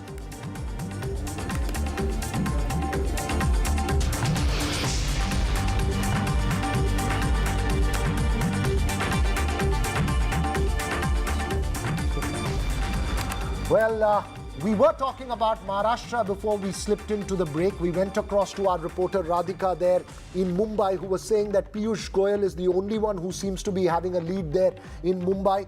The real story of Maharashtra and the numbers that are on your screen, the INC leading in about 11, the BJP leading only in about 11. Those are the INDIA, NDA numbers, Rishika, but yes, the split of it from the Election Commission website and our website, that you see there. BJP leading in 11, down 12. Congress leading in 11, up 10. Yes. Shiv Sena, Uddhav Bhai Thackeray, 10 plus 5. What's the real message, Amitabh Tiwari, here in Maharashtra? One is that the original Sena and the original NCP seems to be holding out. But the Congress is also doing very well. Yeah, I mean, it was believed that the BJP is likely to hold on to its share, and the allies, which is NCP, Ajit Pawar and Shinde Sena, are likely to suffer losses. However, as per initial trends and these numbers which we are showing, it is the BJP also which is losing up to 50% of its seats.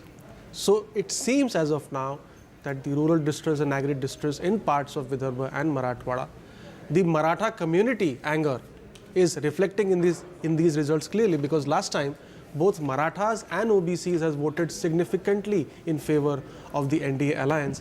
And as you said, the numbers show that in the battle of legacy, the Marathi Manus and the traditional supporters are backing Thackeray and Rishika, Sharad Pawar. would it be fair, maybe across to Sanjay Kumar as well, to say that the BJP, the Congress has been able to take on the BJP, and the original, the Sharad Pawar Sena has been able to reiterate, Sharad Pawar NCP has been able to reiterate its position, and the Uddhav Bhai Thackeray Sena has been able to reiterate its hold?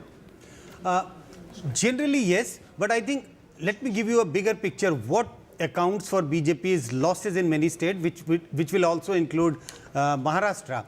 I think the sense that when there are so many defections from other parties and people coming and joining BJP, so the image nationally of BJP has gone down. In a sense, there is a image that BJP is no more the same kind of a party. And that has happened a lot in Maharashtra. So that has also, I think, dented not only the electoral prospects of the BJP partners, but also the BJP, which we can see right now in the leads. We will get to know finally by the evening how many seats BJP won. But I think there is a clear indication that BJP is heading for losses in Maharashtra. All right. Well, just speaking of what you said about the fact that there was palpable anger or, agrarian distress, rural distress that was discounted. What our own data shows as far as the strike rate of the BJP or the NDA rather in rural India is concerned, it's a over 12% fall.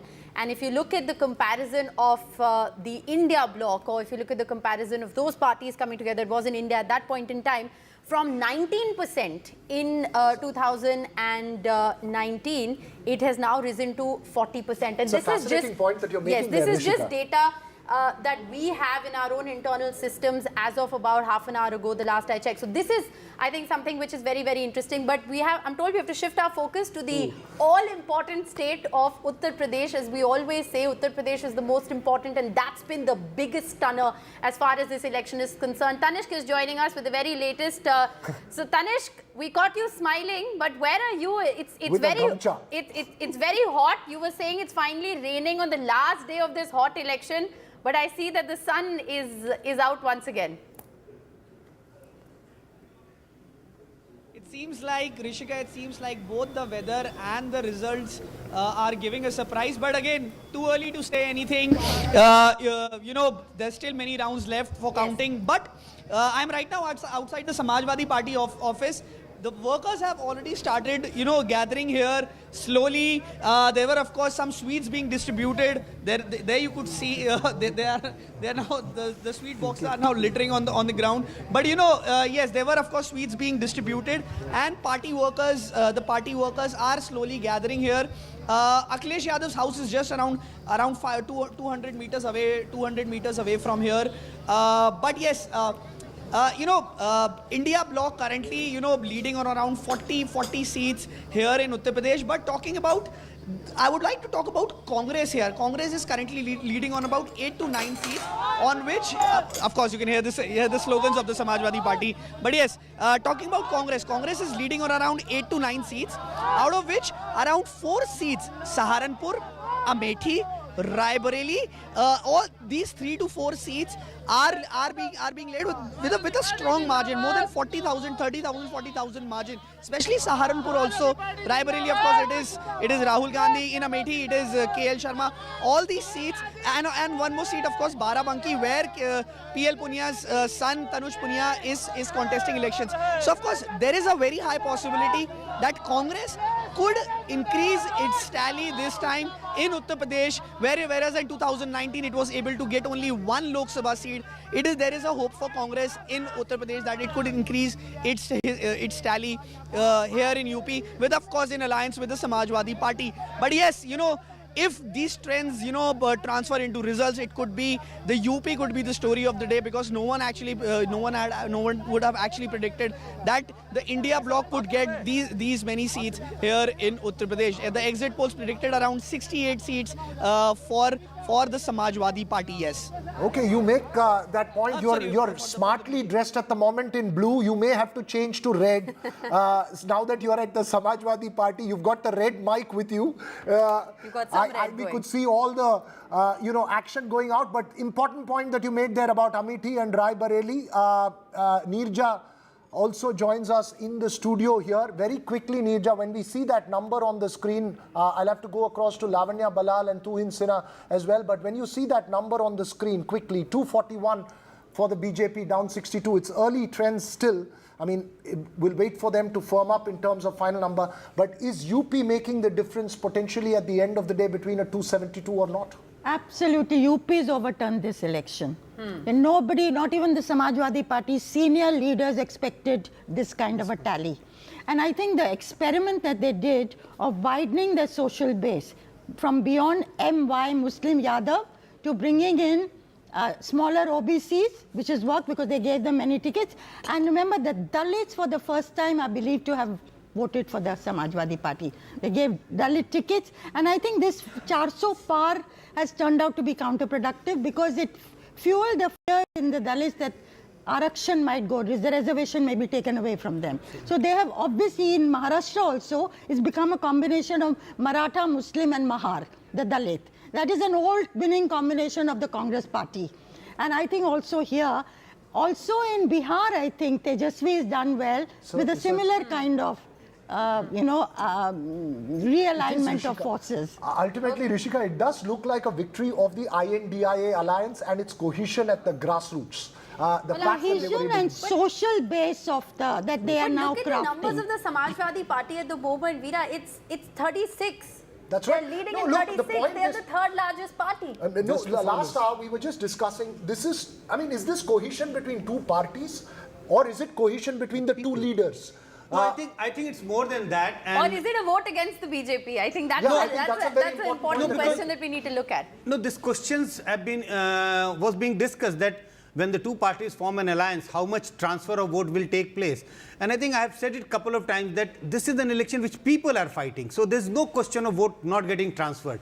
In other elections, we see degree of transfer, 88, 70%. But the fact that this election was fought on Ram and Ration. It was not fought on Neither has Ram worked nor has Ration. I'm sorry, Rishika. As far as UP is concerned. No, not at all. BJP tried to fight this election on Ram. But it didn't turn into an election on Ram Mandir. Exactly. Okay, yeah. So you're saying that, let's go across to the KC Tyagi of the JDU joins us as well. As I mentioned earlier, Lavanya Balal Jain of the Congress as well as Tuhin Sena of the BJP. But Mr. Tyagi, Bihar, JDU seems to be holding out. Yes.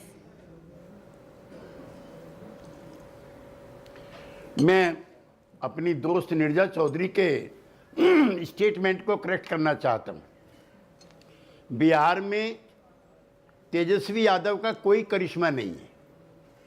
सिर्फ 5 सीटों पे अभी तक the moment we are talking to you उनकी lead है और 35 सीटों पर एनडीए गठबंधन लीड कर रहा है, जिसमें नीतीश कुमार जिसको आप रिजेक्ट कर चुके थे, जिसको आप आउट कर चुके थे, जिसको नीरजा जी भी कह चुकी थी रिटर्न ऑफ है, वो 16 में से 15 सीटों पर लीड कर रहे हैं।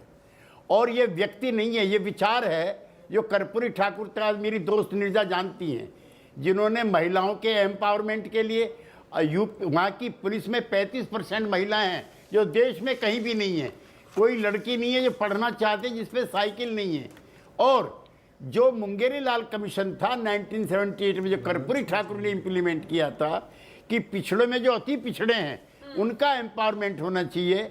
जातिगत जनगणना जो हुई है उसमें 36% आबादी, जिसको दिल्ली में बैठे लोग जातिवादी संस्करण बताते हैं, उनकी संख्या आई है।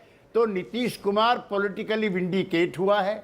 उसको लेकर के मीडिया में, पॉलिटिकल लीडर्स में किस तरह की विस्परिंग और किस तरह की गंदगी, मैं आप लोगों से पूछना चाहता हूं, कौन ऐसी पार्टी है जिसने अलाई नहीं बदले? Name one. नीतीश कुमार बदले पलटू राम, अब बड़ी बड़ी पार्टियां बदलें तो आदर्शवादी।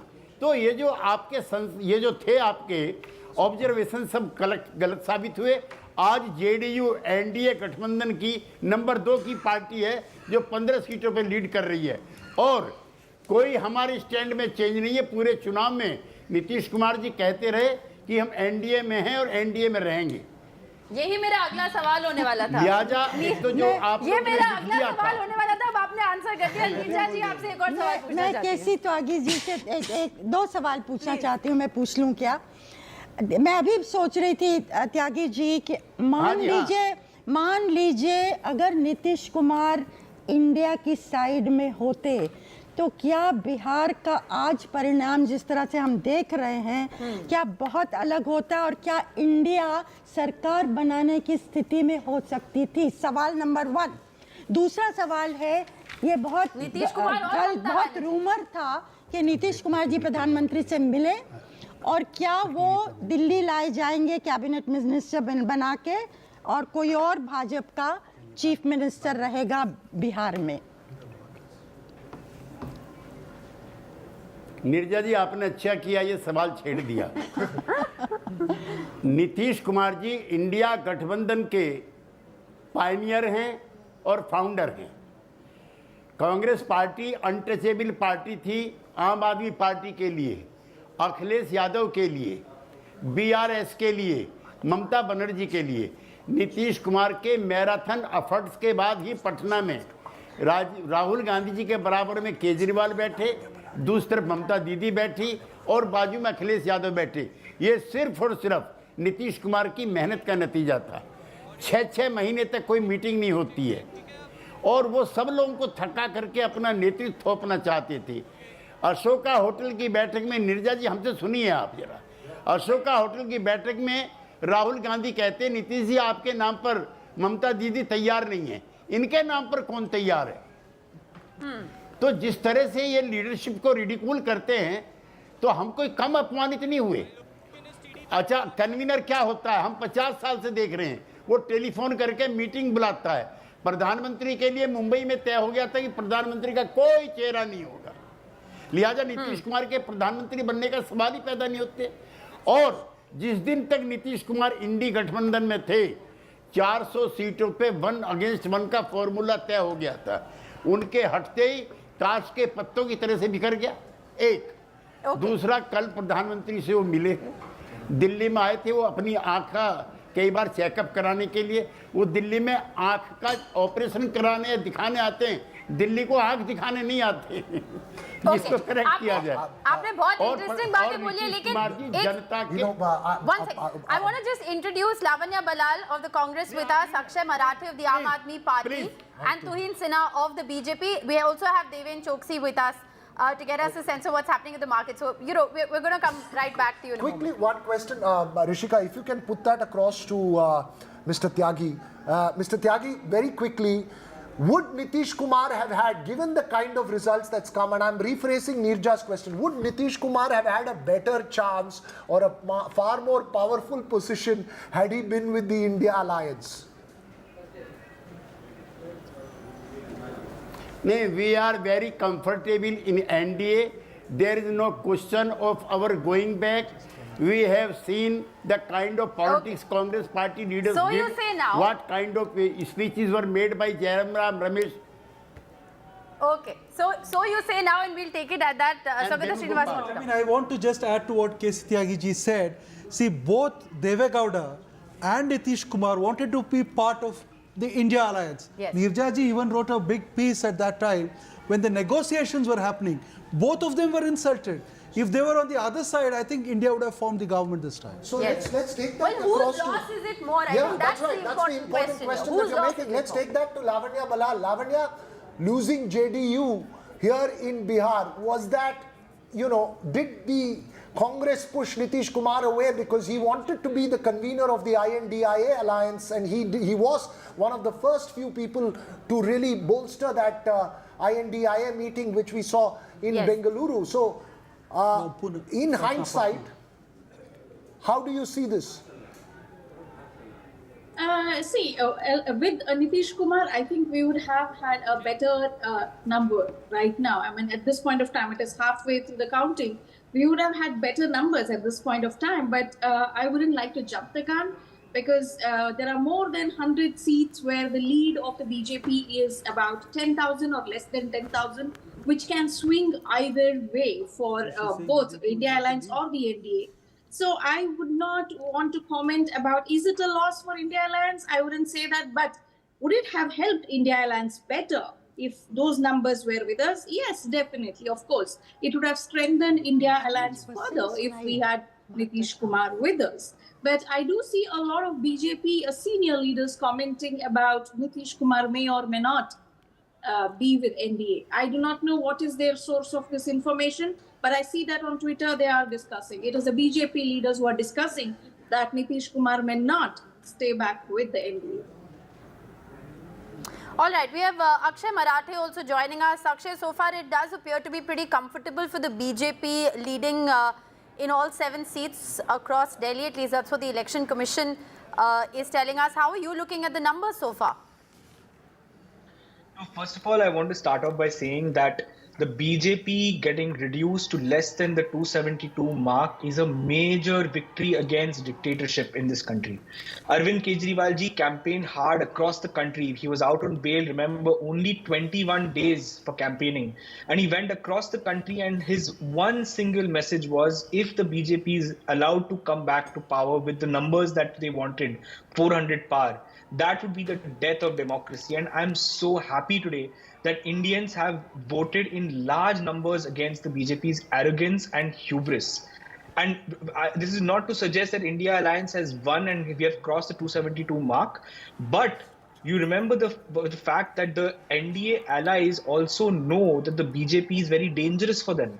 If you look at the BJP's own track record when it comes to their relationship with allies, whether it's Akali Dal, whether it's Shiv Sena, NCP, there is a very good chance that now that the winds are blowing in the other direction, the allies will feel emboldened to actually switch sides and form an India Alliance government. And I think the movement in that direction might already be happening in the background. But let's wait and watch. I'm not trying to jump the gun. But you know, we are hopeful that the India Alliance this alliance of convenience is also, you know, Veera, if you just look at the numbers in Punjab, the Congress leading in 7, Aam Aadmi Party in 3. There was no alliance between the two in Punjab, but there was an alliance in Haryana and in Delhi. So it's also played up in a convenient way. Nitish Kumar dropped, Mamata Banerjee didn't work out. Had the India Alliance perhaps made a more concerted effort to keep its bloc together, this verdict would have been very different. No, but Mamata has held her own in West Bengal. Nitish has held his own. Yes, you're right. They had more allies. Their numbers could be more. But Tuhin, at the moment when you see these numbers, what's the big worry? Is it the NDA number at 293 or is it the BJP number at 238, down 65? What's the big worry for the BJP at the moment? Still about 2-3 hours to go before the final numbers emerge. Definitely these numbers are not in sync with what the exit polls had projected just 3 days ago. So I think, you know, the exit polls also probably got it wrong. It is not in sync with our Sankalp or 400 seats. But having said that, I don't see any problem in the BJP forming a very comfortable majority. In fact, by the time the counting is completed, BJP will be in the vicinity of 272 seats. So I don't think there is any issue at all. But yes, I mean, UP is a surprise.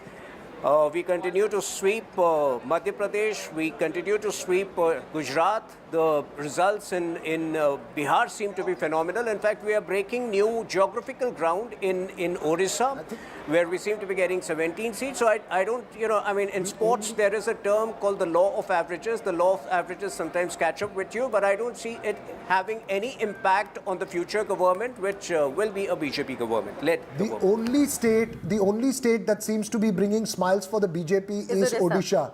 The rest of it seems to have been big trouble, whether it's Maharashtra or Uttar Pradesh, even Rajasthan, all seems to be big trouble for the BJP. Lavanya, in your own home state of Karnataka, the Congress seems to be holding up to what, 10, 11 seats at the moment? Yeah.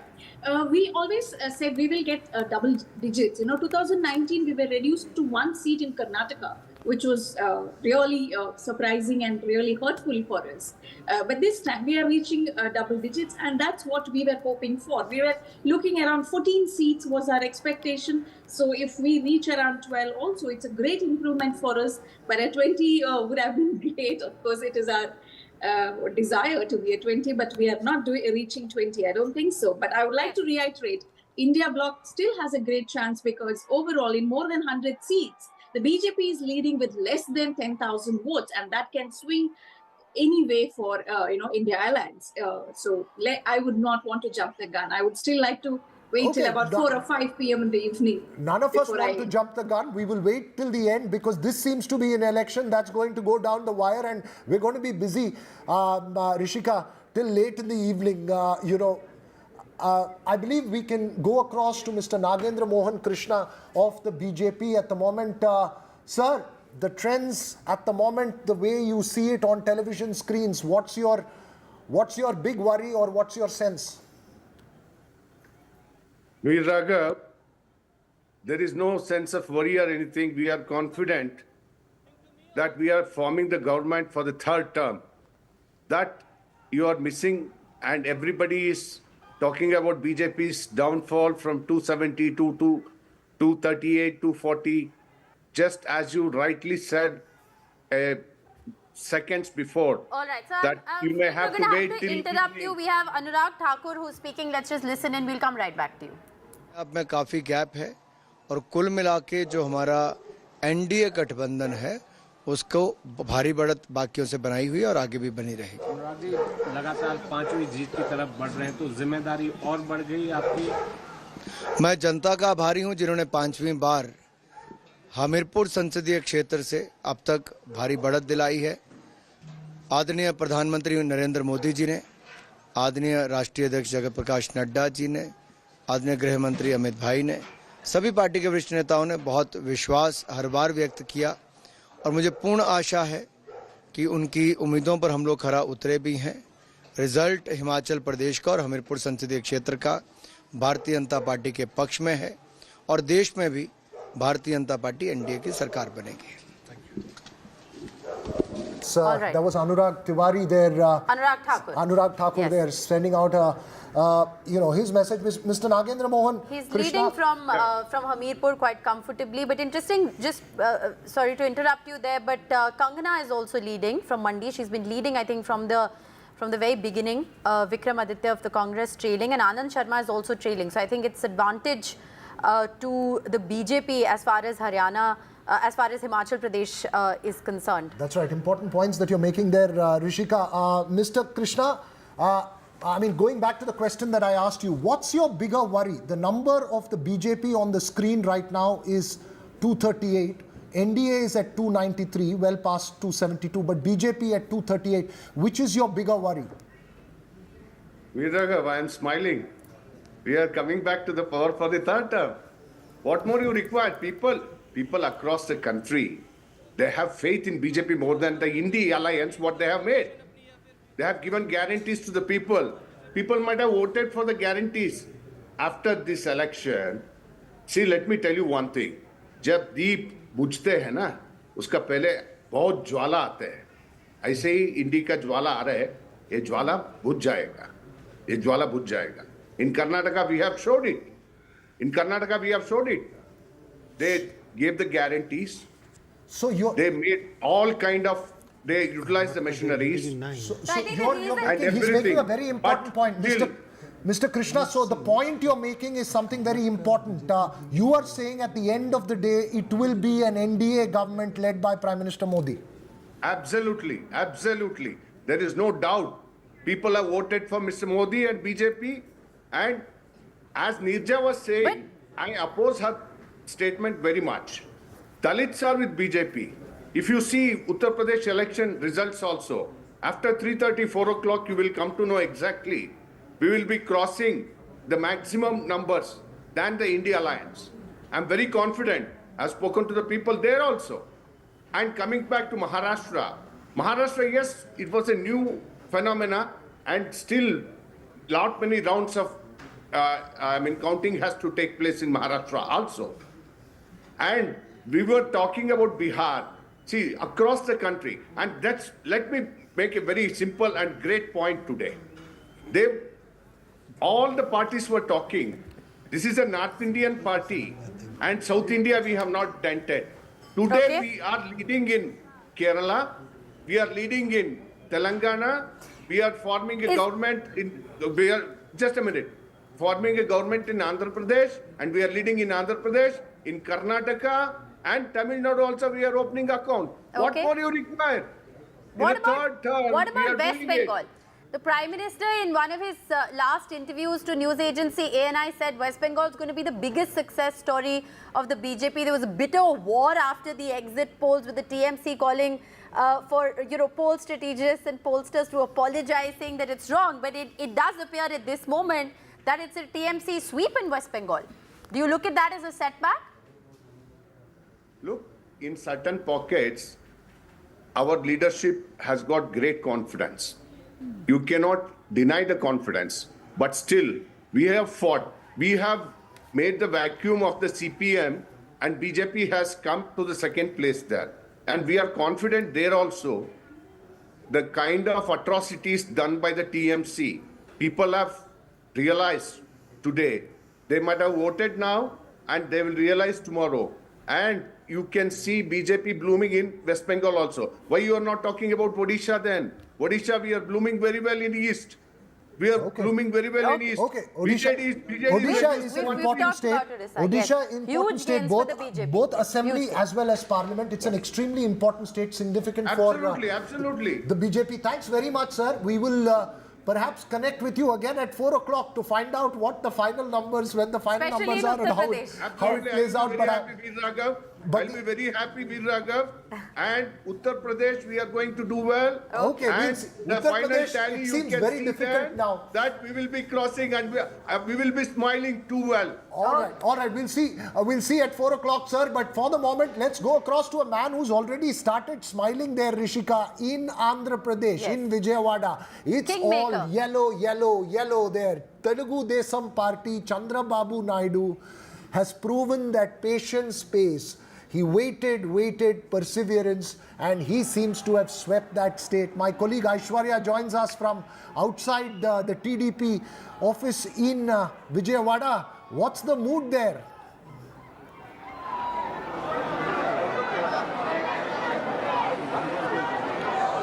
Well, once we saw yellow at the stadiums where Chennai Super Kings used to win. Now today what we are witnessing, all yellow out here at Vijayawada at the TDP headquarters. Just behind me, these happy supporters of the TDP, because it's just one way which has gone in Andhra Pradesh, whether it is the Assembly polls or whether it is the Lok Sabha polls. YSRCP had been defeated over here. The celebrations had begun early this morning. Chandrababu Naidu is a man who is on everyone's lips. Certainly it is the alliance that had worked here as far as the NDA is concerned, and happy faces. Joining with me are some supporters out here.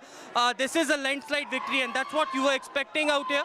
We were looking at a great victory, that what the mandate has given from the AP people. We are very thankful to the AP people that who is going to support the senior most leader and who is going to the build of the AP capital and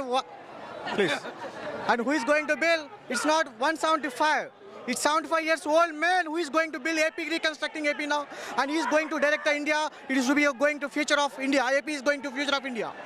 So people victory. It's all people victory, and it's Chandrababu Naidu victory. We want to say something. It was welfare versus the development story in Andhra Pradesh. There were several schemes that were projected by Mr. Reddy. That didn't, folded as far as the Andhra Pradesh. See, it's obvious. Always welfare schemes will not work right. There should be a certain level of development. If you see in the nation, we don't have any capital. But right now, I'm saying it very proud. Remember the name, Amaravati. It will be the great capital in India. It will be a very great capital in the world too. We will build it. We are software employees. We kept leave today to come to this office to celebrate our win. For the last 5 years, we are waiting very eagerly. See my eyes. We are not sleeping for many days for this victory, and we want today. We will make our AP very beautifully in the country and the world also. Very happy supporters out here at the TDP headquarters. This alliance also worked. The Sena, Bharatiya Janata Party, Pawan, Kalyan and Chandrababu Naidu made it for sure that this alliance should happen. Do you think that this alliance? Yes, sir.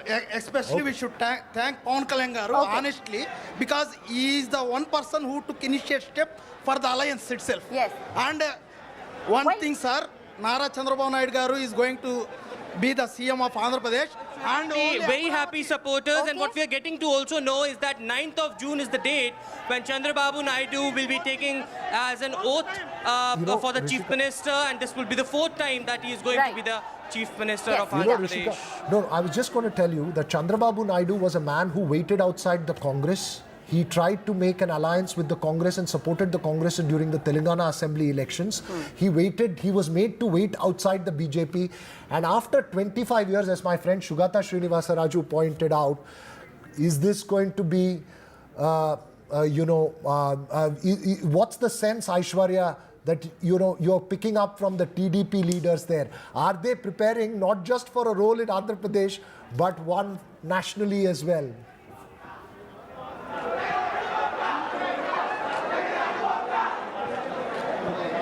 Well, certainly the supporters out here are very enthusiastic as far as the leaders are concerned. We spoke to them who were coming early in the morning at Chandrababu Naidu's residence. They were saying that it is not going to stop just in Andhra Pradesh, but they will be going to expand it, and therefore the reason perhaps the alliance of Bharatiya Janata Party and Sena came together as they were looking for a larger picture working under the leadership of Prime Minister. Remember, it was such words that were used by Chandrababu Naidu against Jagan Reddy as dictatorship and all. But on the other side, it is Chandrababu Naidu who also spoke that it is Prime Minister Narendra Modi who is working for the development of this country, and it is the need of an hour that Andhra Pradesh also needs similar kind of development as far as the entire country is witnessing, and therefore the reason perhaps this alliance got possible. We are getting to also know at this moment is that Chandrababu Naidu will arrive at the TDP headquarters and will address the Karyakartas. What's the plan from here on is something that Chandrababu Naidu will reveal when he will be addressing the supporters and the workers there at the TDP office. Also, Pawan, Kalyan and the Bharatiya Janata Party leaders will be meeting Chandrababu Naidu this evening as well. All right, the TDP was reduced to 3 seats in the last election, just for context, and they are currently leading in over 16. Amitabh Tiwari, if I can come to you for just a moment, how do you look at Andhra Pradesh? It's absolutely fascinating. It's almost flipped. The vote share difference last time around between the TDP and the YSRCP was over 10%. See, Andhra is a swing state. If you see, if you just replace the 2024 number with 2019, it was exactly the same result in favor of the YSRCP. But as Veera was mentioning, you see, if you remove the 21 seats which the BJP or NDA is getting in Andhra, the number falls to below simple majority. So the alliance in Andhra Pradesh becomes the key, and now 2 leaders. Nitish Kumar was in India, hopped on to NDA, 14 seats. TDP knocked on the doors of Congress also for an alliance. 30 seats. 30 seats, if you flip, India becomes higher than NDA. I think these 2 kingmakers. Okay. I think Amitabh and Rishika, more than Andhra Pradesh, before we get to our... Amitabh is trying to give a hint. What could happen and what should happen. I think this is the story of the TDP, Aishwarya, is way beyond Andhra Pradesh. Yes. Given the numbers on the screens, and if these numbers hold out, Chandrababu Naidu, the man you will possibly get for an interview by the end of the day, Aishwarya, could be an extremely, extremely important political person, as Sugata Srinivasa Raju points out, I think we leave it at 25 years. Yes, we leave it at that. Aishwarya, if we can just come back to you very quickly.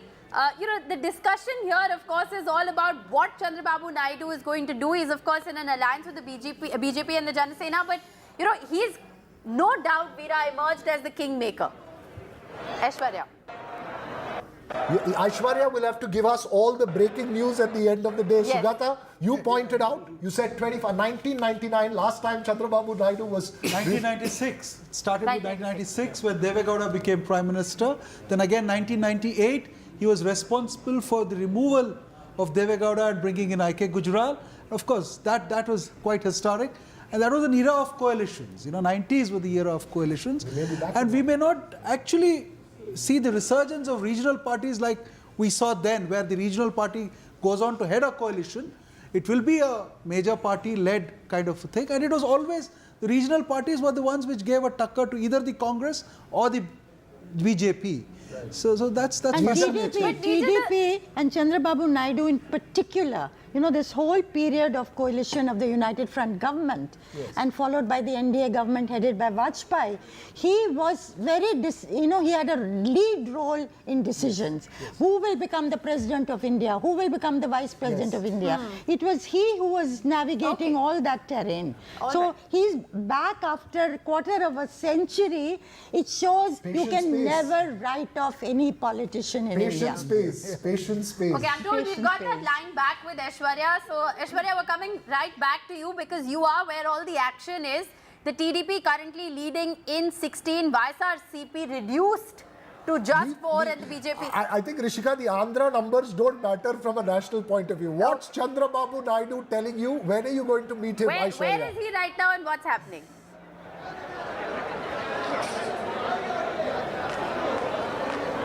Well, Chandrababu Naidu is at his residence. He will be stepping out soon from his residence to come over here to greet the Karyakartas who have in attendance in large numbers.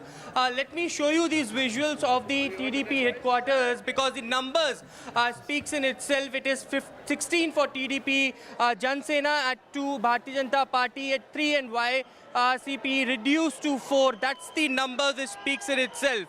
But a huge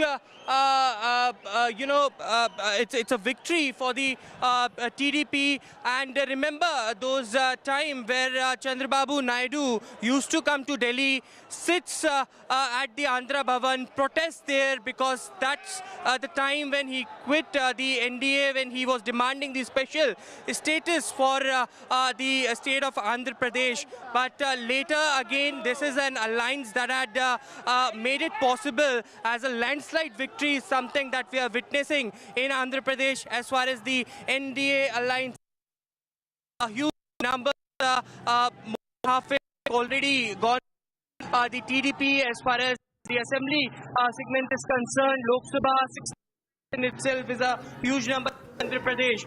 But there you can see outside the TDP headquarters and supporters, Sena already had okay.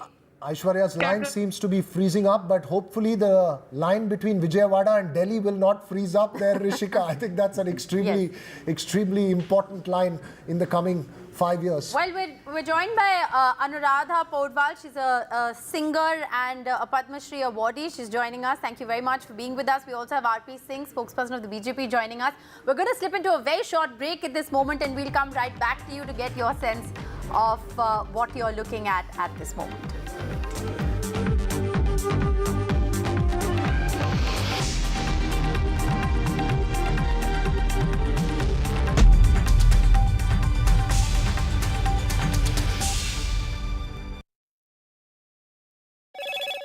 Hello, Moto.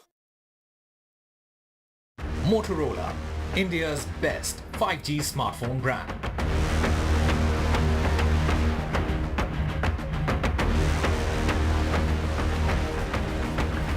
The India bloc is back in coalition. It has defied the poll predictions. The NDA so far continues below the 300 mark. India bloc maintains a steady gap.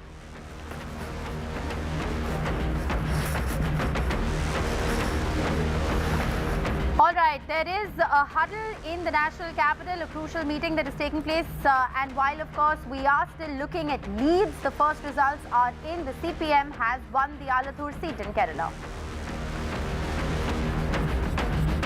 It is the return of the regional parties. Leads show a rise of regional parties, whether it's the TDP, the SP, the TMC or the Uddhav Sena. They've all bettered their performance. Does it indicate that local issues have indeed dominated the election? It's a stunner of a result, or rather stunner of trends as far as Uttar Pradesh is concerned. It's a resurgence of the Samajwadi Party, and BJP's Smriti Irani trails. All eyes will be on the final verdict in Amethi.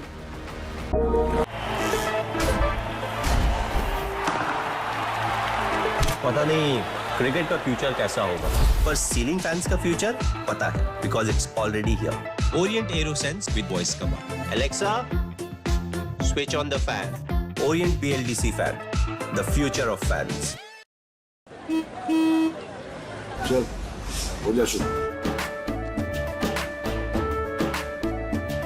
केसरिया से मन जोगी हुआ रे दिल झूमे देखो पतवारा हुआ रे दिल झूमे देखो पतवारा हुआ रे हर पल मनाओ केसरी त्योहार विमल बोलो जुबान केसरी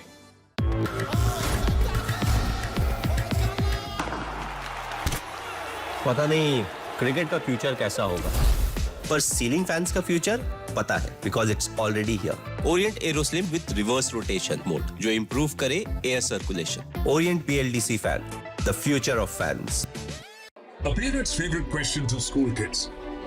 Result क्या रहा? An investor's favorite question to a startup. Result क्या रहा? Everyone's favorite question on a day of a cricket match. Result क्या रहा? India loves results, but this counting day, don't just know the result, understand it. Catch India's most important result out on June 4th on NDTV 24/7.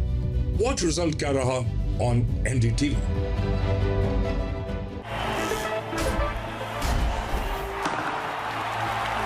पता नहीं cricket का future कैसा होगा पर ceiling fans का future पता है because it's already here Orient Aerosense with voice command Alexa switch on the fan Orient BLDC fan the future of fans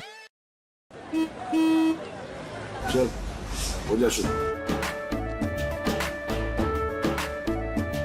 केसरिया से मन जोगी हुआ रे दिल झूमे देखो पतवारा हुआ रे दिल झूमे देखो पतवारा हुआ रे हर पल मनाओ केसरी त्योहार विमल बोलो जुबान Kesari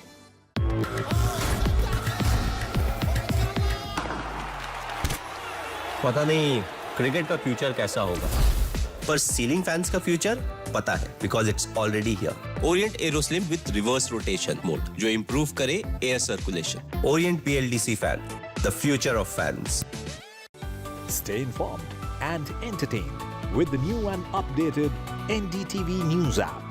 You can watch all our channels live, listen to podcasts, read breaking and exclusive news from around the world and more. Download the NDTV app today and get access to the best journalism and storytelling on your smartphone or tablet. The NDTV app. News that matters to you. Stay informed and entertained with the new and updated NDTV News app. You can watch all our channels live. Motorola, India's best 5G smartphone brand.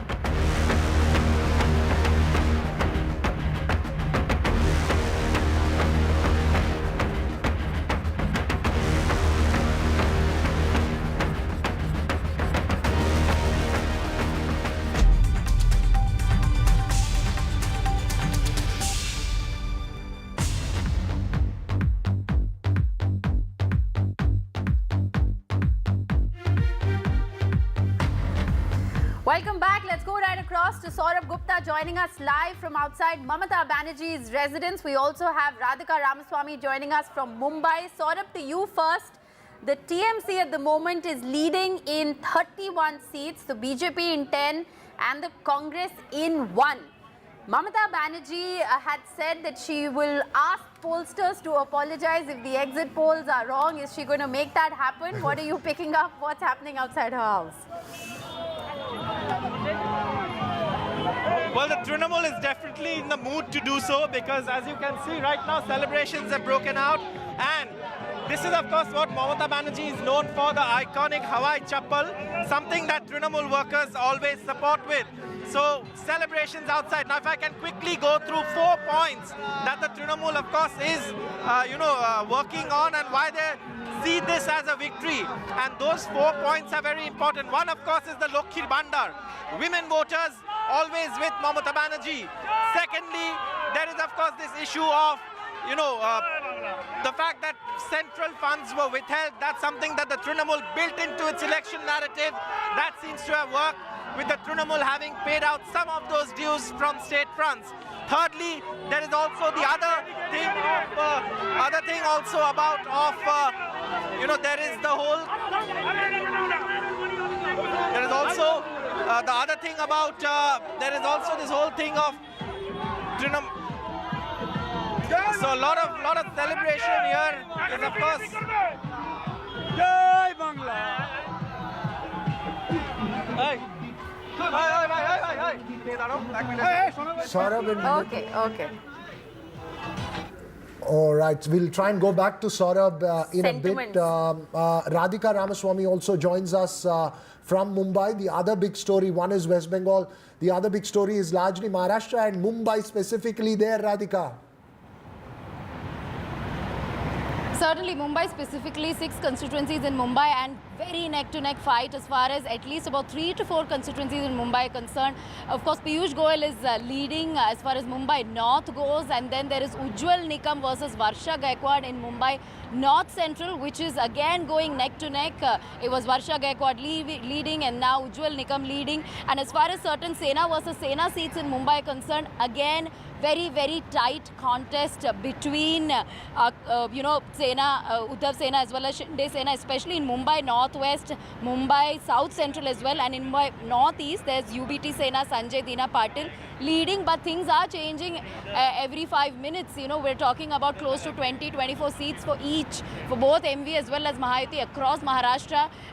Earlier it was 24, 23, then it became 25, 24 and so on. So it is changing every 5 minutes, very tight, very different from what it was in 2019, simply because of the change in political equations, because of the split in Sena and NCP. And every time we were covering elections over in the last 5 phases, this is something that we asked the voters as to whether they're confused when it comes to casting their vote, and the Sena split, NCP split was playing in their minds.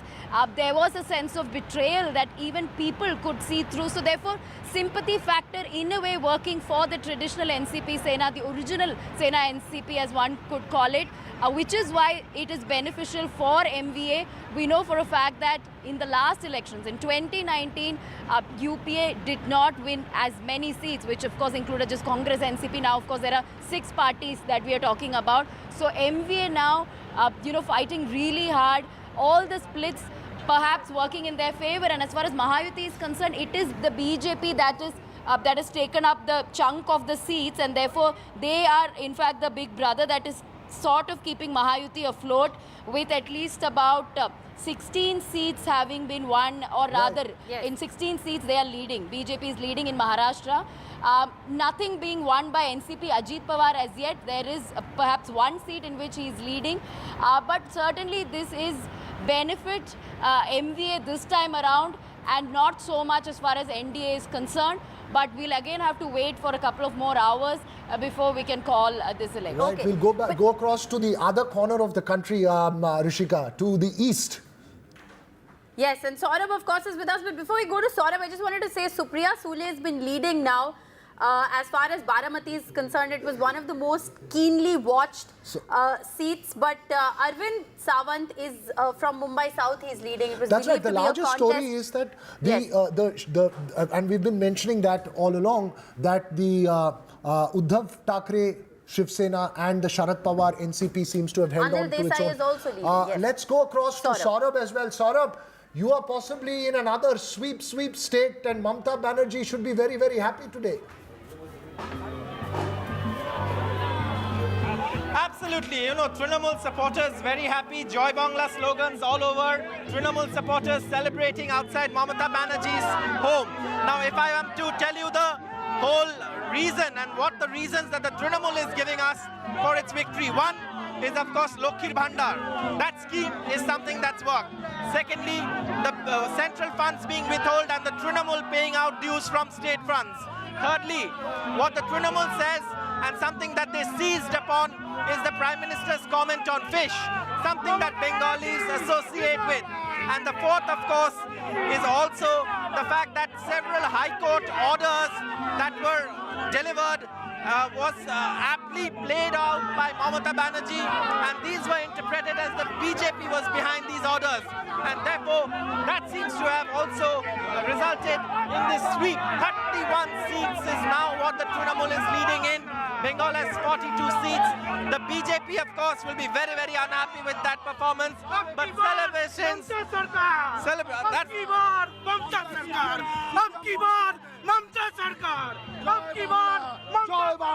Well, Joy Bangla and Abki Bar Mamta Sarkar, to borrow from a BJP slogan. This is, of course, as well.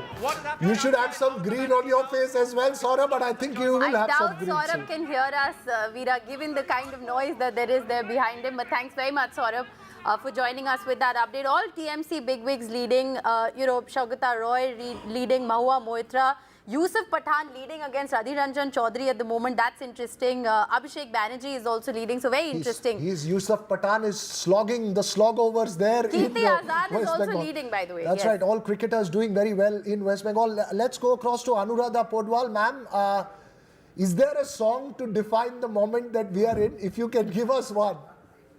You really think after listening to all this since morning, I would be inspired to sing a song? Please spare me today. No, but you should still try. Is there a song for this? Not really. Not really. Can't think of anything. Okay, but how are you looking at the numbers that you're seeing, ma'am? Well, I think the nation is taking an active interest more than all these past years. Everybody is wanting to play a part in the role of the elections. Right. All right. Well, democracy is thriving. I think that's all we can say it's a at fascinating the moment. Contest. Yes. Yeah, so let's just, we're going to take a very short break right now, but the numbers there on your screen, NDA at 290, BJP at 236 in terms of leads. As these firm up, yes, it could tell also a fascinating crucially, story of BJP India. currently below 240, and that's been the number for a while as well. And the Congress had in fact crossed 100, Veera, at one point, but now it'll be those two numbers that will be very important. Very, very important. We'll keep the conversation going here on NDTV, but for the moment, we'll slip into a very short break.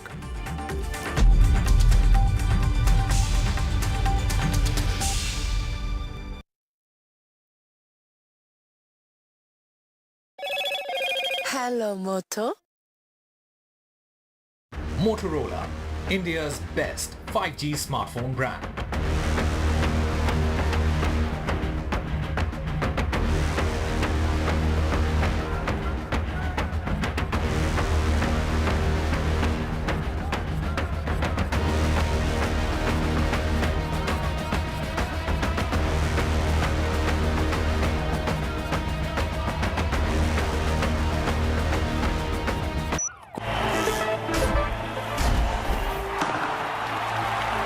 पता नहीं cricket का future कैसा होगा, पर ceiling fans का future पता है, because it's already here.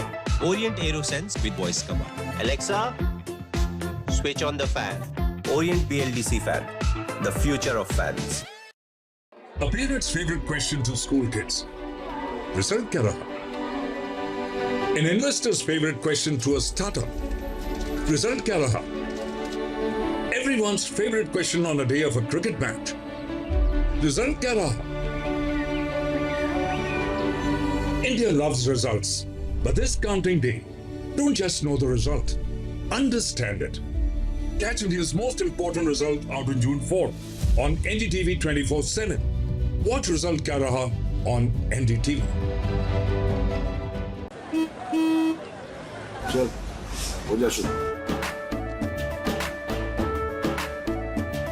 केसरिया से मन जोगी हुआ रे, दिल झूमे देखो, पतवारा हुआ रे, दिल झूमे देखो, पतवारा हुआ रे. हर पल मनाओ केसरी त्योहार. विमल, बोलो जुबान Kesari.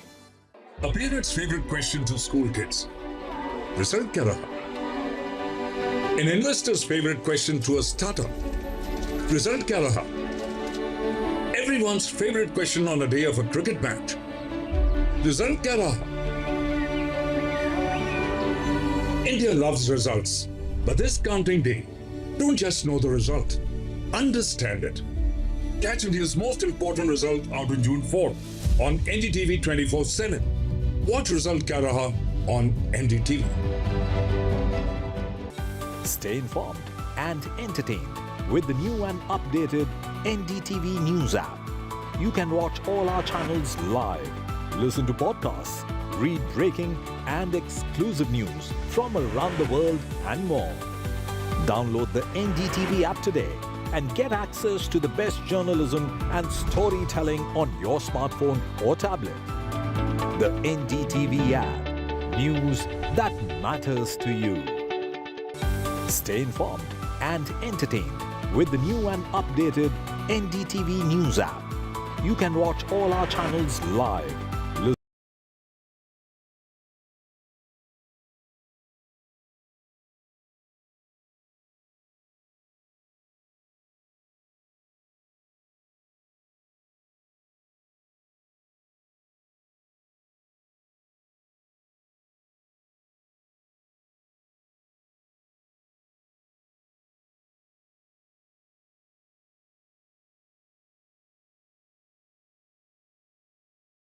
A parent's favorite question to school kids.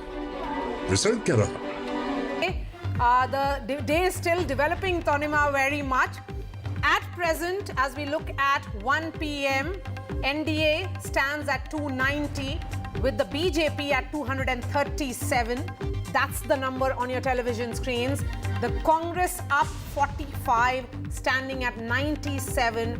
But Tanima, a good 125 seats have a margin of less than 10,000 votes. That's right. The counting is not over yet, of course, but clearly surprises in store, especially in certain battleground states, Maria, that we have seen when it comes to Uttar Pradesh or even West Bengal for that matter, clearly defying the predictions which have been made by the pollsters just a couple of days back. We'll get our ground reports also, of course, with our reporters spread out across the country. But first up, let's take a look at the headlines. NDA gets majority, BJP falls short. India bloc defies poll predictions. Samajwadi Party set for best ever performance.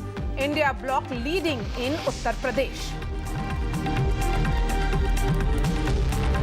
The Trinamool Congress, the TDP, the Uddhav Sena have performed, including the Samajwadi Party, which means all the regional players have held on to the ground and have done better. In fact, the TMC is also maintaining a significant lead over the BJP in West Bengal. And the TDP Plus Alliance leading in Andhra Pradesh Assembly elections. TDP stalls the Jagan juggernaut Chandrababu Naidu to take oath as Chief Minister on June 9th. And the market slide over 7% on the back of counting trends so far. Experts say that that Dalal Street is facing selling pressure as NDA underperforms.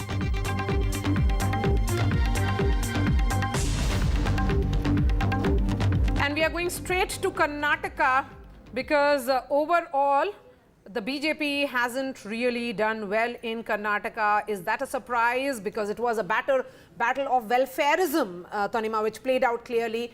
The welfarism of Siddaramaiah versus centre's welfarism, defying also what has been so far the trend in Karnataka of voting differently in the states, but voting for Prime Minister Modi and the BJP at the centre. Let me bring in Pratibha, who's joining us live. Pratibha, where exactly are you and what is the mood on the ground? Well, I'm right outside Mr. Yediyurappa's residence. In fact, it was his son Vijendra who was spearheading the BJP campaign here in Karnataka. Remember, the BJP had won at least around 25 of the 28 seats in 2019, and it was a sort of a prestige battle for the BJP as far as this election was concerned. Yes, like you clearly pointed out, it was a Modi guarantees versus the Siddaramaiah guarantees, and seems like Siddaramaiah guarantees have really worked in favor of the Congress, at least to the extent of being in the lead of at least 10 seats so far as the counting right now goes. And the BJP right now, in fact, the atmosphere here doesn't really seem to be as jubilant as expected as far as the BJP's performance in Karnataka is concerned. Both Yediyurappa as well as Vijayendra have refused to speak to the media as yet, and they said that they would wait for the trends to go further in terms of the counting today, and only then they would be reacting to the media. Definitely a setback for the BJP in Karnataka as well as for the nation in terms of their performance. But yes, the NDA has definitely spearheaded in terms of crossing the majority there. But in terms of what Karnataka is facing right now, the mood isn't that great in the BJP camp. But yes, the Congress, we are yet to pick up reactions from the Congress headquarters there. But not so great for the BJP here as far as 2024 election goes. Back to you. Yes, so let's try and bring in the analysts who are joining us here. Shogato, how are you looking at these numbers? I mean, how much of a surprise is Karnataka for you? No, Karnataka is not exactly a surprise, because Karnataka, the internal assessments of all the parties was 18 for NDA, 18 to 20, and then 8 to 10 to the Congress. So that is more or less where, I think the BJP has held on. If they had probably, done well with ticket distribution and, handling dissidents in North Karnataka especially, I think they would have done a little better. But in the case of the Congress, one expected it to be the other way around. The Congress should have got about 20, and the BJP and NDA should have got about 8. So that was what was expected, because the guarantees became a byword for the national, manifestos, and it became a very big thing across India. So there is I think from the level that they were last time. Will you then say that it was a battle of welfarism which played out there? No, welfarism, yes, but welfarism had its own issues, because the classic welfare idea of giving money to agriculture, irrigation, education, all of that was cut. So there was a lot of pressure from the MLAs themselves. There was no funds to sort of even asphalt roads. So that problem existed. So if the Congress had sort of balanced that, perhaps they would have crossed 15 or 16. So traditionally the BJP has done well from about say from 2008 on, or 1999 on, their vote share has considerably improved there. But if the Congress had probably balanced that welfare idea and not created a welfare utopia, probably they would have done better. Right. We'll of course continue with the Karnataka, discussing further on the Karnataka fallout. But for the moment, I'm also joined by my colleague Vedant, who is joining us from the national capital. Vedant, you were reporting from the BJP office. Though BJP is doing definitely well in the national capital, but what's the mood like this afternoon? I mean, it was comparatively jubilant earlier in the day. What's it like now? You're absolutely right, Tanima. In fact, earlier in the day, we saw some dhols here as well, Karyakartas coming to the party headquarters. But the mood really not very upbeat right now. In fact, if I can ask my camera person to follow me, I'd also show you how, Karyakartas from across the country, in fact, have gathered here watching, the results play out very anxiously. This is the mood here inside the BJP headquarters, where Karyakartas, as I said, from different states have gathered watching, the results on the big screen. Some sort of anxiety still there, though of course there was some slogan hearing as well, with Karyakartas sort of upbeat about the fact that at least the Prime Minister is poised to return to power, and the NDA is set to form the government. But as we show you these visuals, let me also point out that when we spoke to Karyakartas here, particularly from the south, Maria and Tanima, there was certainly some sort of disillusionment with the central leadership. That's what we picked up from Karyakartas from the south. They said that feedback from the ground was not taken seriously, and that is perhaps one of the reasons why why the results have turned out the way they have. So that disillusionment certainly there, particularly among Karyakartas from say Karnataka and even Tamil Nadu, and they said that they have of course sought time with BL Santosh as well. So all of that playing out here. Of course, the Prime Minister was expected here at about 6:37. Something that That, of course, is a usual practice when it comes to elections with the BJP, the big screen put out here. But certainly right now, the mood not as jubilant as it was in the morning. Great degree of caution there, which we are seeing at the BJP headquarters, because certainly these are unexpected results for the party. If we were to make that comparison from 2014 onwards, Tanima, in 2014, the BJP had won alone 282. It had gone up to 303 on its own. And with NDA, it had touched 350. So it's not really a number that they would be too happy or too pleased to look at. Aishwarya is joining us. Aishwarya, you are where all the celebrations are happening. And we are told that Chandrababu Naidu will be taking oath, likely to take oath on 9th in Amravati. So in many ways, he's declaring the capital of Andhra Pradesh also. One of the talking points in these elections. Well, certainly there is extreme humidity out in Vijayawada, but this heat and this humidity is not letting the supporters and the Karyakartas of the TDP let down. They're celebrating in huge numbers. They have arrived over here, as my camera person is showing you these visuals of firecrackers being busting out just right outside the TDP headquarters, where we've been told that Chandrababu Naidu will arrive very soon, and he will be addressing the Karyakartas of just not the TDP but the Sena and the Bharatiya Party as well.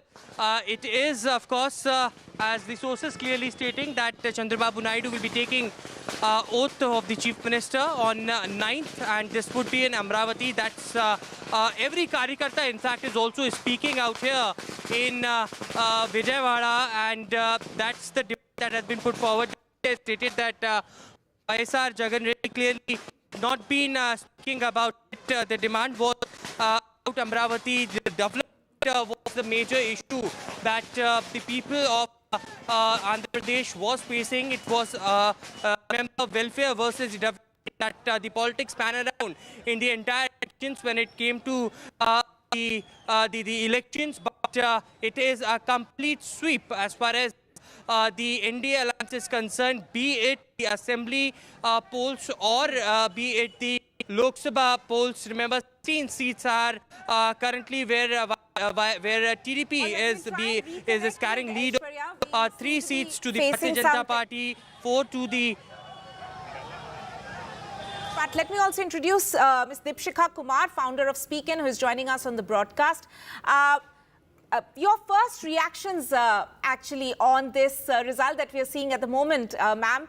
At the moment, of course, as we know that we've been reporting that NDA is inching closer to the 300 mark, but the opposition has maintained a very close, steady gap through the day so far. The counting is still underway, but what's your analysis at the moment, looking at the numbers as of now? I think the biggest winner has perhaps been, like, we've been talking about the welfare, the economics of welfare and the whole welfareism per se. I think this election is a beautiful testament to the entire prophecy of differentiating between an influencer and an actual leader. There have been a lot of influencers in this entire campaign. I mean, very, very strong leaders who have come out, larger than life figures, and across the board. I mean, both of course, from Prime Minister Modi to the local level leaders as well. But I think what ultimately has won is the connect to the lowest level. And maybe people like us who are sitting on English channels and watching what the news is saying, from Financial Times globally to the Times of India locally, we are perhaps a little further away from what is actually happening on the ground. Maybe the actual work, the actual delivery of, whether from an employment standpoint, from trading standpoint, from startup standpoint, from actual work standpoint, that probably has spoken. Yeah, certainly. I mean, that would be a fair assessment to make, that this is a welfareism narrative that we saw playing out in India. We also have Shama Mohammed of the Congress, Krishna Hegde of the Shiv Sena, and Ghanshyam Tiwari of the Samajwadi Party. While we look at the numbers play out, there are, of course, that will be seen as challenges. How should we be looking at it? Shama, talking specifically, let's start with Kerala first. it's Congress all the way. Yes, I mean, Congress party has always done very well in Kerala. But I must say today is about the exit polls. I mean, I said it yesterday on your channel, the exit polls were wrong. And I was very sure about it because I have visited states, I have people who visited states, and look at the biggest shock is UP. I mean, UP, I was told by the BJP, they were expecting around 70 plus. And they've got a slap on their face. Exit polls gave us nothing in Karnataka much, Telangana, we were not getting much. So the exit polls are really wrong, and whoever's done these exit polls, one has to catch hold of them because it was most of the exit polls. So I don't know how the exit polls can go this wrong. I told you 2004, and that's what has happened. Yes. Kerala, we are doing very well. I was just going through all the candidates. It's just one where we are trailing. That's about it. I mean, two seats basically.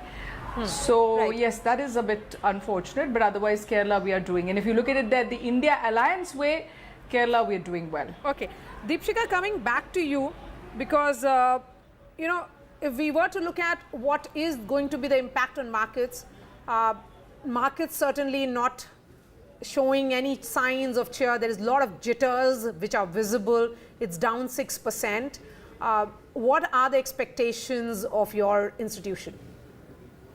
I think it's still wait and watch. I mean, today is going to be a lot of, like you said, jitters. It's going to be up and down and up and down. But overall reaction will definitely be much more somber. I think a big correction, which everybody was looking at, has perhaps come.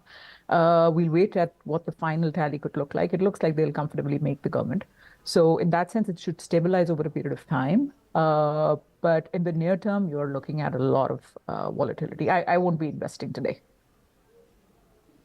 Right. Ma'am, one more question actually before we actually let you go. But, you know, women voters have been termed as one of the X factors to look out for in these elections.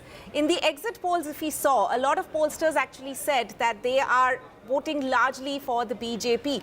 Have we read the women voters wrongly? What do you think in terms of the exit polls? I think exit polls, like Shoma was mentioning, has pretty much not going to be a point of conversation today. Everybody's got it wrong. Maybe there was a lot of confirmation bias going on. But as far as women are concerned, I think there are two parts to it. I mean, I'm myself a woman entrepreneur. I would look for, particularly from an entrepreneurship standpoint, I would look for a stable environment where I can grow my business. Is this a stable environment where I can grow my business? Is it an attractive environment? Has I gotten that attitude to run a business with confidence? Absolutely yes, and full credit to the government for that. Is the environment on the ground supporting me to run it like a business that I want to? No, there's still a lot left to get there. On the personal side, as women voters are concerned, across spectrums, I think number one is unemployment and the cost of living. These are the two things I don't think, as the results are saying, I don't think there has much been done on that front. Okay, before I let you go, a quick word. Of course, you know, we had put the spotlight on the women voters. There has been a lot of focus also on the youth of the country. On ground, we did hear the chatter around absence of jobs. Is that something that is going to be the talking point going ahead? A lot more? It should be. We've been hiring over the past 3 months, and there are two big problems that the job market will see. Number one, the overall sentiment is in doldrums. People are not hiring, right from the larger organizations in the IT/ITES space. Companies are not hiring. You can hear it from the top institutions for the freshers, from IIT, you know, where we have more than 200 people not placed yet, unheard of. Second, in terms of people who are now looking to move further in their career, they've been really spoiled in the past few years by the whole startup culture. The salaries have gone through the roof. Now these people, because of lack of jobs, are coming back into the market and they've become virtually unemployable. The third and the biggest thing that is happening is, again, going back to the attitude side. Some people have really absorbed that attitude, the India story, you know, the digital revolution. I have access to this and that and this and that. The problem that is created is that there has been an absolute mismatch of aspirations versus available opportunities. That is creating so much dissatisfaction. The youth today thinks is blowing up the available opportunities and you know, maybe looking at it through a mirrored glass. I think there's some rationalization needed there for the job market to get better. I don't see getting better in the next 6 to 9 months. So basically rationalization at all possible levels, one would say, including the markets. Deepshika, I appreciate your time. Thank you so much. Let me go back to Nalin Kohli and also bring in Shama Mohammed. There's some celebrations that are happening outside BJP President JP Nadda's home. Reasons to celebrate or lots to introspect? Nalin Kohli? Well, certainly reasons to celebrate that we are forming the government. I mean, the NDA, which is a pre-poll alliance, and may I remind everyone that the former President K.R. Narayanan is the one who set the precedent that a pre-poll alliance will be invited to form the government. That is the norm. There is only one pre-poll alliance in the country, and that is the BJP NDA. They have crossed the majority mark, which is evident, 290. What the final figure is, we will know by 3-4 o'clock. Okay, so if that is not cause for celebration, what would be? Only twice in the history of India, have you had a government coming back to power 3 times, Pandit Jawaharlal Nehru and under Prime Minister Modi. No, but in so this we have to thank number, the voters for that. It's not, of course, I agree with you that this is, you know, Prime Minister Modi returning for the 3rd time, as you're saying. But if we look at these numbers, BJP at 237 actually means that the allies will have a greater say. So certainly we will be looking at why we have not been able to cross the 272 mark ourselves. But then the BJP has always analyzed every result in victory and defeat and come out stronger after that. So that's not a cause of concern. The fact is, has the BJP NDA crossed the halfway mark? Yes, they have. Have the people felt confident enough to give it a 3rd term? Yes, they have.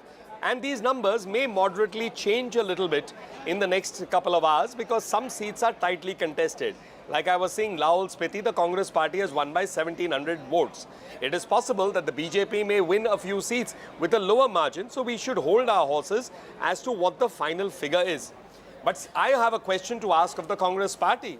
Will they apologize to the Election Commission and to the voters of India for raising unnecessary questions on the issue that democracy is in danger and the electronic voting machines are suspect? After all, it is under these electronic voting machines. The Congress party seems to be increasing its seats by almost about 30. So therefore, they owe an apology for raising this constant thing that democracy is in danger and then going globally and Mr. asking Kohli, what will Europe and America do about it. We'll give Shama Mohammed a chance to respond to that. Yes, Mr. Kohli will give Shama Mohammed a chance to respond to that. But first, let's look at some live visuals coming in from both sides in the national capital. There's Congress also celebrating. These are the visuals on your screens there. On one side, you can see that the BJP is celebrating from their office in the national capital. The Congress also in celebratory mood in Delhi. So quite a story there in terms of the pictures if we look at it that way. But Shama Mohammed, would you like to respond to Nalin Kohli? No, before I come to that, I just want to say when I heard Nalin Kohli speak, there's only one pre-poll alliance. I get the feeling that he's very worried about his alliance partner, whether they would leave the NDA or not, is what I got the feeling when Nalin was speaking right now. It's incorrect. Number two, I've always said I have no the people feeling. of this... So don't assess my feelings, Shama. Let's speak on the issue, my friend. I didn't. I know. That's what I'm saying. I'm not. There are no feelings in my mind to that. I must clarify to the viewers. This is a rare sight when both of you are celebrating. Both the parties are celebrating. All smiles on both One the party faces. which is not forming the government, the other party which is forming the government, and still they are down. But obviously, it is not as per their expectations. But Shama, you know, democracy. At least today, the opposition should say democracy is safe and it's up and kicking. We are robust. See, let me be very clear. The people went out and voted rightly. But the Election Commission at the end of the day did a lot to help the present government. And I'm not going to go back on that. Model Code of Conduct was violated numerous times by the Prime Minister of India and many other BJP leaders, but no action was taken. And I'll continue to say that. I never spoke about EVM machines, so I don't know who spoke about that according to You didn't. All the petitions but were we have in always court. had that let me petitions finish. were in the Nalin, court. let me finish. Nalin, Of you're course, not. Shama, of course, Let of me course, Shama. finish, Nalin. You're not letting me finish. Let me finish. This issue about EVMs is what we said is all the democracies in the world, including America, Britain and many European countries, nobody uses the EVM machines. So what we are saying is that like other democracies like in the world, let's go back to the ballot box. I even want to go back now to the ballot box. Will you also accept that there should not be any fear regarding the functioning of Indian democracy or its institutions? The Election Commission did a fair job. Indian there is about institutions. Let me finish, Maria. The institutions, for example, the exit polls. What was the exit polls? Who asked the exit pollsters to go with a certain thing? The present dispensation. They said we want it our way. They were pressurized to do whatever they had to do. Yes, but I remember once a virologist came out and gave us better figures. He had to delete. He had to delete his tweet. He has to delete his tweet to say that. So we know. Yeah, they're completely exaggerated. That's a fair assessment. Yes, Nalin, go ahead. I think it is unfair for Shama to say that, there was pressure on the media. Not one media channel has said so. It is as false as Mr. Jairam Ramesh's statement to make a wild allegation that the Home Minister called up 150 DMs or district magistrates to say you will help us win. I mean, these are wild allegations. Either come up with some evidence. And So on the EVMs, if I may point out that the court of the Honorable Supreme Court, 1 minute, Shama, 1 minute, Shama. Shama, now it's my chance to finish my point. Yes, the Supreme Court, the Honorable Supreme Court told and reminded the Congress lawyers to say that do you wish us to go back to the paper days, and we saw what mess used to be there. Today, when the EVMs are making all parties win whom the people want to elect, how can you say that democracy is in danger? Mr. Rahul Gandhi is saying that democracy is in danger, going and internationalizing it in Europe, in America. I mean, certainly raises some serious questions about him. I think he either owes an apology or says, I'm sorry, I made a mistake. Today will be a day in which we'll be looking at ahead. Can I reply? I need to reply to this. I have to reply to this. You are getting chance to reply. And we'll be very pleasant with each other. I'm not going to. I'm just saying, I'm not going to go back. Democracy is in danger, was in danger under Mr. Modi, and there is no change about it. He tried all his ways, even how to select an election commission. A bill was gotten to change the way, remove the Chief Justice, put a cabinet minister. Okay, Shama, let's look at this 232 numbers. In 2017, Nalin, let me finish. No, Shama, we'll be looking at these numbers because please, we have experts in the studio, and I'll bring in Mr. Shama. I want to finish my let's point. Move away from the politicians a bit now, Let me finish please. my point. Because there is a piece of breaking news that is coming in from Andhra Pradesh. Prime Minister Modi has spoken to Chandrababu Naidu. Remember, reports are coming in and sources are indicating that Mr. Naidu is all set to take oath as the Chief Minister on 9th. In Amravati, Prime Minister Modi has spoken to the alliance partner in Chandrababu Naidu just few minutes back, and that's what sources are telling us. We'll try and connect with Uma Sudhir. This is an important call that has been made, Shagata, and timely call. Yes, of course. With the numbers looking the way they are looking, I think Prime Minister Modi or the BJP does not want any ally to sort of look distracted, look the other way, and I think they're just trying to keep their flock together. So it's extremely important call that has been made. And another point that earlier, and that it has not come out in the discussion earlier, is that would the numbers be better for the BJP had the RSS? There was this little chatter that was spread that the RSS has not really come out and worked. So now we'll have to see if that was really true. Okay. We have Uma Sudhir joining us on the phone line. Uma, so the oath-taking ceremony will be, I can see you. Uma, so the oath is likely to happen on 9th in Amravati, and now the Prime Minister making that call is what sources are indicating.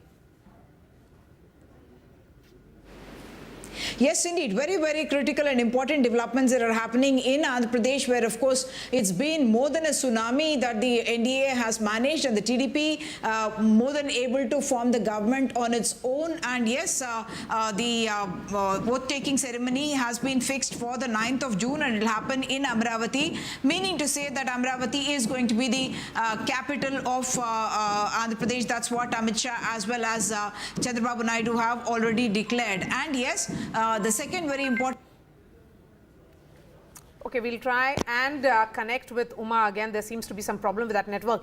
But Amitabh, looking at this number, it's a landslide for the TDP. The Sena, surprisingly, has also done very well. See, Andhra always, we've seen swinging from one election to another. If you just replace the year and just replace YSRCP with TDP, you would have almost got the similar results in 2019. They won 151 and TDP plus JNP is 151. Now, TDP plays a crucial role in government formation at the center.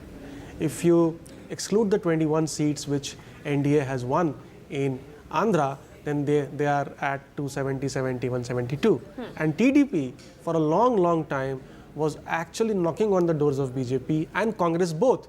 In fact, only after the 3-0 drubbing of Congress party in the Hindi heartland did TDP finalize to go ahead with BJP. And this seems to be a differentiator, key differentiator state between the two alliances in this election. So YSRCP at 17, TDP plus, which is essentially Jana Sena and the BJP, they have had a massive gain of 134. In fact, sources in TDP are telling us that Mr. Naidu has put his eyes firmly on the Lok Sabha numbers. That's of course the Vidhan Sabha numbers where the TDP has gained a good 108. The BJP has gained 7 seats. That is the number of seats that they contested on. And the Jana Sena making a gain of 19. But let's look at the Lok Sabha numbers also. And what sources are telling us is that Mr. Naidu will speak only after the Lok Sabha numbers become clear, because there are 4 seats on which YSRCP is leading. Which are these 4 seats? He's trying to really figure that out. But for the moment, NDA leading in 21 seats, in all 21, it's a clean sweep for Chandrababu Naidu. And one of the talking points, as we have been saying on ground, was certainly, you know, that how will this really pan out? Right.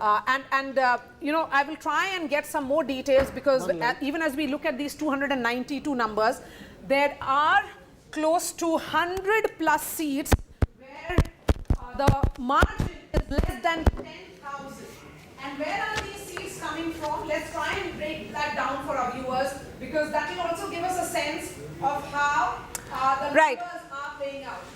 Right. We will, of course, be going into a breakup, a proper in-depth analysis, as Maria is going to show us on the big screen there. But as we were discussing, Shugato, you know, what we can see right now playing out in Andhra Pradesh is a bit of a role reversal. Like Chandrababu Naidu has actually scripted a comeback for the NDA in the state, and the way Jagan did it back in 2019, this seems to be a same, you know, it's just the main characters have kind of changed in this way. Absolutely, it's a role reversal in every which way.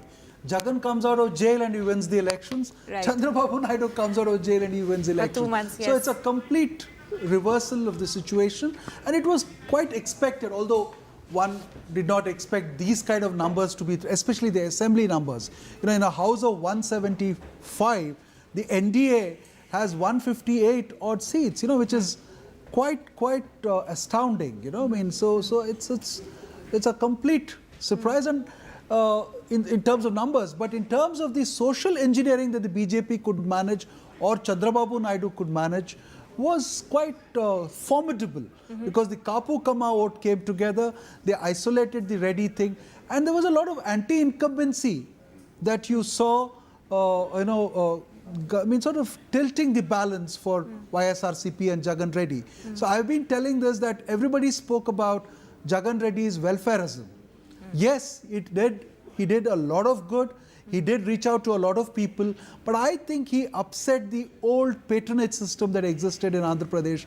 See, politics is ultimately about that kind of patronage. So he brought in a new tier of volunteers who were actually ensuring the delivery of the welfare programs, which sort of subverted the existing structure, political structure. And if the existing political structure is upset, that means the MLAs are unhappy, the Gram Panchayat members are unhappy, the Taluk Panchayat members are unhappy. Right. So it's a kind of game which got upset and subverted. Right. Yeah. Mr. Tiwari, I wanted to also ask, do you think it's also a matter of strategic alliance that the TDP could actually stitch together? The TDP, Jana, Sena and the BJP actually managed in Andhra Pradesh? Or as Shugata was also saying, that Andhra probably has a bit of a, whether swinging is the right term to use or not, but essentially the fact that 2019 people gave Jagan a chance, but he did not, in a way, he must have disappointed certain sections. But is it a strategic alliance which really worked out in the favor of TDP? Yes, because TDP under Chandrababu Naidu has won the state only in alliance with BJP. No. So BJP is sort of a lucky charm for Naidu after he has taken over the party from NTR. That's number one. Number two is that it's a simultaneous election. Yeah. In simultaneous elections, I have been saying this clearly here, the party which wins the Vidhan Sabha elections will go on to win the maximum seats in Lok Sabha. Right. That's what's happening, and that is what is happening in Odisha. For BJP to gain this massively in Odisha, they have also won the Vidhan Sabha elections. Beyond a point, split voting in a simultaneous poll does not take place. It's a risk, it's a gamble being taken by the incumbent government probably. But for the moment, let's go across to Maria as she gives us more detailed analysis from the big screen. Yes. Because, Tanima, it's 1:30 and let's try and put the spotlight on seats where the margin is less than 10,000. In fact, 127 seats which are spread across Bihar, Uttar Pradesh, Andhra Pradesh, Bengal, Maharashtra, Chhattisgarh and also Tamil Nadu have less than 10,000 margin. So let's try and look at Uttar Pradesh in particular, as we have been talking about surprise number gains, Amitabh, that's coming in from Uttar Pradesh. Just look at Amroha and Fatehpur Sikri. The margin between the BJP and the Congress is around 6,000 votes. Let's go further. Again, another seat, which is Allahabad. The margin between the BJP and the Congress is 5,389. Another seat, Mirzapur and Farrukhabad in Uttar Pradesh. The margin is less than 5,000 votes. And if we were to do more micro-analysis, West Bengal's Behrampur, important constituency there, the margin between the TMC and the Congress, the BJP is really not in the fray. It's party number perhaps 3, when there was perhaps that strategy of not going for alliance seemed to have worked in Bengal in particular, because if you look at the gap, the contest is happening between the TMC and the Congress on this seat of Behrampur. Again, in Alipurdwar, it is in West Bengal. The battle is between the TMC and the BJP. The margin is around 3,549. So, again, Uttar Pradesh, if we were to look at it further, Banda, the seat where there is a contest between the BJP and the Samajwadi Party, after almost 7 to 8 rounds, the margin is less than 3,000 votes. Uttar Pradesh, Phulpur, look at this number. It is Samajwadi Party versus the BJP. The margin is 2,028 votes. Uttar Pradesh, again, Unnao, the margin between the BJP and the Samajwadi Party, 1,352. So when we look at these numbers, is this consolidation? Because by 1:30 we usually tend to come to conclusions, Amitabh. And if we were to look at UP, because that's a huge surprise coming in UP in particular, 42 is what India is standing on right now. And the NDA, which includes the BJP, the Apna Dal and smaller parties such as Nishad Party, is at 39. See, a 10,000 margin is nothing in a Lok Sabha election. However, one thing which we have to see here, and I think the team needs to pull that out, is how many of these 127 seats is the NDA leading on, and how many of these 127 seats is the UPA leading on, because that is the key. And normally what happens is that the close contest seats are also distributed in the same ratio or the proportion of the overall seats. So I think that's a very key number. That's a fantastic stats which you have pulled out. But I think additional information will also give insights, more insights to the viewer as to how this election is not yet over. Break it down further, there are a number of seats, but most of the seats that are coming in from West Bengal, interestingly, it is BJP TMC, because Ranaghat, for example, it is less than 10,000, 9,000 to be specific. Let's go further. Srirampur, TMC versus BJP, BJP trailing by 8,000 votes. In Damdam, interesting battle again. 8,794. If we go further, let's look at more West Bengal seats. Bangaon, between the BJP and the TMC, the margin is just 7,000 votes. Maharashtra is again a state where the India bloc is seen to be making massive gains, be it in Bid or in Bandara Gondia. The margin is just around 7,000 votes. So, while we look at it, it's becoming increasingly clear that these numbers are consolidating, and NDA hovering somewhere around 290 and India around 233. Amitabh. Yeah, so we'll have to wait and see how these 127 seats, the trends and the results pan out. The margins are fairly close. It is still, I think, more than 10 to 12 rounds still left. These could be the deciders, but I think we will have to see how many of these is India leading in and how many NDA leading in, because that's a crucial number.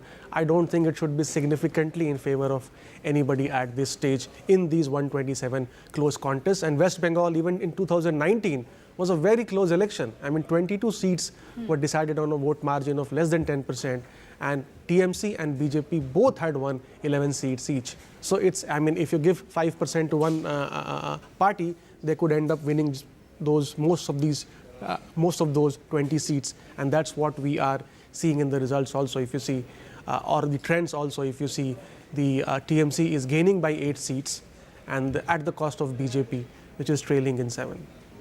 All right.